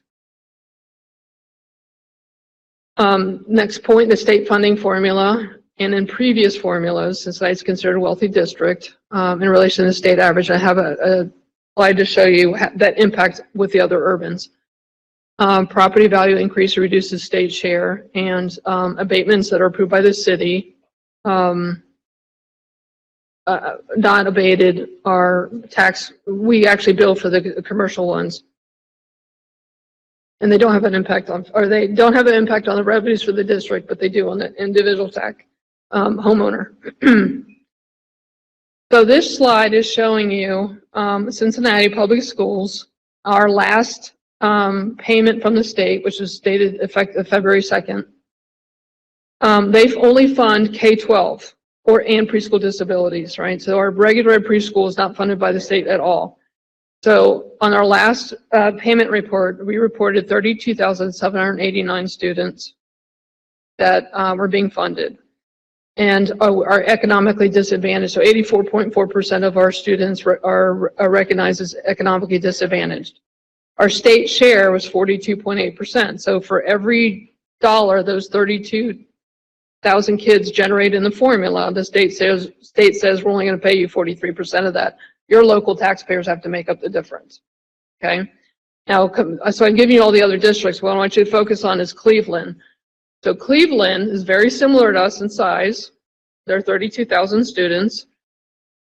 Their economically disadvantaged percentage is 99. So you'll see those 3 districts that are 99.9%. That's because they adopted what's called the Community Eligibility Plan as a district. So they're considered 100% economically disadvantaged. Well, in Cincinnati, we do it building by building, so we don't have the advantage of that 100% economically disadvantaged. But look at Cleveland state share. It's 68%. So they're getting 68 cents of the dollar while we're getting 43 cents on the dollar. We have the same families that we educate and the same students. Now, so we took it one step further and we said, okay, well, what would our revenues be if we were at Cleveland state share? That would generate another $2,000 per student and $68 million a year, just on the base rate. So categorical spending would even increase that. So we could do a lot with $68 million in our budget. So the state foundation formula, while it's better than it used to be, still has a lot of work to go. That's the end of my slides. There's a slide of resources. Here's your TIF history. Well, it shows you the city of Cincinnati went from $15 million in TIF payments to us in 20 up to $22 million last year. And we're only halfway through this year. We've already received 12. But these are all the different taxing entities and how much money they pay us each year. DRA billings, these are the Community Reinvestment Acts, the pilot payments on the commercial property projects. Last year we collected $10 million, we collected $9.5 million from our agencies. Just a couple more slides there, but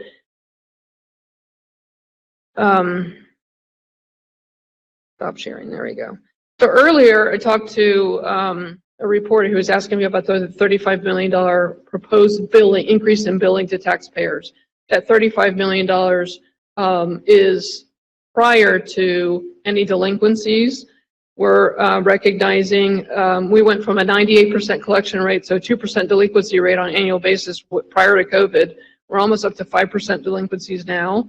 And that last year, from one year to the next, the delinquent billing went up by $7 million. And so, so that doesn't include delinquencies, and it doesn't include the appeals process. So homeowners whose values went up have the right to appeal to the Board of Revisions on what their values are. Last year, they reduced our payments, our payments from the county by $5.4 million due to those appeals. So the $35 million when it actually comes into our bank account is a lot less. And so we are working through the May forecast. So in districts in Ohio, we have to file a cash forecast in November and in May. We set the budget target off the November one because we start working on the budget in November and October or December. And then we refine it in May. And so as we get all this new information on property values and the formulas, run it through the whole modeling system, we'll come out with a new budget target. So we anticipate it's going to be a little bit higher than the 606.5, but I can't commit to a value yet. So I'm happy to entertain questions. Does anybody have any questions for Treasurer Wagner or any comments? I know that our finance chair certainly has a few things to say. Craig? So I'd be remiss if I did not include, because Mr. Morosky is not here, to say that, as he always does say, that the budgeting from our state shows how little they value our students. And the formula itself creates a distinct disadvantage for a district like ours, where we're now tasked with pulling revenue from our parents and our families and homeowners and folks who may not even have a child in our district whatsoever, because we've increased the value of our property. We're tasked to grab more from them. And I think that's just kind of a perverse disincentive to fund public schooling, right? It makes it more difficult. But I did want to just kind of ask the question about one aspect of this, which is we have certain things that we've received revenue for as part of our levies in the past. And one example is preschool expansion. For instance, it's part of a collection of things that we have coming up in 25. But I think one of the conversations we have, and we had it on the budget and finance for last year, is just around that idea of, at some point, we can't just keep going back to the public to ask for more dollars for things, right? And I think that's the struggle, is there a conversation that can be had with our state legislatures or folks within our state government or other entities? Because I do think we are at some point going to push a boundary of what our local voters are willing to pay for, that doesn't recognize that we have a school district with 60+ buildings, with 36,000 students, with legit needs that for facilities and other things that we've talked about through some of these different budget round halls, or the finance town halls. And so I just, again, thinking about that in that sense of, is there a conversation that still needs to be had within that state budget formula that recognizes and appreciates not just the type of student, but also the type of community, more so than just simply how much does a property value equal? Yeah, so the state budget is adopted every 2 years. And then when they went to revise, so the Rolfe case ruled our old method of funding schools unconstitutional 4 times. So they tried to rewrite under the fair funding formula is what they called it. And so they totally regenerated the whole formula, and they took a lot of feedback. It took a lot of years to do it. They had superintendents, treasurers, and community members on the committee. And it was supported by Patterson and Cupp. And so, but it's not fully funded. So they adopted a 6-year funding phase-in. And so that, while everybody bought into the base cost of how to fund a student and then adding on categorical costs, some of the weaknesses that are inherent in that are they don't take into consideration that we have 91 square miles. And they're looking at state averages. So the way they calculate a base cost of a student for a district is they say, okay, you have X amount of kindergarten teachers divided by the number of 25, I think they use, and that's how many kindergarten teachers you get for the district. They don't consider that our thousands of kindergartners are spread across 48 elementary schools. So you lose funding for that. They also cost it by using the average teacher's salary. So if you're above the average in the state, then local chairs have to pay for the difference. And so there are inherent weaknesses in the formula, the biggest one being the over-reliance on property wealth. And so there is a group that's recommitting to the next revision of the state funding formula. In fact, the superintendent sent me an email. One of the treasurers, Ryan Pendleton, that used to be the treasurer of Akron, left Akron and then ended up dropping out of that committee. And so I volunteered to be his replacement. So we'll see how it goes. But yes, So there's always pressure in the This was actually legislature. homework for that committee. Yes. Yes, I would love to be the urban district representative on that committee. Other questions or comments by board members? Madam Vice President. I don't have a question, just wanted to thank you, Treasurer Wagner, for talking a little bit more about the wonderful, money and taxes and all of that. So thank you so much for that. And hopefully you were able to enlighten some of our public in terms of how it actually works and how it breaks down as well. I felt like I crammed a college course into 25 slides, so. You did, but it was rather a challenge. I kept adding more slides today, so. But thank you. You're welcome. Member Moffitt. So I do want to say thank you, and I also want to enlighten the public. Someone just texted me, like, we need more financial information for parents and the public to engage, and I'm glad you said that, because we do have financial town halls that were started last year. 2 years ago. Gosh, have we been sitting on here that long? So 2 years ago, and they're online somewhere on our website. So feel free to go back and look at how we got to here financially, because they're just an hour long, but they're very, very, very informative. And so I know we've crammed this information in here. I saw 25 slides and I was like, wow, that's a lot, but it's very informative. It's more like a fireside chat. And our treasurer takes a very complex topic and boils it down, and we have just a conversation in lay terms. So we do have one coming up. When is the next one? It is, I don't remember the date. It's actually this month in The 15th of February. So make sure that you tune in. If you don't get to, you can come and sit in our audience. Had a lot of people in here, but if you don't make it, then you can watch them online. So, and they're on Facebook as well. But thank you for the information. You're welcome. Thank you very, very much. Our bylaws require us to have the next presentation regarding goal 4 for the superintendent to present before she then helps us to get started with additional budget discussion. But literally, we are required, and we're happy to do that today for goal 4. Madam Superintendent, the floor is yours. Thank you so much. So we're going to jump right into our goal 4 for this month for this meeting for our goals and guardrails. I think we only have one tonight, so this should go relatively smoothly. I'll keep my fingers crossed. So let's go to the next slide, please. So this particular goal, the only goal that we're reviewing tonight is goal 4. And in our next meeting, which is on the 14th, that's our committee of the whole, or school improvement, overall school improvement, the whole Something name. like that. Okay.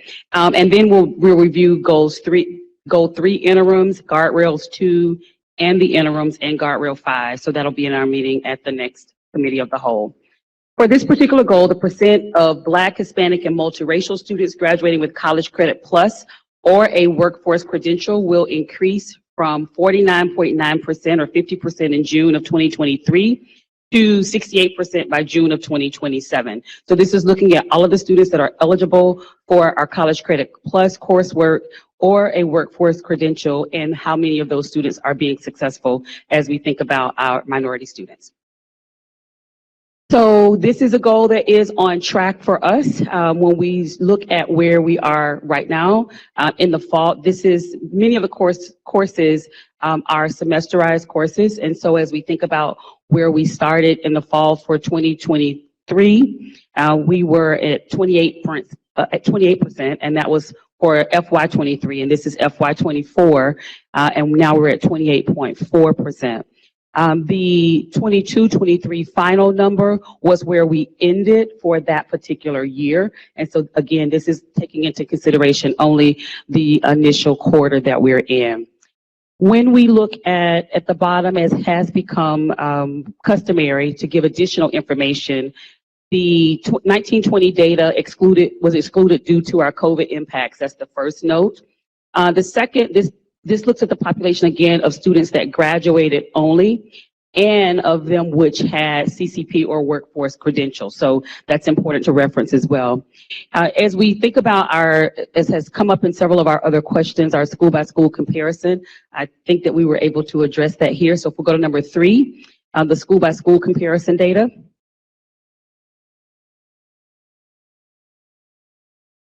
So for our school by school comparison data, we took the school year for 22-23 and then the data for the fall as well.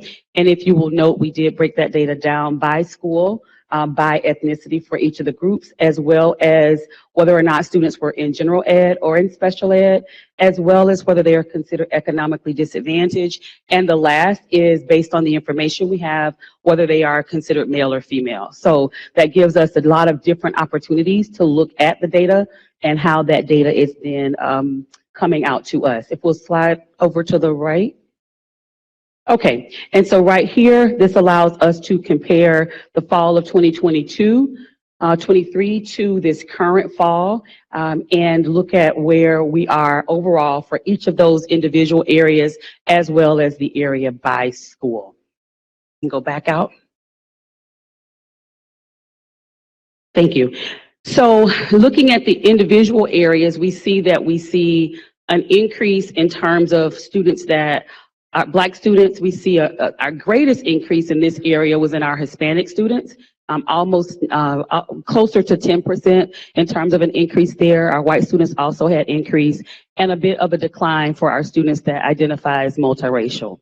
For our general ed students, we also had an increase of 5 and a bit of a decline for our special needs population and our economically disadvantaged. But overall, this is a targeted area that is on track. The other thing I want to call our attention to is, as we were really digging into the data again, trying to go back and clarify and clean the data, if you'll look at 11.6, number 3, previous data, I do want to identify that there is a correction on the data this time versus the data the last time. So from the data right here, from the last time, we will note that as we presented the data and then went back in to reorganize the data, looking at the individual areas, there was a bit of a difference in the numbers. It was to our positive, but I did want to call out, so anyone that looks at the data from before or the data now and says that data is not the same, I wanted to acknowledge the fact that we recognize that it was different. Okay, let's go back to the next one. Okay, next slide. So highlighted actions to date for CCP, we've expanded our course offerings from 48 in school year 23 to 72 this school year. We've also increased our outreach to our minority populations across the board. We've expanded our college-bound pathways at UC Early IT, Cincinnati Teach, and Miami's accountancy program.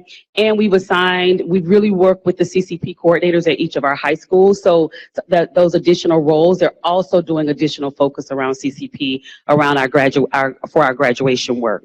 For CTE and workforce, expanded our partner network for credentialing and partnerships. We've really done some intensive efforts to develop the 12-point graduation packages, so students are knowing what those things are at the onset, and we're continuing to increase that communication, and really excited about the expanded apprenticeship opportunities. Next slide. So to recap, our key takeaways: big gains in 22-23, the first year the data impacted graduation pathways. Gains year over year are seen in nearly all of the student groups, and I identified the groups that had the largest gain. The spring is critical for showing up completion and attainment for our students. So right now we can share the data for where we are, but we do expect that there is going to be improvement into this next semester. And an intentional effort on strategy and execution is paying off. So identifying the students, working with the students, identifying courses, increasing those courses that are offered, and then making sure that that information is taking feedback from students and that information is then showing up in the courses that they receive.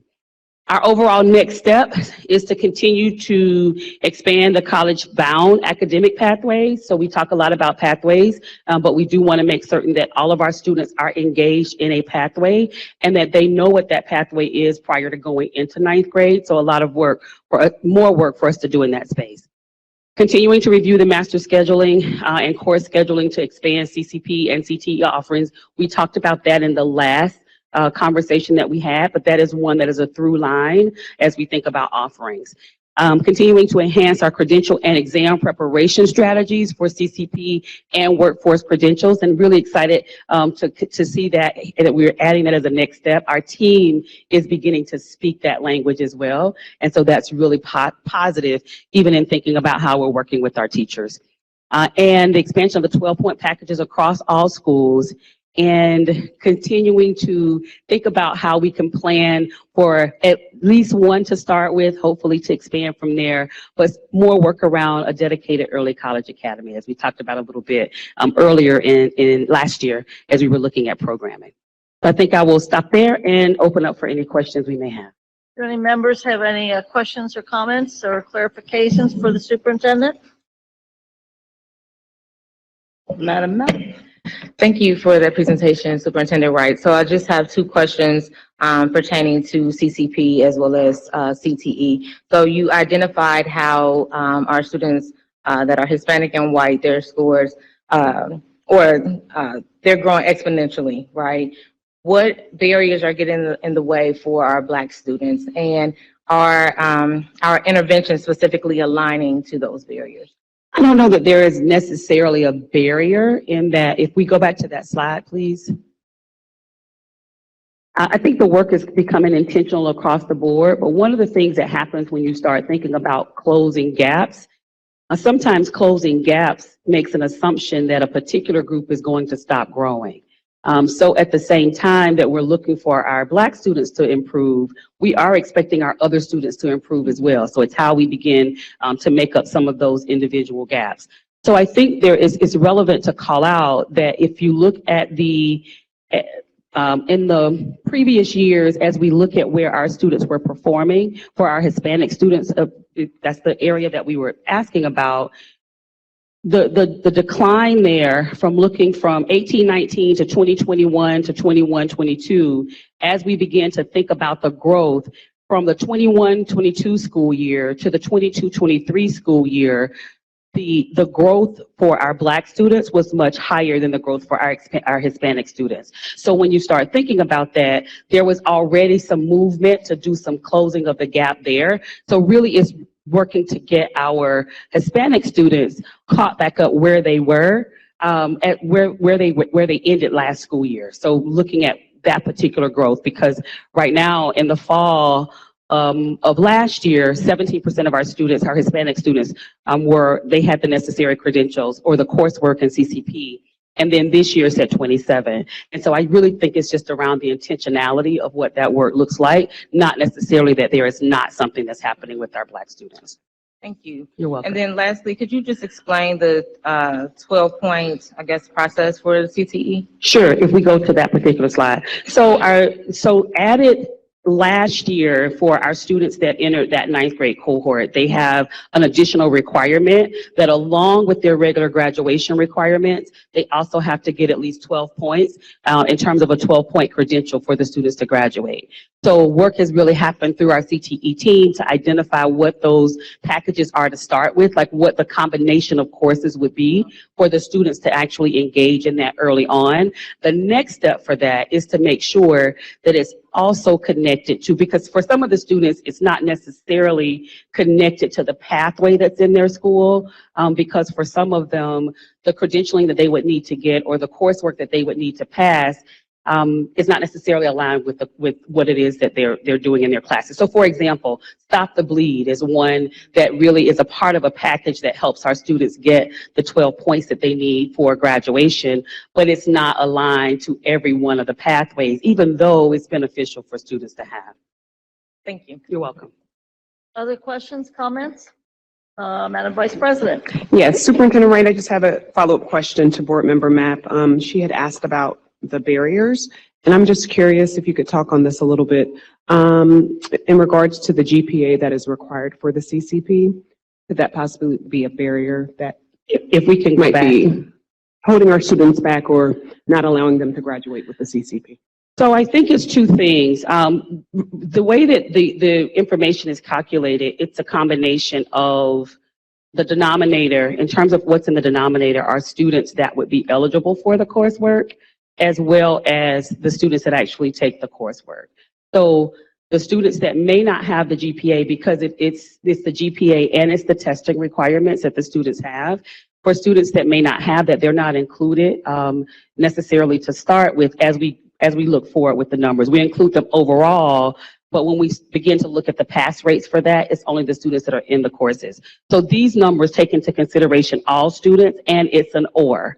So either because of the way that it's written, it's either a CCP credential, they've done CCP coursework, or they've done a credential. So if they've done CCP, then they come off of the denominator. If they've done CTE, they come off of the denominator, because ultimately the goal is to have all of the students that are eligible to actually take the coursework. Thank you. You're welcome. Any other questions, comments? Yes, Doctor? So thank you for the presentation and the updated data. It is really appreciated. In light of some of our pending budget cuts that are significant, with some of those cuts having to be, or your recommendation was some of those cuts to curriculum, can you share what are some of the plans to expand college-bound academic pathways, to expand our partner network, and to expand our pre-apprenticeship opportunities? Sure. So when we think about our current curriculum, the curriculum that we provide for our students in classrooms, we've not made any recommendations that would be to the detriment of the students in terms of the coursework that they're taking. So that's the first. And I think, as we think about our budgeting and our budget processes, and we'll talk about this in a moment as well, but we have to make recommendations around something. And so one of the areas where when we think about the curriculum portion that we talked about before, we actually sat with the curriculum team. It started last year to get information about what programs are aligned, what programs are we not using, which ones are not. There are other resources and other ways to get that. So we've not made recommendations that would change the integrity of what students are working on in the class. And I think that that's across the board. That's really important. I think as the instructional leader for the district, it is important to me, and it's important for our students' continued success. So I think that would be one. In terms of expanding our partnerships with those that are doing apprenticeships, that's not something that we pay for. And so as we're working with businesses and working with business partners and community partners, it's really looking at individuals that have the programs that we're looking for, and they're willing to do that work with our students and continuing to do the reach out to them. But it's not something that generally that costs us a fee for that. We may have to cover transportation to some degree, depending on when it is, but our students also have access to transportation because of their bus cards. So do you have like a plan? Do you have a plan in place to, in light of of our pending cuts, to kind of expand the network of partners and pre-apprenticeship? Like, I know we don't pay for that. We wouldn't necessarily pay for them, but what's the plan to get to the goal? Yeah, so So I think that a couple of things that we've done at this point, we have, and it was just submitted to me on Friday, so I'm going through the process with the team. We've been talking about CTE since last year. And so we started with the initial planning work around when we looked at our program audit and where we saw areas that we needed to do the additional focus in the program audit. From there, we have now branched that out to an additional CTE plan based off of that. Some of those areas we've already been able to put in place by doing additional outreach, by having conversations with those that are willing to do partnerships with us, by looking at what our pathways are and what are the businesses that are aligned with those. And we're continuing to do that work as a part of the plan. So reviewing the last part of what that administrative plan looks like, and I can definitely share some additional information with the board as we look through one of our sessions that we do around Cal. Any other, yes, sir. Chairman of Finance. I just wanted to highlight one part, and I think we talked about it at our budget retreat with regard to the master scheduling aspect.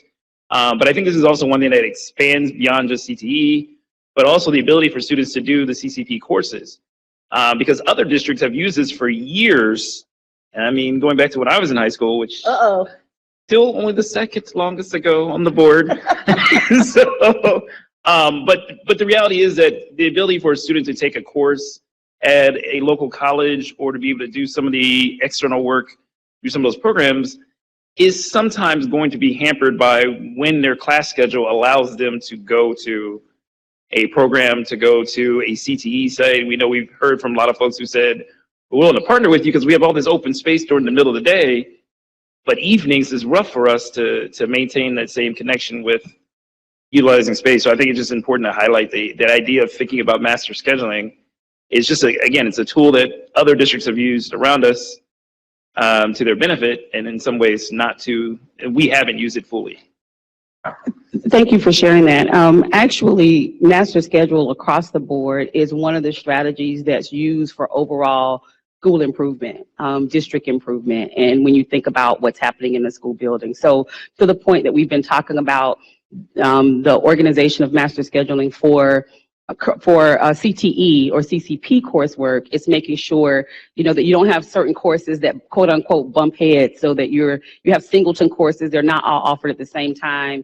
And so making sure that there is some diversity within that. But also when you think about our students that are not yet high school students and they're in an elementary environment and what their master schedule looks like in terms of being able to provide intervention and intervention support at the same time. So we're really excited. We started that conversation with schools already, preparing for where we're looking to go for next year, and them really thinking about the next step from where we started last year and where we are now. Any other comments, questions for the superintendent? If not, we'll move on to our. President, can I go? Oh, I forgot he was. Ben, please. Great, and you all can hear me okay? Yeah, it's really good right now. Hey, all right. Rob, thank you so much for all your help with the sound. I wanted to say I had just one question about the data. Is it possible to get that slide back up? We work wonders here. This is great. Yeah, Superintendent, and I apologize if my brain is just being slow on this, but I was looking at the 28.4% as of the fall of 23-24, and then where we want to be is the 53% by the end of the year. And that those two numbers seem far apart to me. Can you just talk for a minute about why you feel like we're on track? Absolutely, because the way that we defined on track in one of our previous sessions is one of the conversations that we had with the board is if we were showing improvement at all. And so if we go back to where we were at the fall from last year to where we are now, we see that we did have overall improvement from that point then to the point now. But when we dig into the school by school data, Rob, if you can go back there to number 3.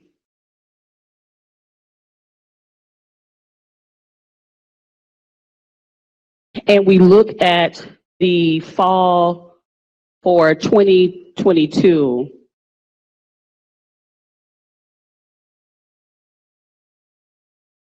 Back up just a little bit. Right there. So when we look at where we are overall, when we think about this is breaking down the individual school areas. When we go through them, we see where there's been improvement from the fall time for 2022 to the fall time for 2023, and then where we ended up at the end of the school year. So that's why we believe looking at that data, doing it comparatively, and we see the slight increase that we'll be on target to get to our end result by the deadline time that we've given. I think that's really helpful. And President Bolden, I was mentioning earlier, I wanted to respond briefly to the superintendent's opening with that New York Times story. Is it all right if I do that now? Yes, please do it now. I think that works very well. Great, because I do think this is all about focus on student outcomes with real intention and real strategy. And again, I'm sorry I'm not there in person tonight. I'm out of town this evening, but I'm grateful for the chance to be here remotely. This study was looking at every major school system in the country, and it was looking at the enormous loss in academic outcomes that happened over the course of the pandemic. And it was looking to see of all the city school systems in the country, which are the ones that are actually getting kids caught back up. And of those that are getting kids caught back up, which school districts are doing it best in the country? And I think it is unbelievable that we can say, don't take our word for it. This is the New York Times and Stanford and Harvard. We're #2 in the country in terms of getting kids caught back up on academic recovery post-COVID. So this issue, I just think maybe is the single most important thing we do around here. As a parent, a CPS parent, the only exception I can think is our duty to keep kids safe. But after that, I can't think of a higher priority than we have in the academic development of kids. And I bring this up just because it feels like an incredibly big deal. I know we have 350 people watching this right now, which is higher than normal. I hope they're all listening, and I hope they'll tell their friends and family. I hope the media is covering this and will write about it, because I think being #2 in the country on COVID recovery is an enormous deal. I also wanted to thank some people. This would not happen without the very, very, very hard work of the people who work here. And I wanted to thank our teachers and our school staff. I wanted to thank our central office staff. I wanted to thank Superintendent Wright and her senior team. This is just a big win. And I promise I'll stop talking in a second, but I think this is part of a broader narrative about a number of big wins that Cincinnati Public Schools has had. And I know we have hard decisions in front of us around the budget. I also think it's important to put those hard decisions in context. A year ago, our yellow bus transportation system was a mess, and we had less than 80% of our buses coming to school on time.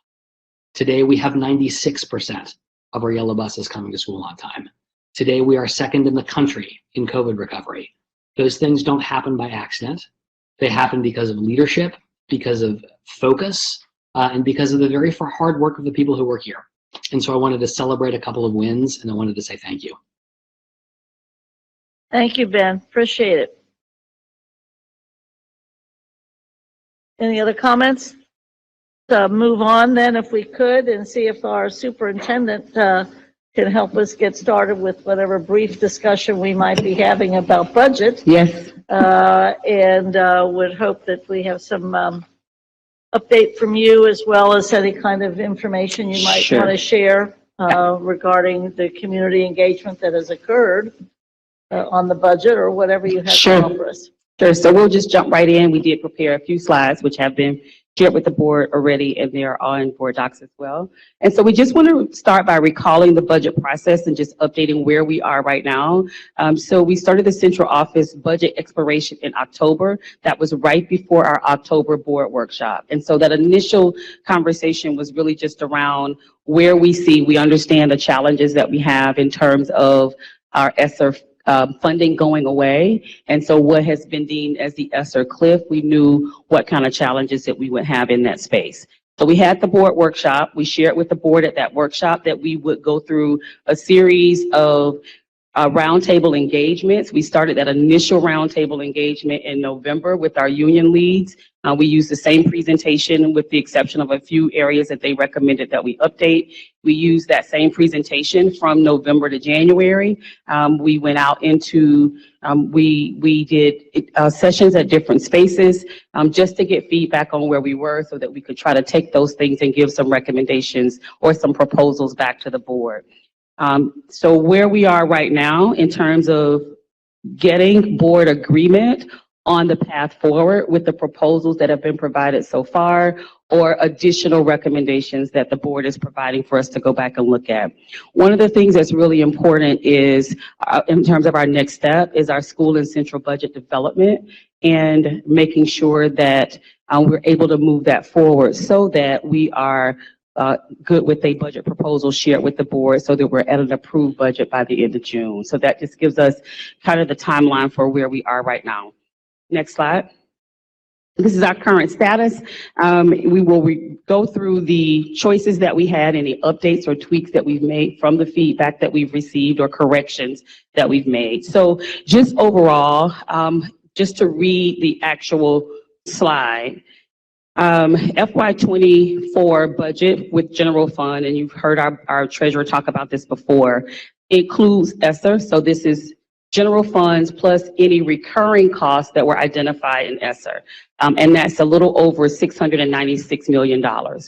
Our current forecast for our FY25 is $600.5 million. And there has been the sharing with us from the board that it is the expectation that we operate within the funding that we're being provided by the state, which would mean that's the $606.5 million. So that leaves us to start with, before we even look at any of the additional work that had been decided on by the board, it leaves us at about a $90 million budget deficit, or reduction from where we were ESSER to what we actually would get from the state this year. Then added to that, there was a decision last year. We have the increase with our cost of step increases and the cost for the last phase estimate for the increasing our cost for our employees that were our hourly employees to $20 per hour, many of our hourly employees. So that gave us an overall total of just a little bit less than $100 million. That's the $99.7 million that you see here. We also included any areas that haven't been included yet, which could include any additional negotiated COLA, any recommendations that are changes from what was provided by ad hoc that the board asked us to move forward with, and the cost of other changes. And we put here, for example, COPS. So some understand that COPS is a lease payment that we pay for if we're going to do facilities kinds of things, and we would actually use our property that would allow us to fund that. So making the request tonight to allow us to proceed with staffing and clarity for the remaining reductions, that's the goal at the end of the conversation. So if we'll go ahead and open up to our choices in the notes, details of the proposed changes.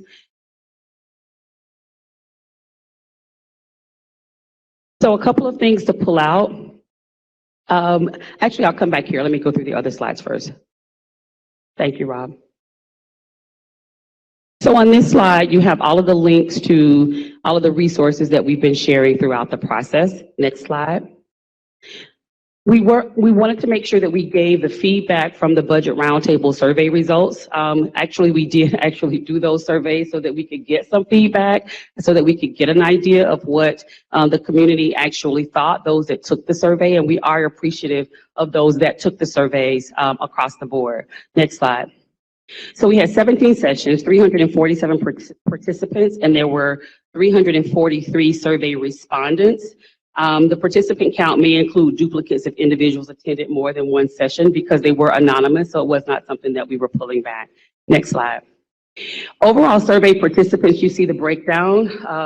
33% were staff members, almost 19% were students, 9% community members, and 31% parents or guardians, and you see how the numbers broke down based on the 340 something that responded. And we also did a big breakdown of race for the participants as well. Next slide. Prioritize impact. So some would ask, why were these areas on the survey? It's because it represented the area that was in that particular unit. So that's why they were there, just as a way to get some feedback. If you look along the left-hand side, the way that they were ranked in the survey, and most of the board members, I think, have taken the survey as well, but you see it's ranked from, as individuals saw it, ranked by most impactful support to least impactful support based on the goals and guardrails. And so that's how that particular work was broken down in those individual areas. The other thing that one of the questions, and this was one that stood out because of the, initially we did not necessarily think that there was support for consolidation and reconfiguration or reconfiguration. And there's an indication, at least with the ones that took the survey, that there was support for that. And whether or not there would be support for consolidating or support for configuration. Reconfiguration. The other area was the transportation walk distances, and we included here the differences in terms of what the savings could be depending on the change in the walk area, but there was this level of distribution of support in terms of transportation and the eligibility differences. So I prioritize impact changes recommended before any changes are made to the classroom. So essentially, these were things that were given and provided by those that did the surveys, as these are the things that we would like for you to look at before you begin to look at what's happening in the actual classroom. And those things are listed out. One of the top areas there in terms of changes was the elimination of one-to-one computers for K-6 students, an increased radius walk for the bus stops, reduce eligibility for transportation, reduce community learning center support, reduce central office support, and reduce campus support. And that was in terms of the top 6 changes, and those were support areas before going to the classrooms. The bottom 6 changes were reduce school clerical support, reduce educator support, other various suggestions because individuals could make additional suggestions, reduce security support, reduce custodial support, and reduce paraprofessional support. Support for school day reductions indicated that there would be some support for that. So we have a lot of days in our calendar. It's broken off by the grade level, but because of our different grade configurations, we have days built into our calendar more than the state requires in terms of the hours that we have to have. So that's what that's speaking to. So from our initial conversations, if we'll click here, this is what we talked about during our work session and the same document that you just saw a moment ago. If we go to choices for our 2-5 meeting, we have kept these here in the one document for you. Also, before going to choices, if we'll go over to the under $200,000 contract reductions, from feedback from the board session, from the work session, we added a column here. If you'll go to the right, we can't see it on the screen, right there. We added a column here for future plans because one of the questions in the work session was whether or not that work was going away, whether it was going to be consolidated into something else. So we added that information here so that the board could have access to it. And we did the same thing for the over $200,000 contract. So if we ask me individual questions about these, I've not committed them to memory, but I will have to go back here and make the updates when we get ready to start asking those questions. If we'll go back to the recommendations for the proposals. So a couple things to call out because there are some misconceptions about the way that the information is listed. The other thing that we added here for the benefit of those reviewing the information is whether or not the recommended change or the proposal is a school-based change or a central office change, because there was a misconception that none of the recommended changes applied to central office, and that's just not accurate. So I wanted to make sure that we clarify that looking at the information that we have. Starting at the very top, moving through, the first thing we did is went through and attempted to remove all of the one-time expenditures that were paid for out of ESSER. So that was number one. So if you see along the left-hand side, the budget building block was in the ESSER area. We were able to remove that. Those included the repairs to Bramble. It included a slight reduction for curriculum and PD. A couple of positions that were included in there. One was a lobby guard units for our visitors. There is a senior director position for health and safety that was paid for out of ESSER as well. Technology, we did do the inclusion based on the feedback that we received from the surveys and from having conversations with other partner groups, including the union, to recommend the removal of the one-to-one devices for our pre-K 6 students, and we included what the change there would be. The other that impacts individuals is when we went to ESSER, we included a super sub position, which means that there are substitutes that are assigned to individual buildings as a person that can go into the classrooms if other individuals aren't there. The reason initially that this became one that was approved as a part of ESSER is because each iteration of ESSER had a different purpose, and the initial purpose for ESSER was to try to reduce the number of people that were moving about from place to place. So this was put in this particular area at that time. It was funded as a one-time expense out of ESSER, and so as we're looking for those one-time expenses, that is something that we would propose that would not be a part of this particular, that we would not be looking to absorb into the overall budget moving forward. When we think about athletics, we added over what we already provided for Schedule E, and we added an additional $506,000 last year for additional Schedule E, which are the payments that go as stipends to the adults that are providing additional services in the school. Project Connect is an area that that serves our students that are experiencing housing insecurity, and this particular, the positions that are there were grant-funded positions that were then moved over into ESSER. The grant is also going away. And so this is actually one of the areas that we've already started engagement with some of the partners in the community to see what kind of additional funding we may have to get here if this is an area that the board will provide support in terms of moving forward. I think one of the areas of that for clarity, and I've said this now a few different times, so I do want to say it again, that a school district of our size will always have some level of need for nursing services. We said that for a very long time. What we are proposing here is that we go back to the kind of organization and setup that we had prior to COVID, and we've explained quite a bit to the board through what that looks like. That would change our overall nursing, the possibility of changing our overall nursing contracting services by about $1 million. The other is a transportation reduction of about $35,000 for off-site programming. The next is the Summer Scholars Program. Summer Scholars was added as a part of ESSER at that $4 million rate. So we would be looking at instead making sure that we have some level of support for our current seniors that need the summertime to graduate, or our rising seniors that need to catch up on some credits before their high school year starts. So outside of that, not necessarily having an overall Summer Scholars Program. We have found that the assistant principals of culture and community are positions that can be funded through Title I, so we would not be looking to absorb them into the overall general fund budget. Some clarification around the resource coordinators. So again, initially, the resource coordinators were funded from a wellness grant. Well, years ago, as I've now understand, some of the lead agencies funded their resource coordinators, but I do understand that a lot of that was through other grants that they had, like 21st Century grants, so forth and so on. When those things went away, there was wellness funds that were from the governor's office.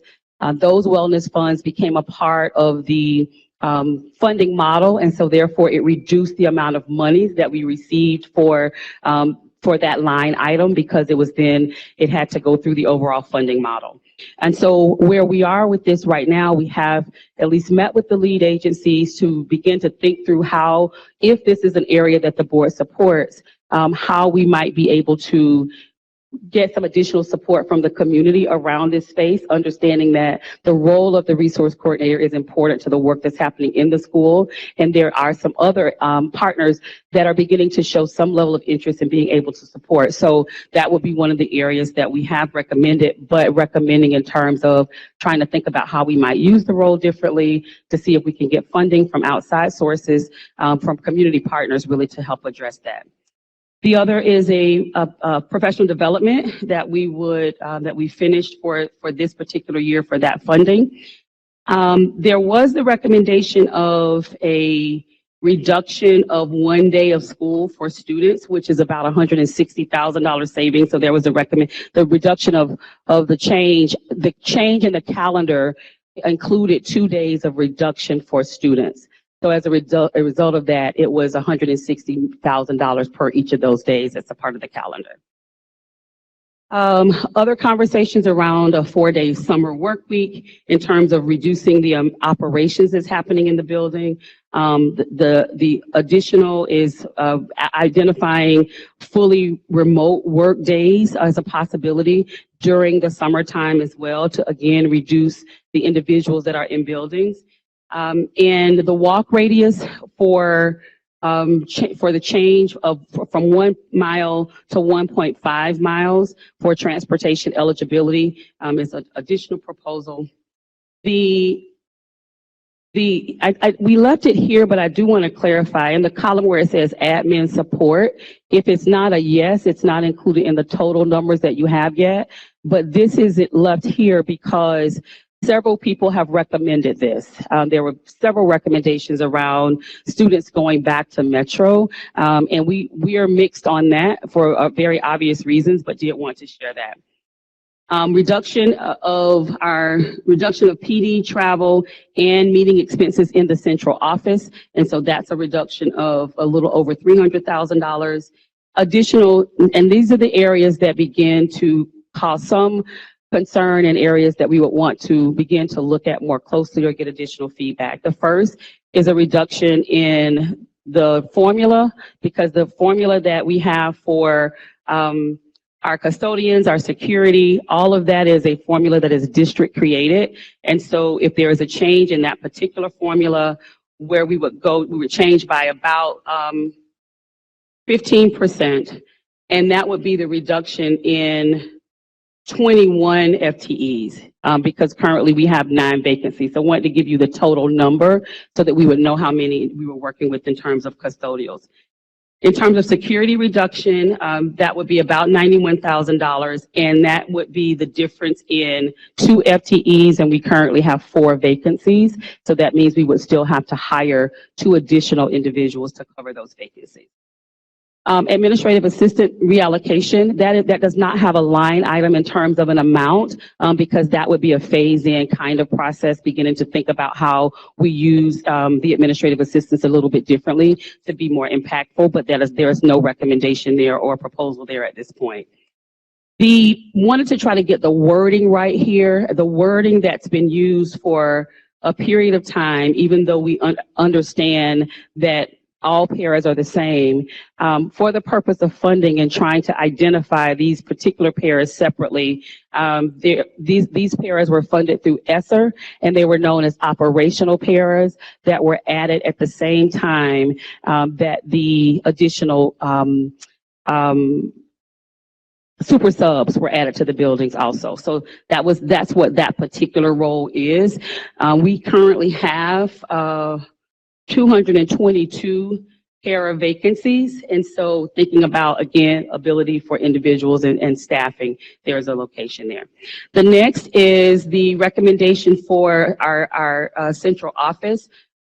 Two areas. Any vacant positions right now that are funded through the general fund that are not a part of the CBA, recommending that we reduce those positions that are vacant, that have been vacant in both September and January. So they've been vacant for an extended period of time. So making sure that we're looking at that also. This one was left here. It is a no, so it's not included in the information. We didn't want to change it. The next iteration, we will remove that. But there was a recommendation to reduce contract days. That is not something that we can do or make a recommendation on our own. And so we want to make sure that that's understood. That's why it's there. And then we move into the recommendations for school consolidation, looking to be responsive to some of the feedback that came. We looked at the recommendations from ad hoc. We did everything that we could think of in that didn't require, that weren't major changes, but areas that needed to be cleaned up. And then we began to look at the schools that were in the closest proximity. So that's how we ended up with those were recommendations, and really looking at whether or not we analyze and move forward there. So one was South Avondale consolidation, with the change, including staffing and transportation at $1.3 million. The next one was identified contracts less than $200,000, and then contracts that were more than $200,000. So the less than $200,000 contracts were about $500,000, and the more than $200,000 contracts were $4.1 million. And then as we get down to the end of the list, additional central office vacancies. So any central office positions that have not been filled, making sure that there is a reduction in that area, and then reducing across our central office expenditures, including PD, travel, office costs, extended time, advertising, those kinds of things. The other one is pretty standard, that in each iteration of budgets, looking at the vacancy assumptions, the attrition that happens in the budget, and so adding that in as a part of a way to get through a balance. Any encumbrances that are not done and cleared by the end of the year, as well as, so including that also. And then the other recommendation where we came to the school or proposal was the consolidation of Evanston. So the consolidation of Douglas and Evanston would be about a little over $1 million in terms of difference, and 1.3 was the difference in terms of South Avondale and Rockdale. The recommendation for the phase-in to include for Riverview East was an attempt to begin to be responsive to the goal of a year removed, really beginning to look at select high schools going back to a neighborhood school model, as well as the boundaries for many of the students that are now in the Riverview East boundary. We do understand how Riverview East received the boundary that they did, but several of those schools are also underutilized. So giving the students a year removed to really work through staying in Riverview East and then looking at phasing from there. And the last was technology, an additional technology savings. This goes back, as some of you may remember it, we really wanted to do those ID badges across our high schools for the purposes of identification. In the last budget conversation, that area was not supported, but it was still showing up as a part of ESSER, so we wanted to capture it here. The last thing that we're doing is the deep dive around ESSER. We think we've identified about an additional, $20 million or so that is not recurring, that we thought was going to be recurring. So it's possible that it takes that disclaimer and summary tab, if you'll go back there, that it can take that tab down to about $11 million that we still have to find, even if all of these things are accepted I think accepted is the right word, or supported, I think is the better term. We still have $11 million to go. So that just gives an overview of everything that's there, and we are looking forward to the discussion. Thank you. Before I open up, I just want a point of clarification. The document that we're talking about right now, how is that different than the document that we worked through on the Saturday work session? Sure. So there are only two differences. So if you go back to the document that's on 127 for the workshop. So on this document, there was one error, and there was one error and one update. So one of the updates was there on this one, we had not included the $1.9 million for the ID badges. So we identified that and included it on this document. And then the other document included a reduction of an under $200,000 contract, and for Grad Cincinnati, I believe that it was, and that was an error. So that was captured on there, but it shouldn't have been captured. So we removed that. And outside of that, there are not other changes. And the last is, because we talked about it being confusing to show the two options for the nurses, to show the $4.8 million and then the $1 million for nurses, we removed the line that showed the 4.8 and only left the line that showed the reduction of the 1 million. So that it would be clear that we were not looking to reduce all nurses, but to reduce the cost by $1 million. Thank you. I appreciate that clarification. You're welcome. Tonight, we want to have some degree of discussion, and would hope that members might participate in any way that they like, with either questions or sometimes called untouchables, or the things that you might be willing to compromise on or rethink. I have one question that matters to me the most. In all of this, the original stuff that we saw, there were 3 slides or so about class size.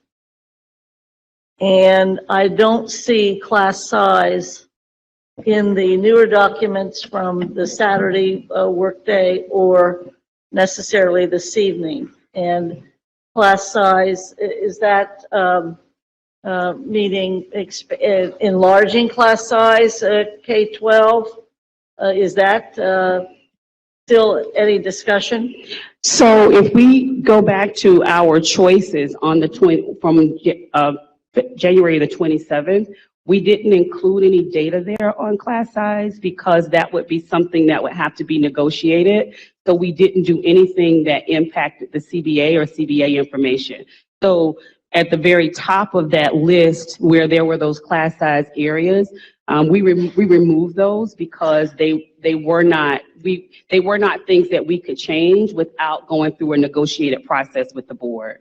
That's super helpful to me, and then that's the only question I'll have in this round, that maintaining the class size range does help you go back, at least in that area, back to the schools regarding some degree of staffing, does it not?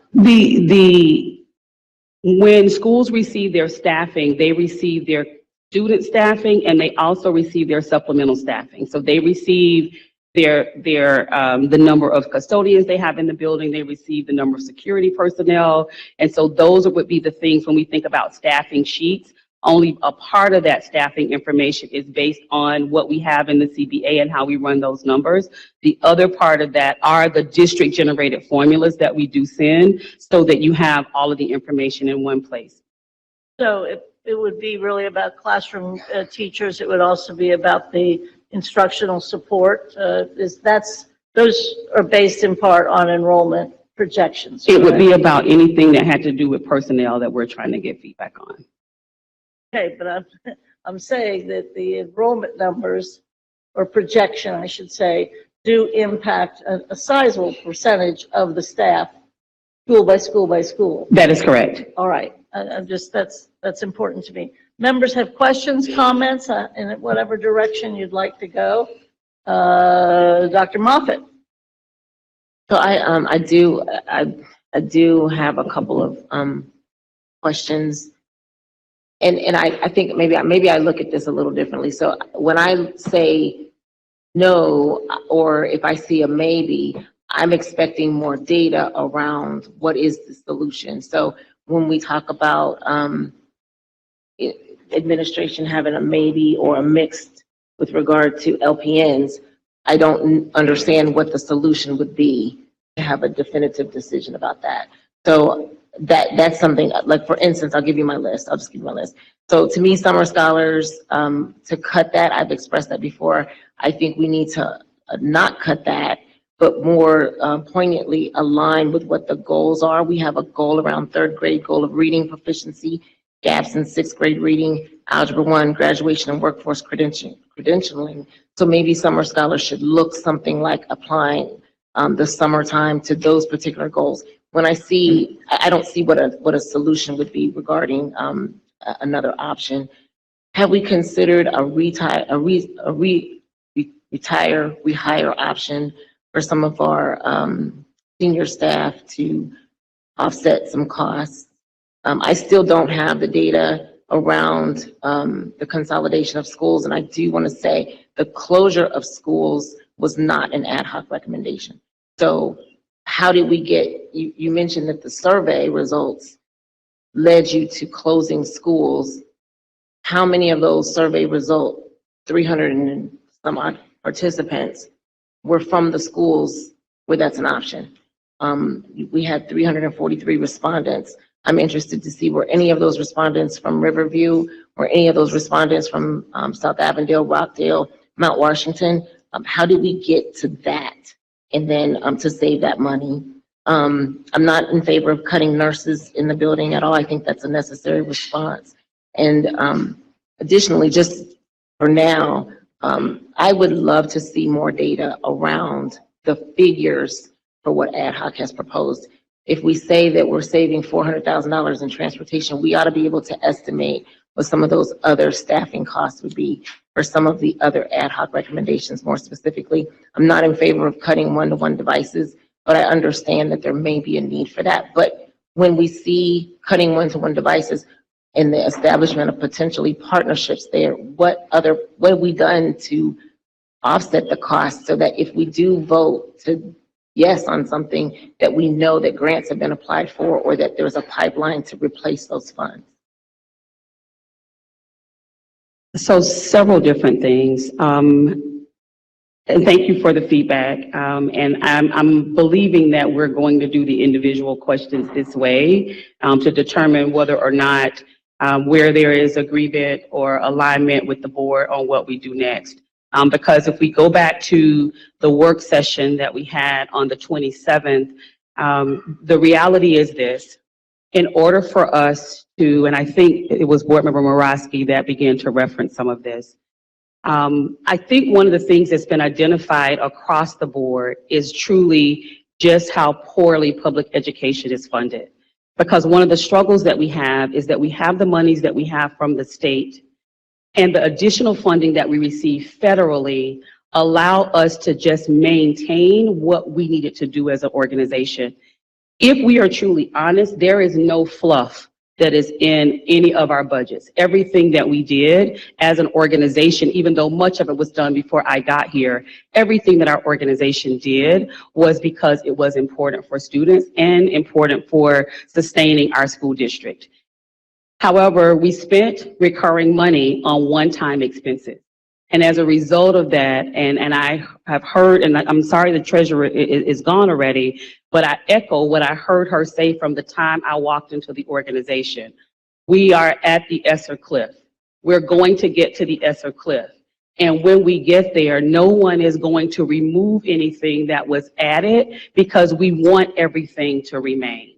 So I really wanted to make sure that I started with that part as I try to be responsive, Board Member Moffitt, to your questions.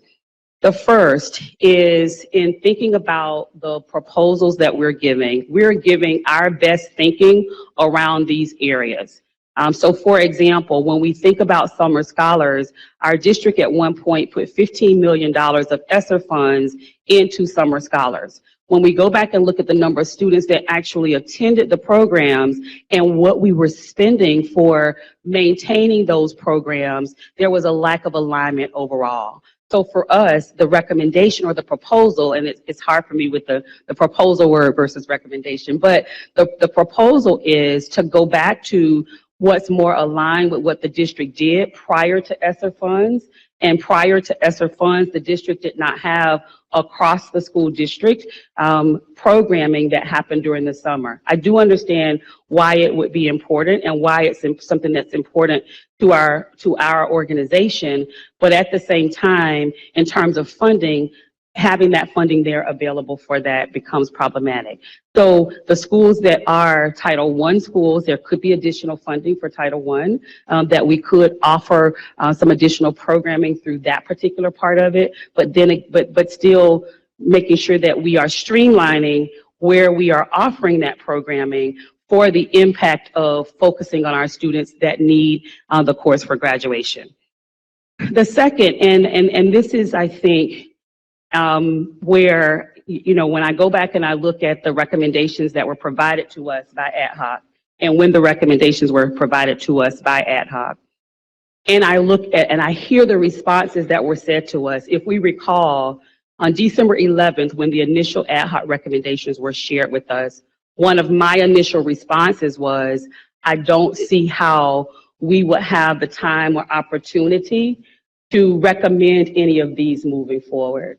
The response to me during that time, during that meeting, the business meeting where that was shared, was that it has been shared from the very beginning that it is the ad hoc committee's expectation that some of these recommendations are used as a part of our current budget expectations. That was shared with us.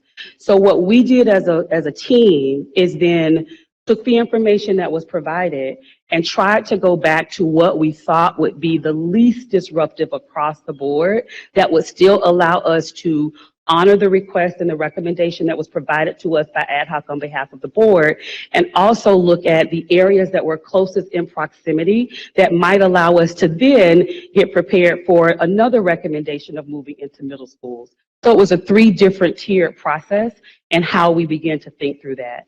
What had been shared in terms of the overall ad hoc recommendations, within the recommendations that are there is more work that just has to be done around it in determining how much that particular area would cost. So that's why we provided what the savings would be for the initial request or recommendation or proposal to try again to be responsive to what the ad hoc committee asked us to do.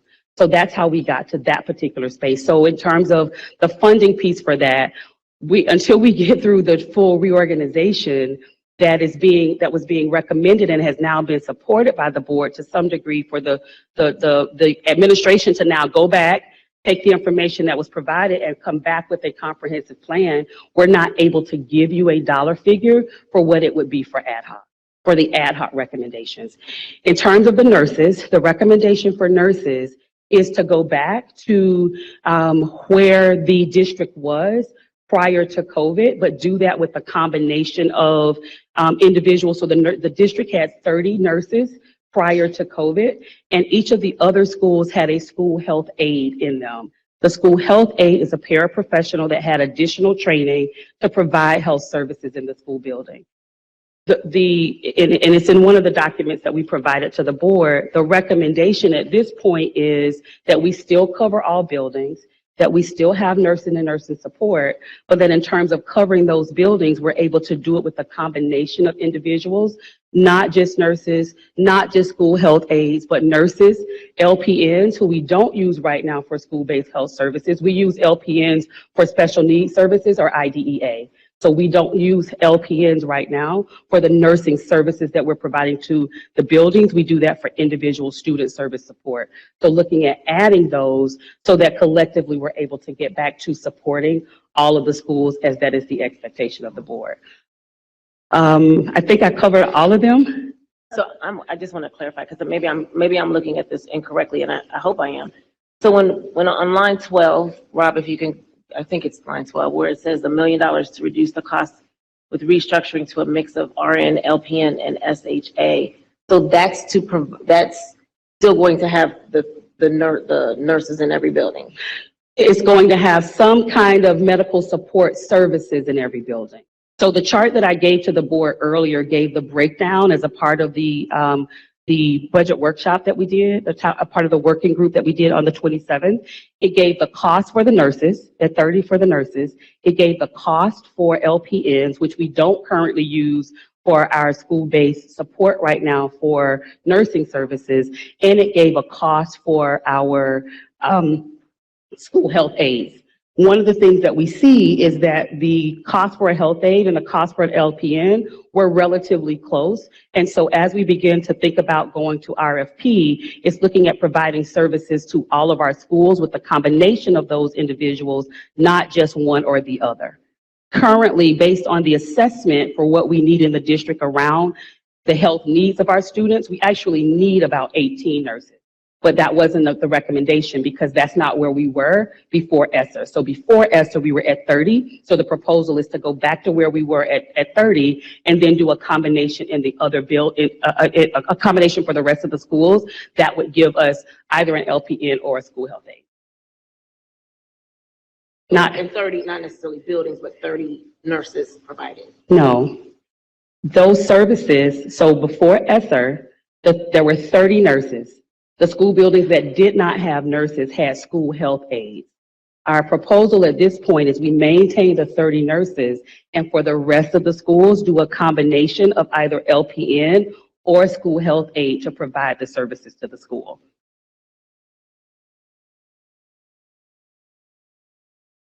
And can you answer the question about the surveys? The closure of schools, the 340 some odd people, were those participants from Riverview, South Aberdale, Rockdale, or Mount Washington? So I think we have to go back and pull that. I think that also goes back to some of the conversation that came tonight, because when we think about many of the recommendations that came from ad hoc, the individuals that made the recommendations around those things were not the ones that were going to be impacted by them. So I don't know specifically at this point whether or not those individual surveys came from those specific schools.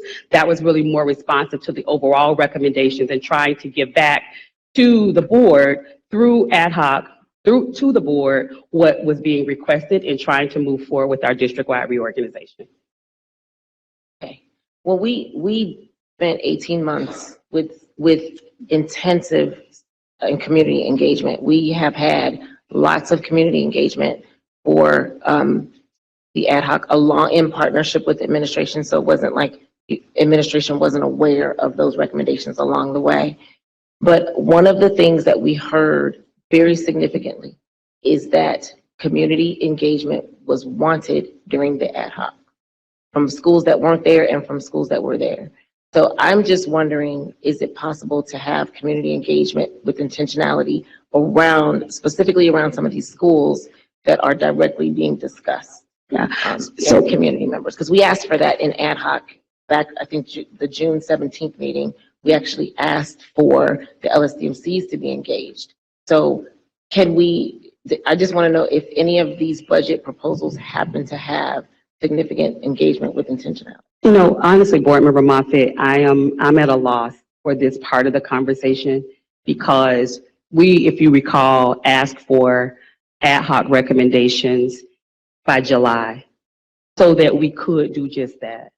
We were not sure what the ultimate recommendations were going to be until we received them in December the 11th. We were not sure. While we had individuals that were involved in the meetings, my team was at the meetings, we didn't know what those recommendations were going to be. So it would have been presumptuous for us to operate outside of ad hoc and the work that ad hoc was doing and sharing with us the level of engagement that was happening for ad hoc. What it was for us to do after that, we received the information on the 11th. On January 8th, we received the additional information that was just really a clean up structure of what we got on the 11th. And at that moment, we started working, trying to be responsive to the things that we could in the ad hoc report. So as I shared on the day of the meeting with the board, there had not been engagement at the school level by administration because we did not have the final recommendations or the direction to move forward. So that had not occurred. So for these schools, as I shared that day, if there are recommendations at this point or support moving forward, that's when the engagement process would start, just for those currently impacted schools. Otherwise, we will go back and take the recommendations that we have, prepare for a more organized plan to then share back with the board that would be responsive to what the recommendations were that the board has supported as a part of the information that was provided for us.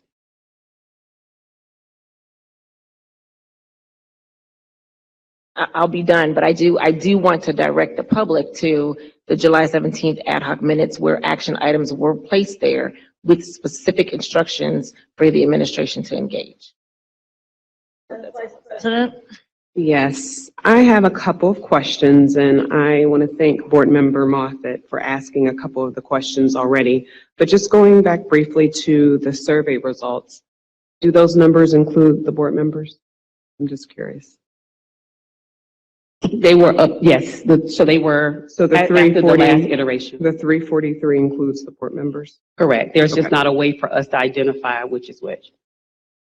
So I will tell you what some of my non-negotiables are, but before I go into that, just going back into the survey participants, I am a little worried about the number, and I've already expressed that. I'm just curious, how many participants can fit in this room? I don't know if anybody knows, Rob. Say it again. 220. So I'm just kind of curious. Today we had a full room. I'm not quite sure if we could have thought about an overflow room. Thank you. I'm saying 300. Just possibly having that survey available for a lot of the participants that came today. And I'm just curious in terms of trying to get that feedback from the schools and the recommendations that you've provided in terms of closing schools or consolidating. Again, that was not a board suggestion. What are some ways of, I guess, how do you plan on for the next steps engaging the particular participants that have asked for that participation? I think a couple of things. You know, it is important that there is alignment throughout the work that we're doing and the conversations as we have them. There were direct actions that were addressed to impede where we were with surveys. And I think that everyone on the board is aware of that. We continued so that we could get some level of feedback from individuals around what we were proposing in terms of thinking about roundtables. I am definitely open. I applaud tonight because prior to tonight, it was shared with me that there was not the thought that there would be a lot of concern about the consolidation. I use the term consolidation because that's what's directly in the document that was provided to us. It actually did say consolidation, so that's why we use that terminology. But I applaud that tonight because that was actually shared in a few different spaces, that there wasn't the belief that there was going to be a lot of concern around these particular areas. And so I will continue to work to do as much engagement as possible. But tonight, what got individuals here was the conversation around consolidation, because it was not announced in any other way. It was not publicized in any other way. And so I am so open to thinking about what we might be able to do to increase the numbers so that we have more than 343. But I'm really appreciative of the fact that we had that level of engagement, because in many of the sessions we had more individuals to come and they didn't complete the survey because several of them said that the recommendations were challenging. So I just think that it's important to include that as well. So possibly, if we could get that survey back out, but in terms of consolidation, I think a lot of people also had the issue with just school closures. But I wanted to know, for the increasing of the walking radius, how many students would possibly be affected? I can get that number for you. Okay. So we don't have that number right now? I don't have it right now to give to you. So that was one thing that I was going to, I guess, in terms of helping me decide the non-negotiables, is possibly having that number, because I think if we have that number, that will kind of help me in terms of deciding next steps. So here are my non-negotiables are resource coordinators, nurses, security, custodians, obviously closing, consolidation until we get more data. I think that's really important for the board to have the data to understand the reasoning behind it. And that's all that I have to add. Thank you, Madam Vice President. You're welcome. Member Matt. Thank you. So I do want to start off with expressing that I am recusing myself from conversations around resource coordinators as well as custodians due to a conflict of interest. So I wanted to go on record by saying that. I want to be very mindful in how I'm expressing this. So I'm new to the board and getting an opportunity to just observe.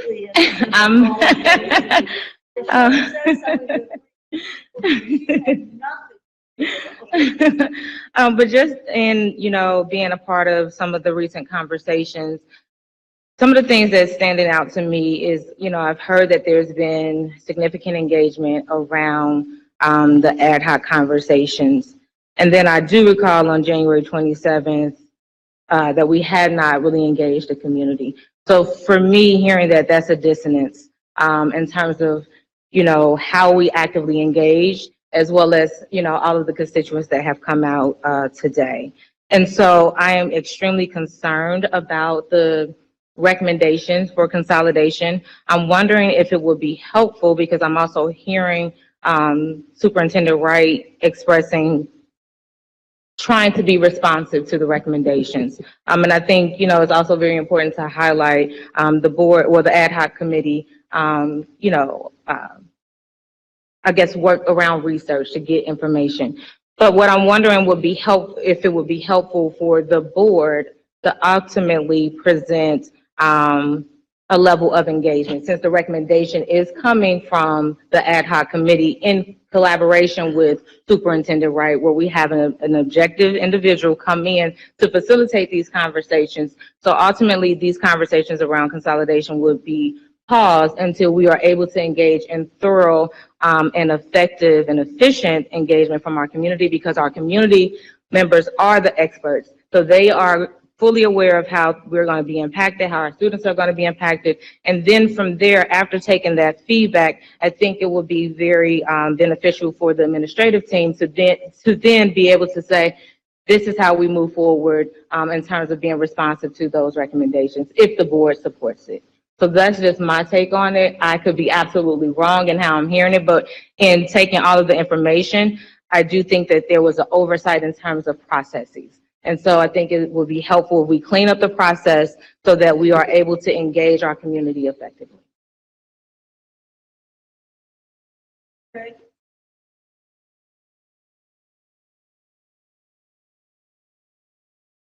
There we go. Okay. hitting the wrong button. So I think I have a couple thoughts that I think will be important in my head, at least for where we're going with the budget conversation. And so I think one of it is the conversation around the merging of the schools, in part, is dedicated to the idea that we were doing these things in order to save budget as well.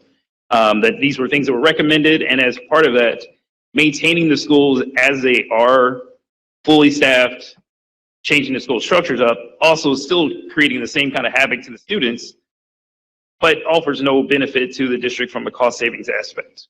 In some ways, it may actually cost more in some aspects than others.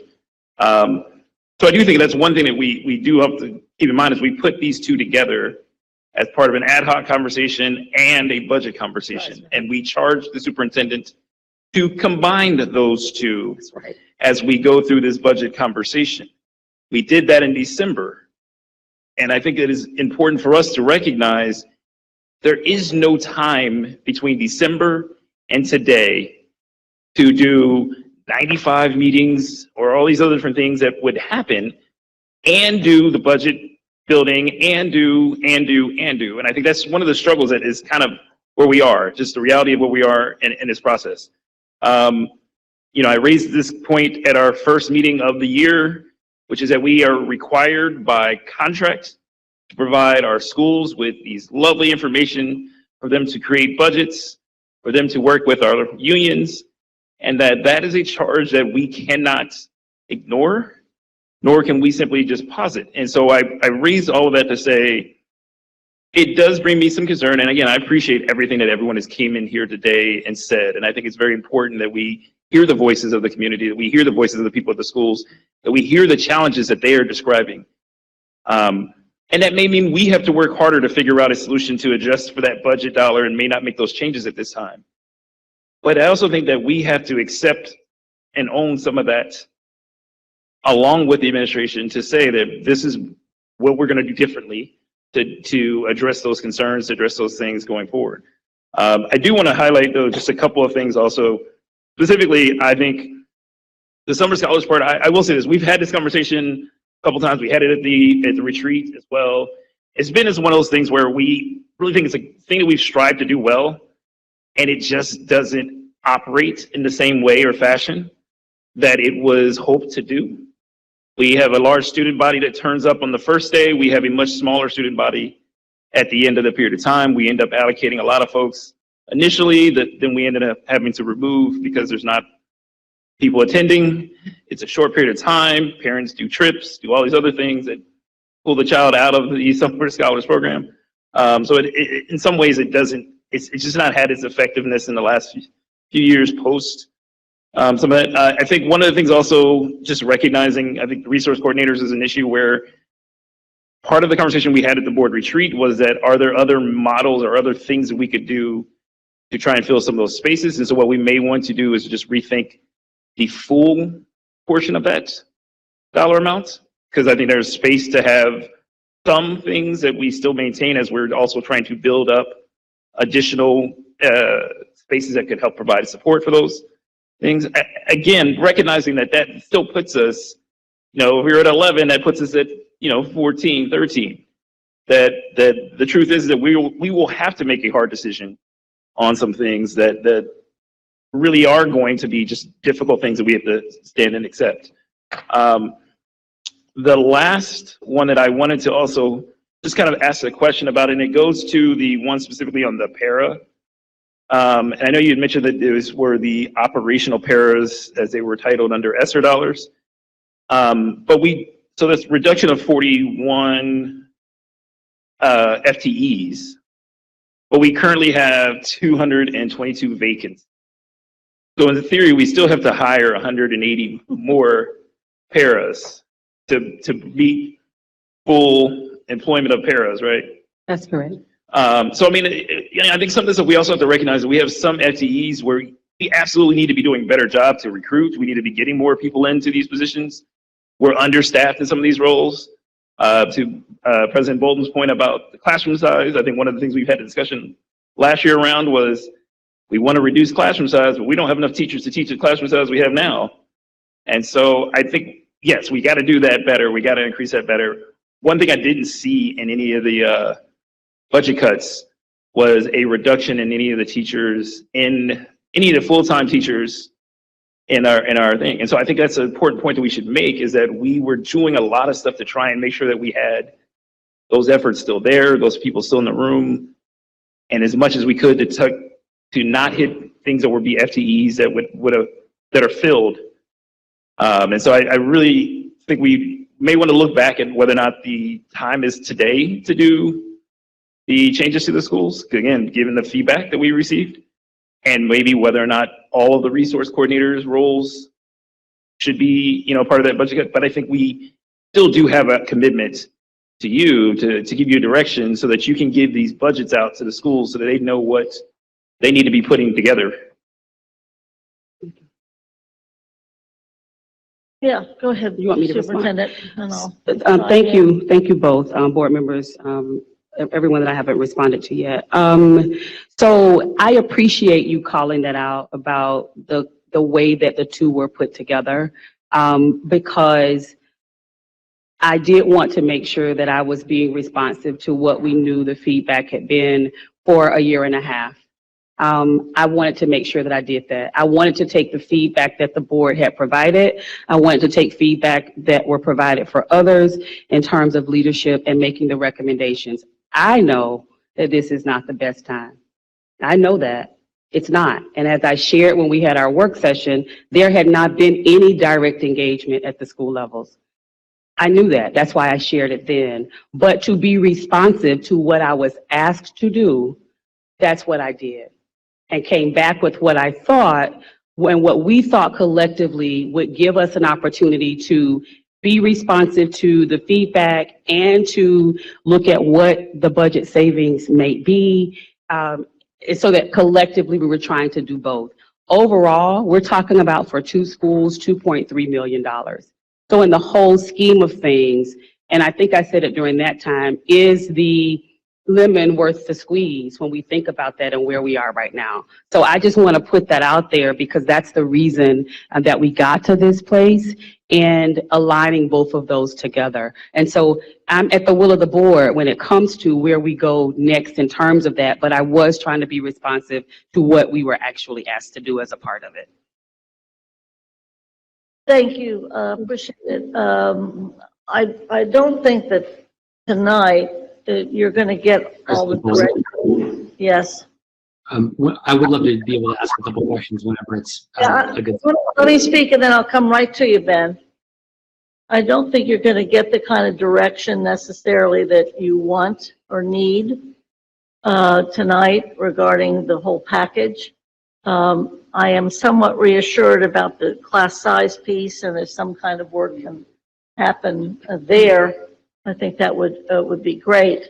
You all have, in the administration, have us at a disadvantage from a standpoint of, we're not allowed to convene and meet together, and except here in public. So I think, I'd be suggesting we put something together, a work group or what have you, to be able to come back at the next meeting on the 14th. I know you can't wait till the 26th, for this, but maybe there's some opportunity that we could have working on this, especially tonight's reaction to everything.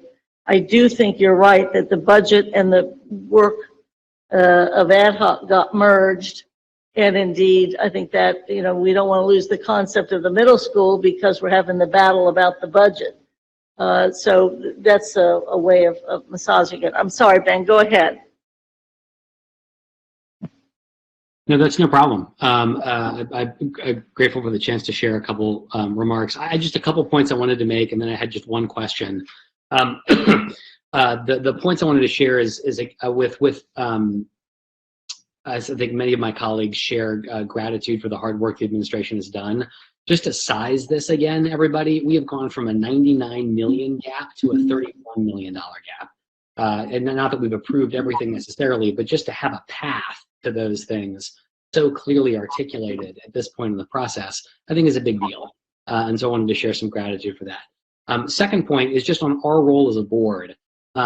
I don't think it is at all normal or appropriate for a board to be involved at this level of budget engagement. It was not my experience the first several years on the board.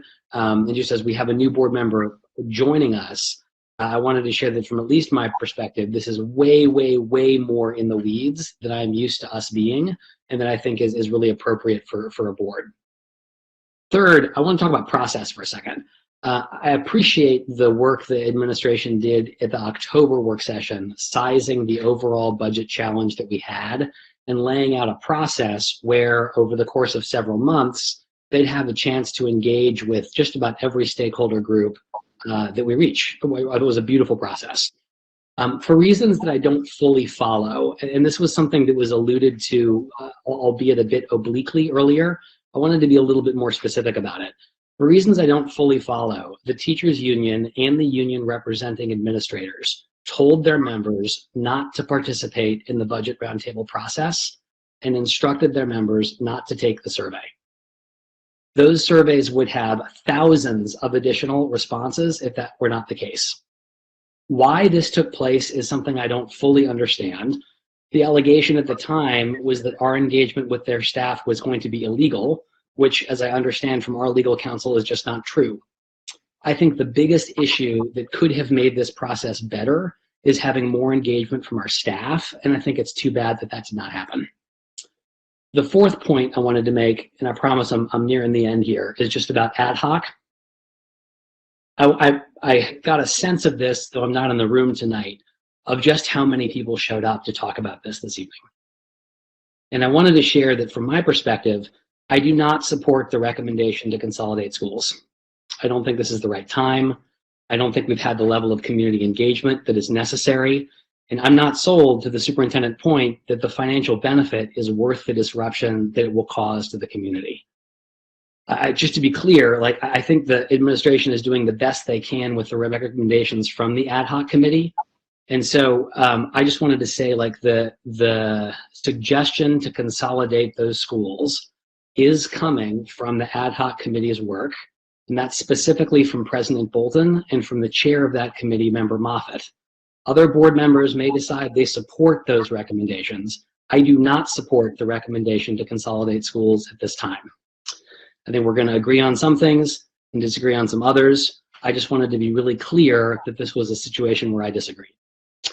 And then the last thing I want to get in here is just I wanted to correct an earlier misstatement from Julie, the head of the CFT. She shared information that's just not true. I'm honestly not sure whether she was misinformed or what the story was. I had hoped to have the report from the ad hoc committee much, much earlier, but it just wasn't ready until the December 11th date. My understanding is that there was continued work that went on that report, even over the winter holidays, even after the committee had been sunsetted. So I share all that to create visibility into where I'm at on these issues. My one question for the administration is, there's a lot in here about what you all are recommending that you cut. I think what's not in here is what you're recommending we don't cut. And so, Superintendent, I wonder if you could say, all of these things are hard. I think what's implicit in your presentation is the other things we would have to cut would be a whole lot worse than this. Could you talk for just a second about what some of those other things are? If this was not our path to reduce our budget gap, what are some of the things we might have to look at instead? You want me to yes, okay. So thank you, Board Member Lindy. So, at this point, we have really dug into almost all of the areas that are not impacted by the CBA. We recognize that, and the reason we broke the presentation up the way that we did is because most of the funding that we spend is around staffing, and that's it in our overall organization. So we really took everything from the presentations and took out anything that had anything to do with the CBA to try to get to the point where we are right now. We would, and we've been continuing to think through that even since our presentation during the work session with the board, because we have no idea where the board is going to support or what they're not going to support. And, you know, we're still not out of the challenge, because even with this, if all of these things were supported, it still leaves a deficit. So I think right now, Board Member Lindy, we would have to go back to some of those other areas to see where we could begin to cut deeper, because the goal is we're trying to maintain recommendations that don't get to that level of the classroom as much as possible. And so that's what we would have to go back and look at it again and come back. You know, again, everything that we could recommend to get to the point where we are now without getting some additional feedback, we really have recommended that. So now it's looking at what are those other areas might we need to have some deeper discussion around that could be areas that are included in the CBA. And I think that's Thank you very much. perhaps a good place for us to kind of stop this part of the conversation, is that what you're asking for is other options. And I think that could be good, or deeper options, or massaging some of the things that we say don't cut, but maybe we're willing to see some readjustment or what have you. I am going to speak just as the old person up here right now, and none of us need to be at all defensive about any of this yet. Everybody has done all the work that you can imagine. Administrators, board members, and many, many community members that participated in ad hoc, and all the community members and union leadership and what have you that's been part of all this whole dialogue. These are tough times, so people get a little worried or get a little self-defensive, I think. We don't need to be. We have big decisions, and right now I don't think that there is on the board a willingness to say, go to it, but there is a call out for, if you're not going to do this, give us some other options, because we're still not closed the gap completely. And very frankly, we haven't even talked about some of the newer initiatives that are part of the decision. So I would suggest that maybe we spend Valentine's Day on February 14th doing another experience on the budget and bring other ideas in.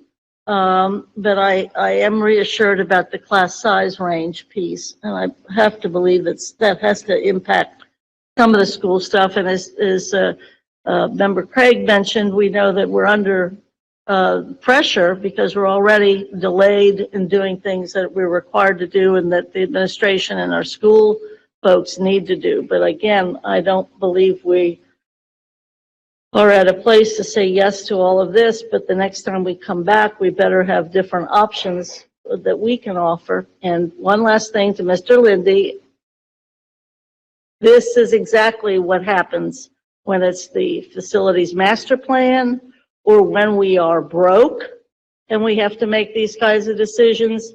Your experience has been through the hot and heavy time of COVID. But prior to COVID, this is not necessarily unusual. It's just the size of this that's so difficult, that is just really awesome from that standpoint. But if, unless anybody has any last comments, then I don't think we need to go further, Superintendent, and then we'll move on to the next part of the agenda. Okay, thank you, President Bolton. So just for clarity for us, if it is not the expectation of the board that we are using the ad hoc recommendations around school consolidation for the budget this year, then I would like to propose removing those from the recommendation. So if that's not the expectation of the board, because we left with the understanding that some of that was the expectation from the board. So I don't know if that's something that we can get at least next steps on, so we can release the community from those concerns, if that's not something that we're expecting at this point. So that's the first question. The second is clarity around the class size, the reference that you made to class size. I just want to be clear on what I'm supposed to be bringing back in terms of that. Nothing, because what I'm hearing is that what is in the current contract is not being expanded or enlarged in that range. so that the class size piece is something at least to be somewhat of a building block as you're going back to the schools. That is correct. Class size is not Class size. included in anything with any of the recommendations. And the last question that I have, we were going to do an update on John P. Parker today. I propose that if we're going to open up on the 14th and have budget conversations, we do it around that. But one of the proposals, just for clarity, from ad hoc was also around, and it said it needed to be completed before 24-25, was the elimination of college prep magnet and partial magnets at John P. Parker, Covedale, and Mount Washington. Yes. The reason I raise it as a question is because currently John P. Parker gets full east side transportation.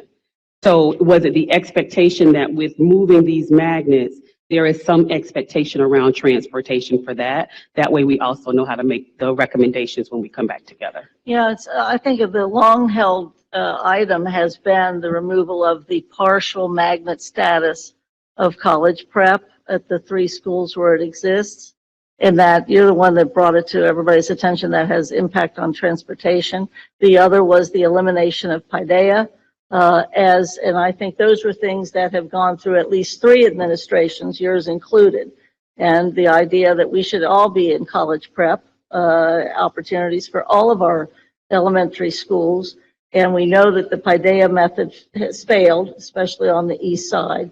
And so I think that, I think those are things that should continue to be gone. So Paideia, we already addressed at the beginning of the year to provide notice for this year around transportation, all of those things. I just want to be clear on so the expectation moving forward based on the recommendations is that there is also discontinued transportation for these programs because they are no longer a part of the magnet. Yeah. Because they're not a magnet. I would say, because I think that wasn't a recommendation, for sure. Can I ask a clarifying question? Yeah, any clarity? Please, yes, go ahead. I just,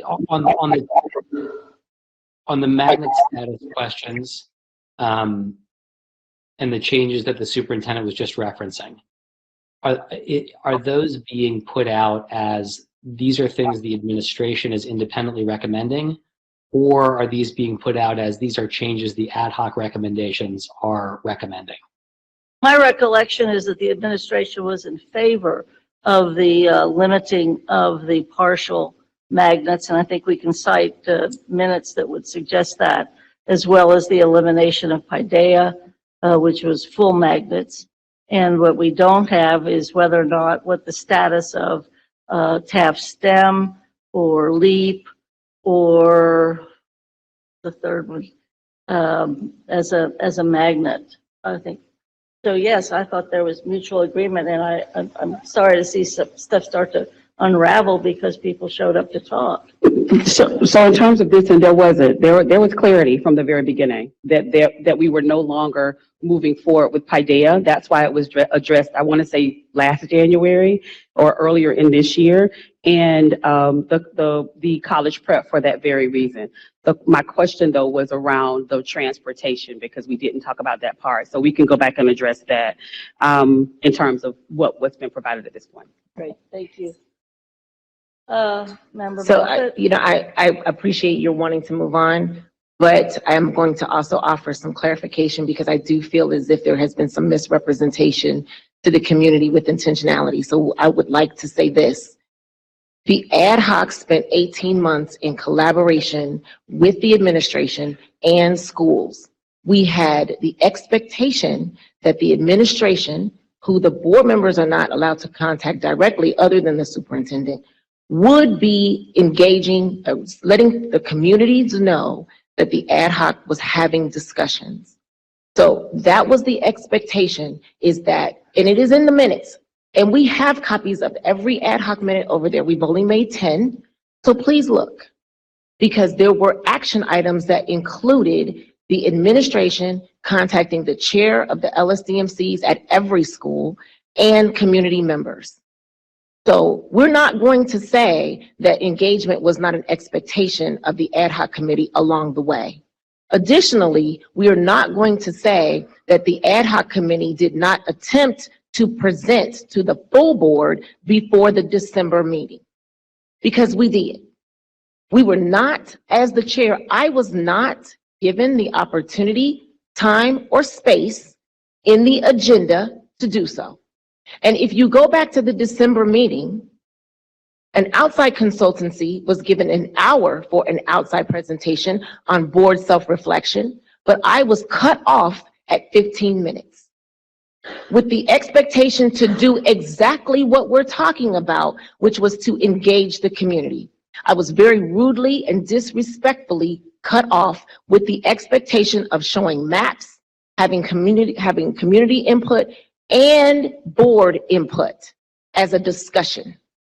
So while I told the former President Lindy that we weren't ready for a final presentation, I did tell the former President Lindy that we would be able to offer some updated reports, and I was denied. So we're not going to sit here and throw Dr. Moffitt under the bus like Dr. Moffitt recommended closure of schools, because I did not. This committee spent a significant amount of time trying to engage the community on what they expected. We heard middle schools through the process, which is why we got there. I live in Avondale. I went to the Avondale Community Council meeting and told them in November, I'm chairing ad hoc, and I don't want you to have discussions about you without you. They were never invited. That is disrespectful also for principals of these buildings, families of these buildings, to not be told to come to this meeting and to not be told to engage or even given the information. And they were told that. And I know it because I heard it. So I'm sorry, I don't mean to be disrespectful to my colleagues, but what we're not going to do is sit here and throw people under the bus intentionally and act like they are blameless when they are blameless. The ad hoc reports were never intended to be done and executed with fidelity. We spent 18 months on a report that just basically got sent to the garbage can, and then in January, the excuse is, okay, well, you know what? We tried. You don't have to try hard to engage community. We could have surveyed the people that were here today. We had 604 people online. We had 200 or 300 people in here. I heard resource coordination. I heard consolidation, but what we heard for 18 months was that they were not engaged. The marketing of our schools is lacking, and engagement is too. So we're not going to throw me under the bus.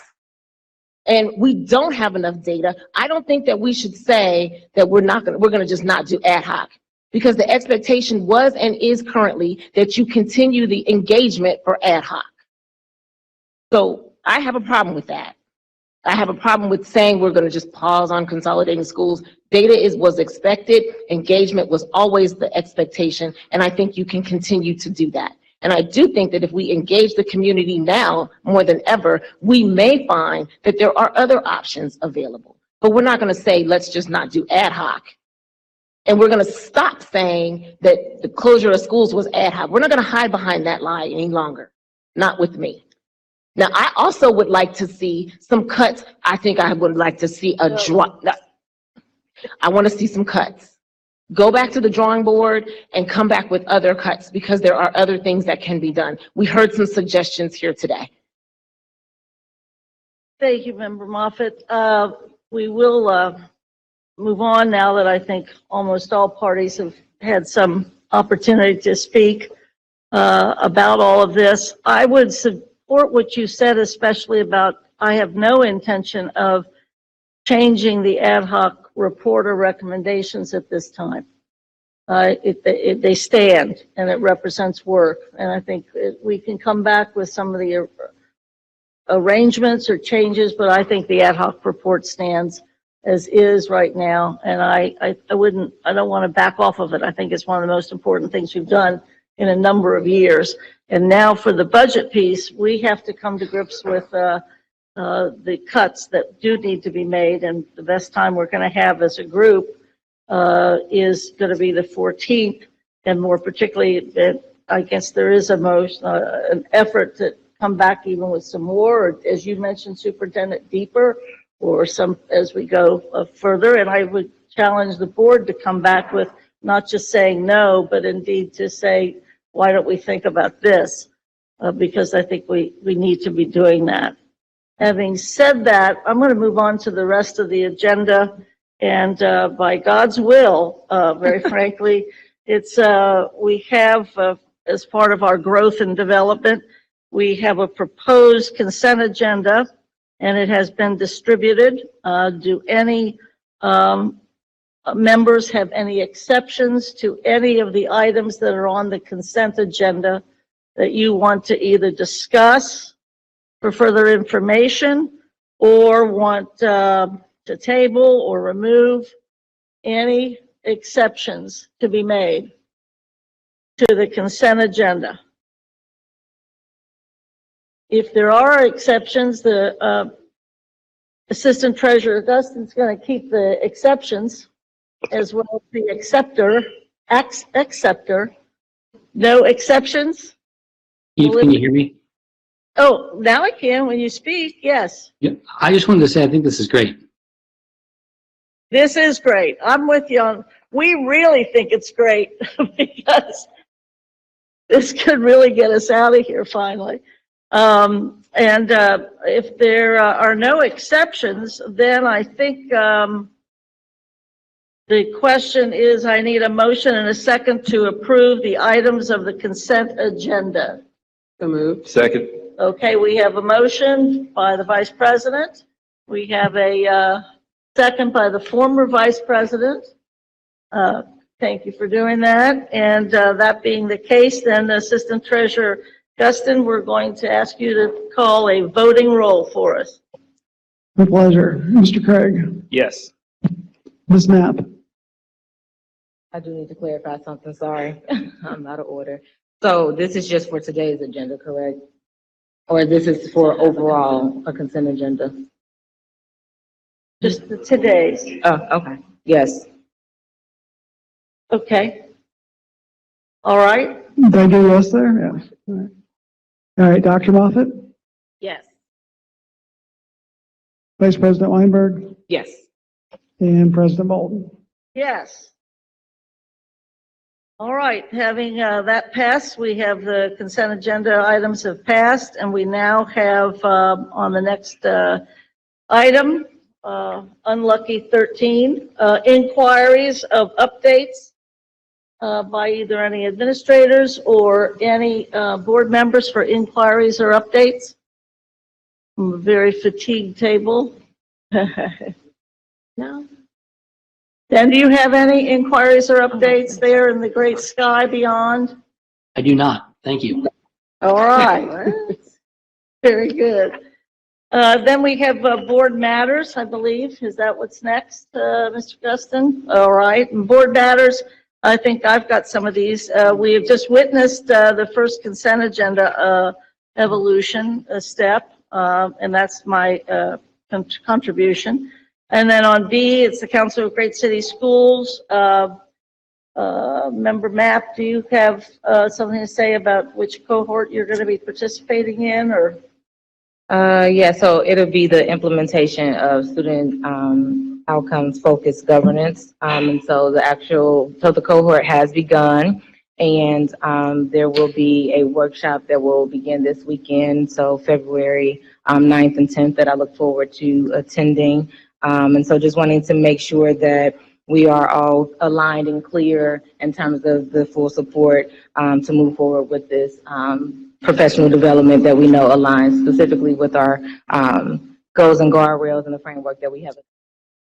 Fantastic. Thank you for telling us that, Vice President. I just wanted to say congratulations and good luck. I think that for the record, the board was always aligned. It's just we wanted to ensure that you had the choice on deciding where you wanted your professional development dollars to go to. So thank you. And then also in this item, Craig? Yeah, I just want to also highlight the fact that board member applied and was selected as part of the cohort. So it is also not just that she gets to just say she went, or that she gets to go, but that she was recognized in her application for being someone who would gain a lot of benefit from and really excel in. And so I think that's also part of the fact that we have added someone to a noble seat left by former Vice President, former President, get out former of Board here. Member Jones. Get out of here. But I think, again, welcome, benefit for you to be selected. So. And I think where the board is, whether it's the strategic plan or whether it's ad hoc or whether this budget, I think we're in that period of implementation. So I know the superintendent is pleased to have another compatriot in the effort of implementation. Appreciate it greatly. On self-evaluation, Can I ask on the same topic? go ahead. In our last board meeting, there was a piece of the treasurer's report that got pulled to enable Member MAP to do that. Did that go through tonight in the treasurer's report? Do we need to do anything to make sure she has funds for that? She does have funds. She has funds left over from former president, former vice president, former whatever, Mrs. Jones. And so I think we're covered that way, and this will count as an assignment. And so we will be able to fund her as need be. Great. If I have not used any of my funds for this year, and if we needed some, I wanted to offer mine. Great. We're going to all call you about that. Thank you. And I will say that may be necessary. Okay. And then we also have very quickly, also Great City Schools. We have contacted Cindy Elburn, and we are working through the self-evaluation. I think all of you got a copy of that last meeting time. And right now what we're working on, interestingly enough, two things. One, consent agenda, and another reference made by Member Craig about kind of operations and how we kind of model ourselves and figure out how we behave and what have you. And that under Great City Schools is the development of a adoption of 1 to 5 guardrails on its own behavior, and then begin evaluating itself against those quarterly. So I think if you can kind of take the lead on that, Mr. Craig, and then we'll be working on the consent agenda. And I really want to thank board staff, especially on this consent agenda, and all the people who have done a number of bits of research on all of this to get us to even this far, and we'll keep playing that out. Also, board members, quickly, we need you to sign up for graduations. Yay! And here is that item. Now, I think we're good with the appointments. If you'll pass your way and I'll pass this way in a bit. I think I'm right now I'm in the position of appointing myself to the CRC, at least temporarily. If that is okay, I've asked everybody, and I seem to be last soldier standing. So appreciate that, and I will be working on that. Now that we've got that done, are there any assignments? Sorry. Any assignments? Well, cut deeper and different. And were we in agreement to remove the schools for the 2.36? I know that's the first question I'll get tomorrow. Remove what? The schools for consolidation. Were we in agreement to remove those? I was going to stand by the report, but I think we can certainly say it's not going to be happening for this year. Okay, perfect. Thank you. But I think the reality is the community also needs to know that there are reasons why we will have to have consolidation. And unlike Columbus, and unlike many other of the districts in this state, or unlike the Fordham study, we never said the word closure. Correct. So right. I think that's important for the community to say, but consolidation is something that is going to be happening. Right. Thank you. Whether it happens as a budget reason or not, it won't be happening necessarily next year. Perfect. Thank you. For those two schools. Yes. So I have a question. This is, I guess, for the full board as well as Superintendent Wright. We recognize that today was very intense and several community members did speak. And I'm wondering about, I guess, Superintendent Wright, what are your concerns in terms of ensuring that we have that level of trust and rapport with our constituents, because I don't want us to negate that this is something that has come up, and I think is something that's very real within our district. And so I'm just curious to know, what do you think we are able to do to ensure that there's that level of repair and support for our community, to know that we are doing our due diligence to make sure that we are operating in a transparent way and also in a way that honors them as well. Thank you for the question. I think that it goes back to where I believe that we ended a part of the conversation in December.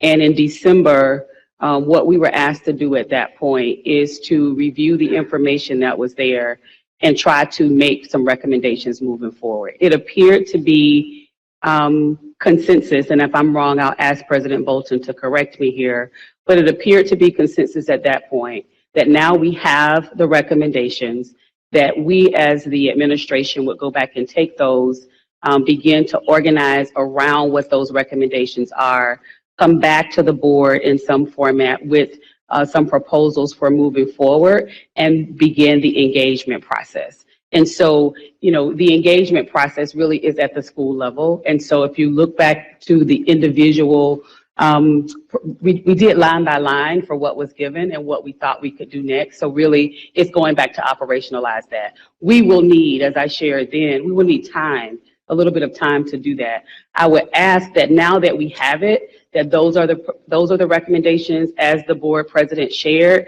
that now just let us work through that so that we can bring something back to the board based on what's been provided to us. The reason I wanted to get to closure to the piece about, at least for the consolidations for next year, is because that's going to be the question that I get from principals first thing in the morning. And so I wanted, it sounded like that's where we were, but I was not sure. So I wanted to make sure that we added clarification there so that we can also give messaging for those schools and those school communities so that they know in terms of that conversation moving forward, and then what the engagement overall process would look like from the administrative side of that, what that would look like. And not to belabor this, but what I'm talking about is the consolidation regarding Douglas and Evanston. The South Avondale and Rockdale was always, in my mind, was a grade split, which is a form of consolidation, I guess. But I would hope that the administration that came back very, very courageously and correctly with the suggestions you did on that Saturday, the 27th, that those things continue to move forward. This is not a way to delay the whole report. That's why I say the report stands. We take it. Okay. We understand. I just want, now that we have it though, what we said we would do from there is take what we have, now begin to operationalize what that looks like so we can come back to the board and then doing it. I think that's great. And I think what I've also suggested that Saturday was a general kind of town hall experience, not just this fragmented, we'll talk about to this school about this, and the board can just sit up here and take it or dish it or whatever. I think we need to have that kind of general community engagement about the ad hoc report and do a lot of education about it, very frankly, because some of the folks were realizing, hey, there are some reasons that you're doing what you're doing. Member Moffitt? I also do like Board Member Mapp's suggestion around board administration engagement. I heard some of the community members very clearly express concern and remind us that we are voted in elected officials and we have a responsibility to them. So I am very, I do want engagement, but I also think that the board needs to have some involvement with that because we did have an ad hoc committee. I don't want misrepresentation and misunderstanding around what the ad hoc intentions were and what the expectations are moving forward. So I think that I would ask, and I don't know if this needs to be a formalized assignment, but I would ask that engagement around the consolidation or the grade splitting of those 4 schools happen in tandem with a board member's involvement. I have gone to the community councils and I'm going to continue to do that. So I'm going to engage the community, but I also think that when a survey comes out, we need to be aware as a board member, I think we need to be aware of what that. Hey, Rob. Keep going, okay. I do think that with respect to the engagement to the community, I would like to see what's going to be going out so that it's clear and there's no misrepresentation. Thank you. What we'll do is, let's figure out a kind of a general approach, big time public education engagement, as well as the individual engagement that has to occur school by school. So I think it's at least two planes, if you will, and I appreciate that. Any other assignment? Timeline on that, President Polden? Hearing none, the chair will happily entertain a motion to adjourn. Who might say that? So moved. Excellent. Second. Let's see, we're writing down when we adjourned, and we are adjourned. We don't need to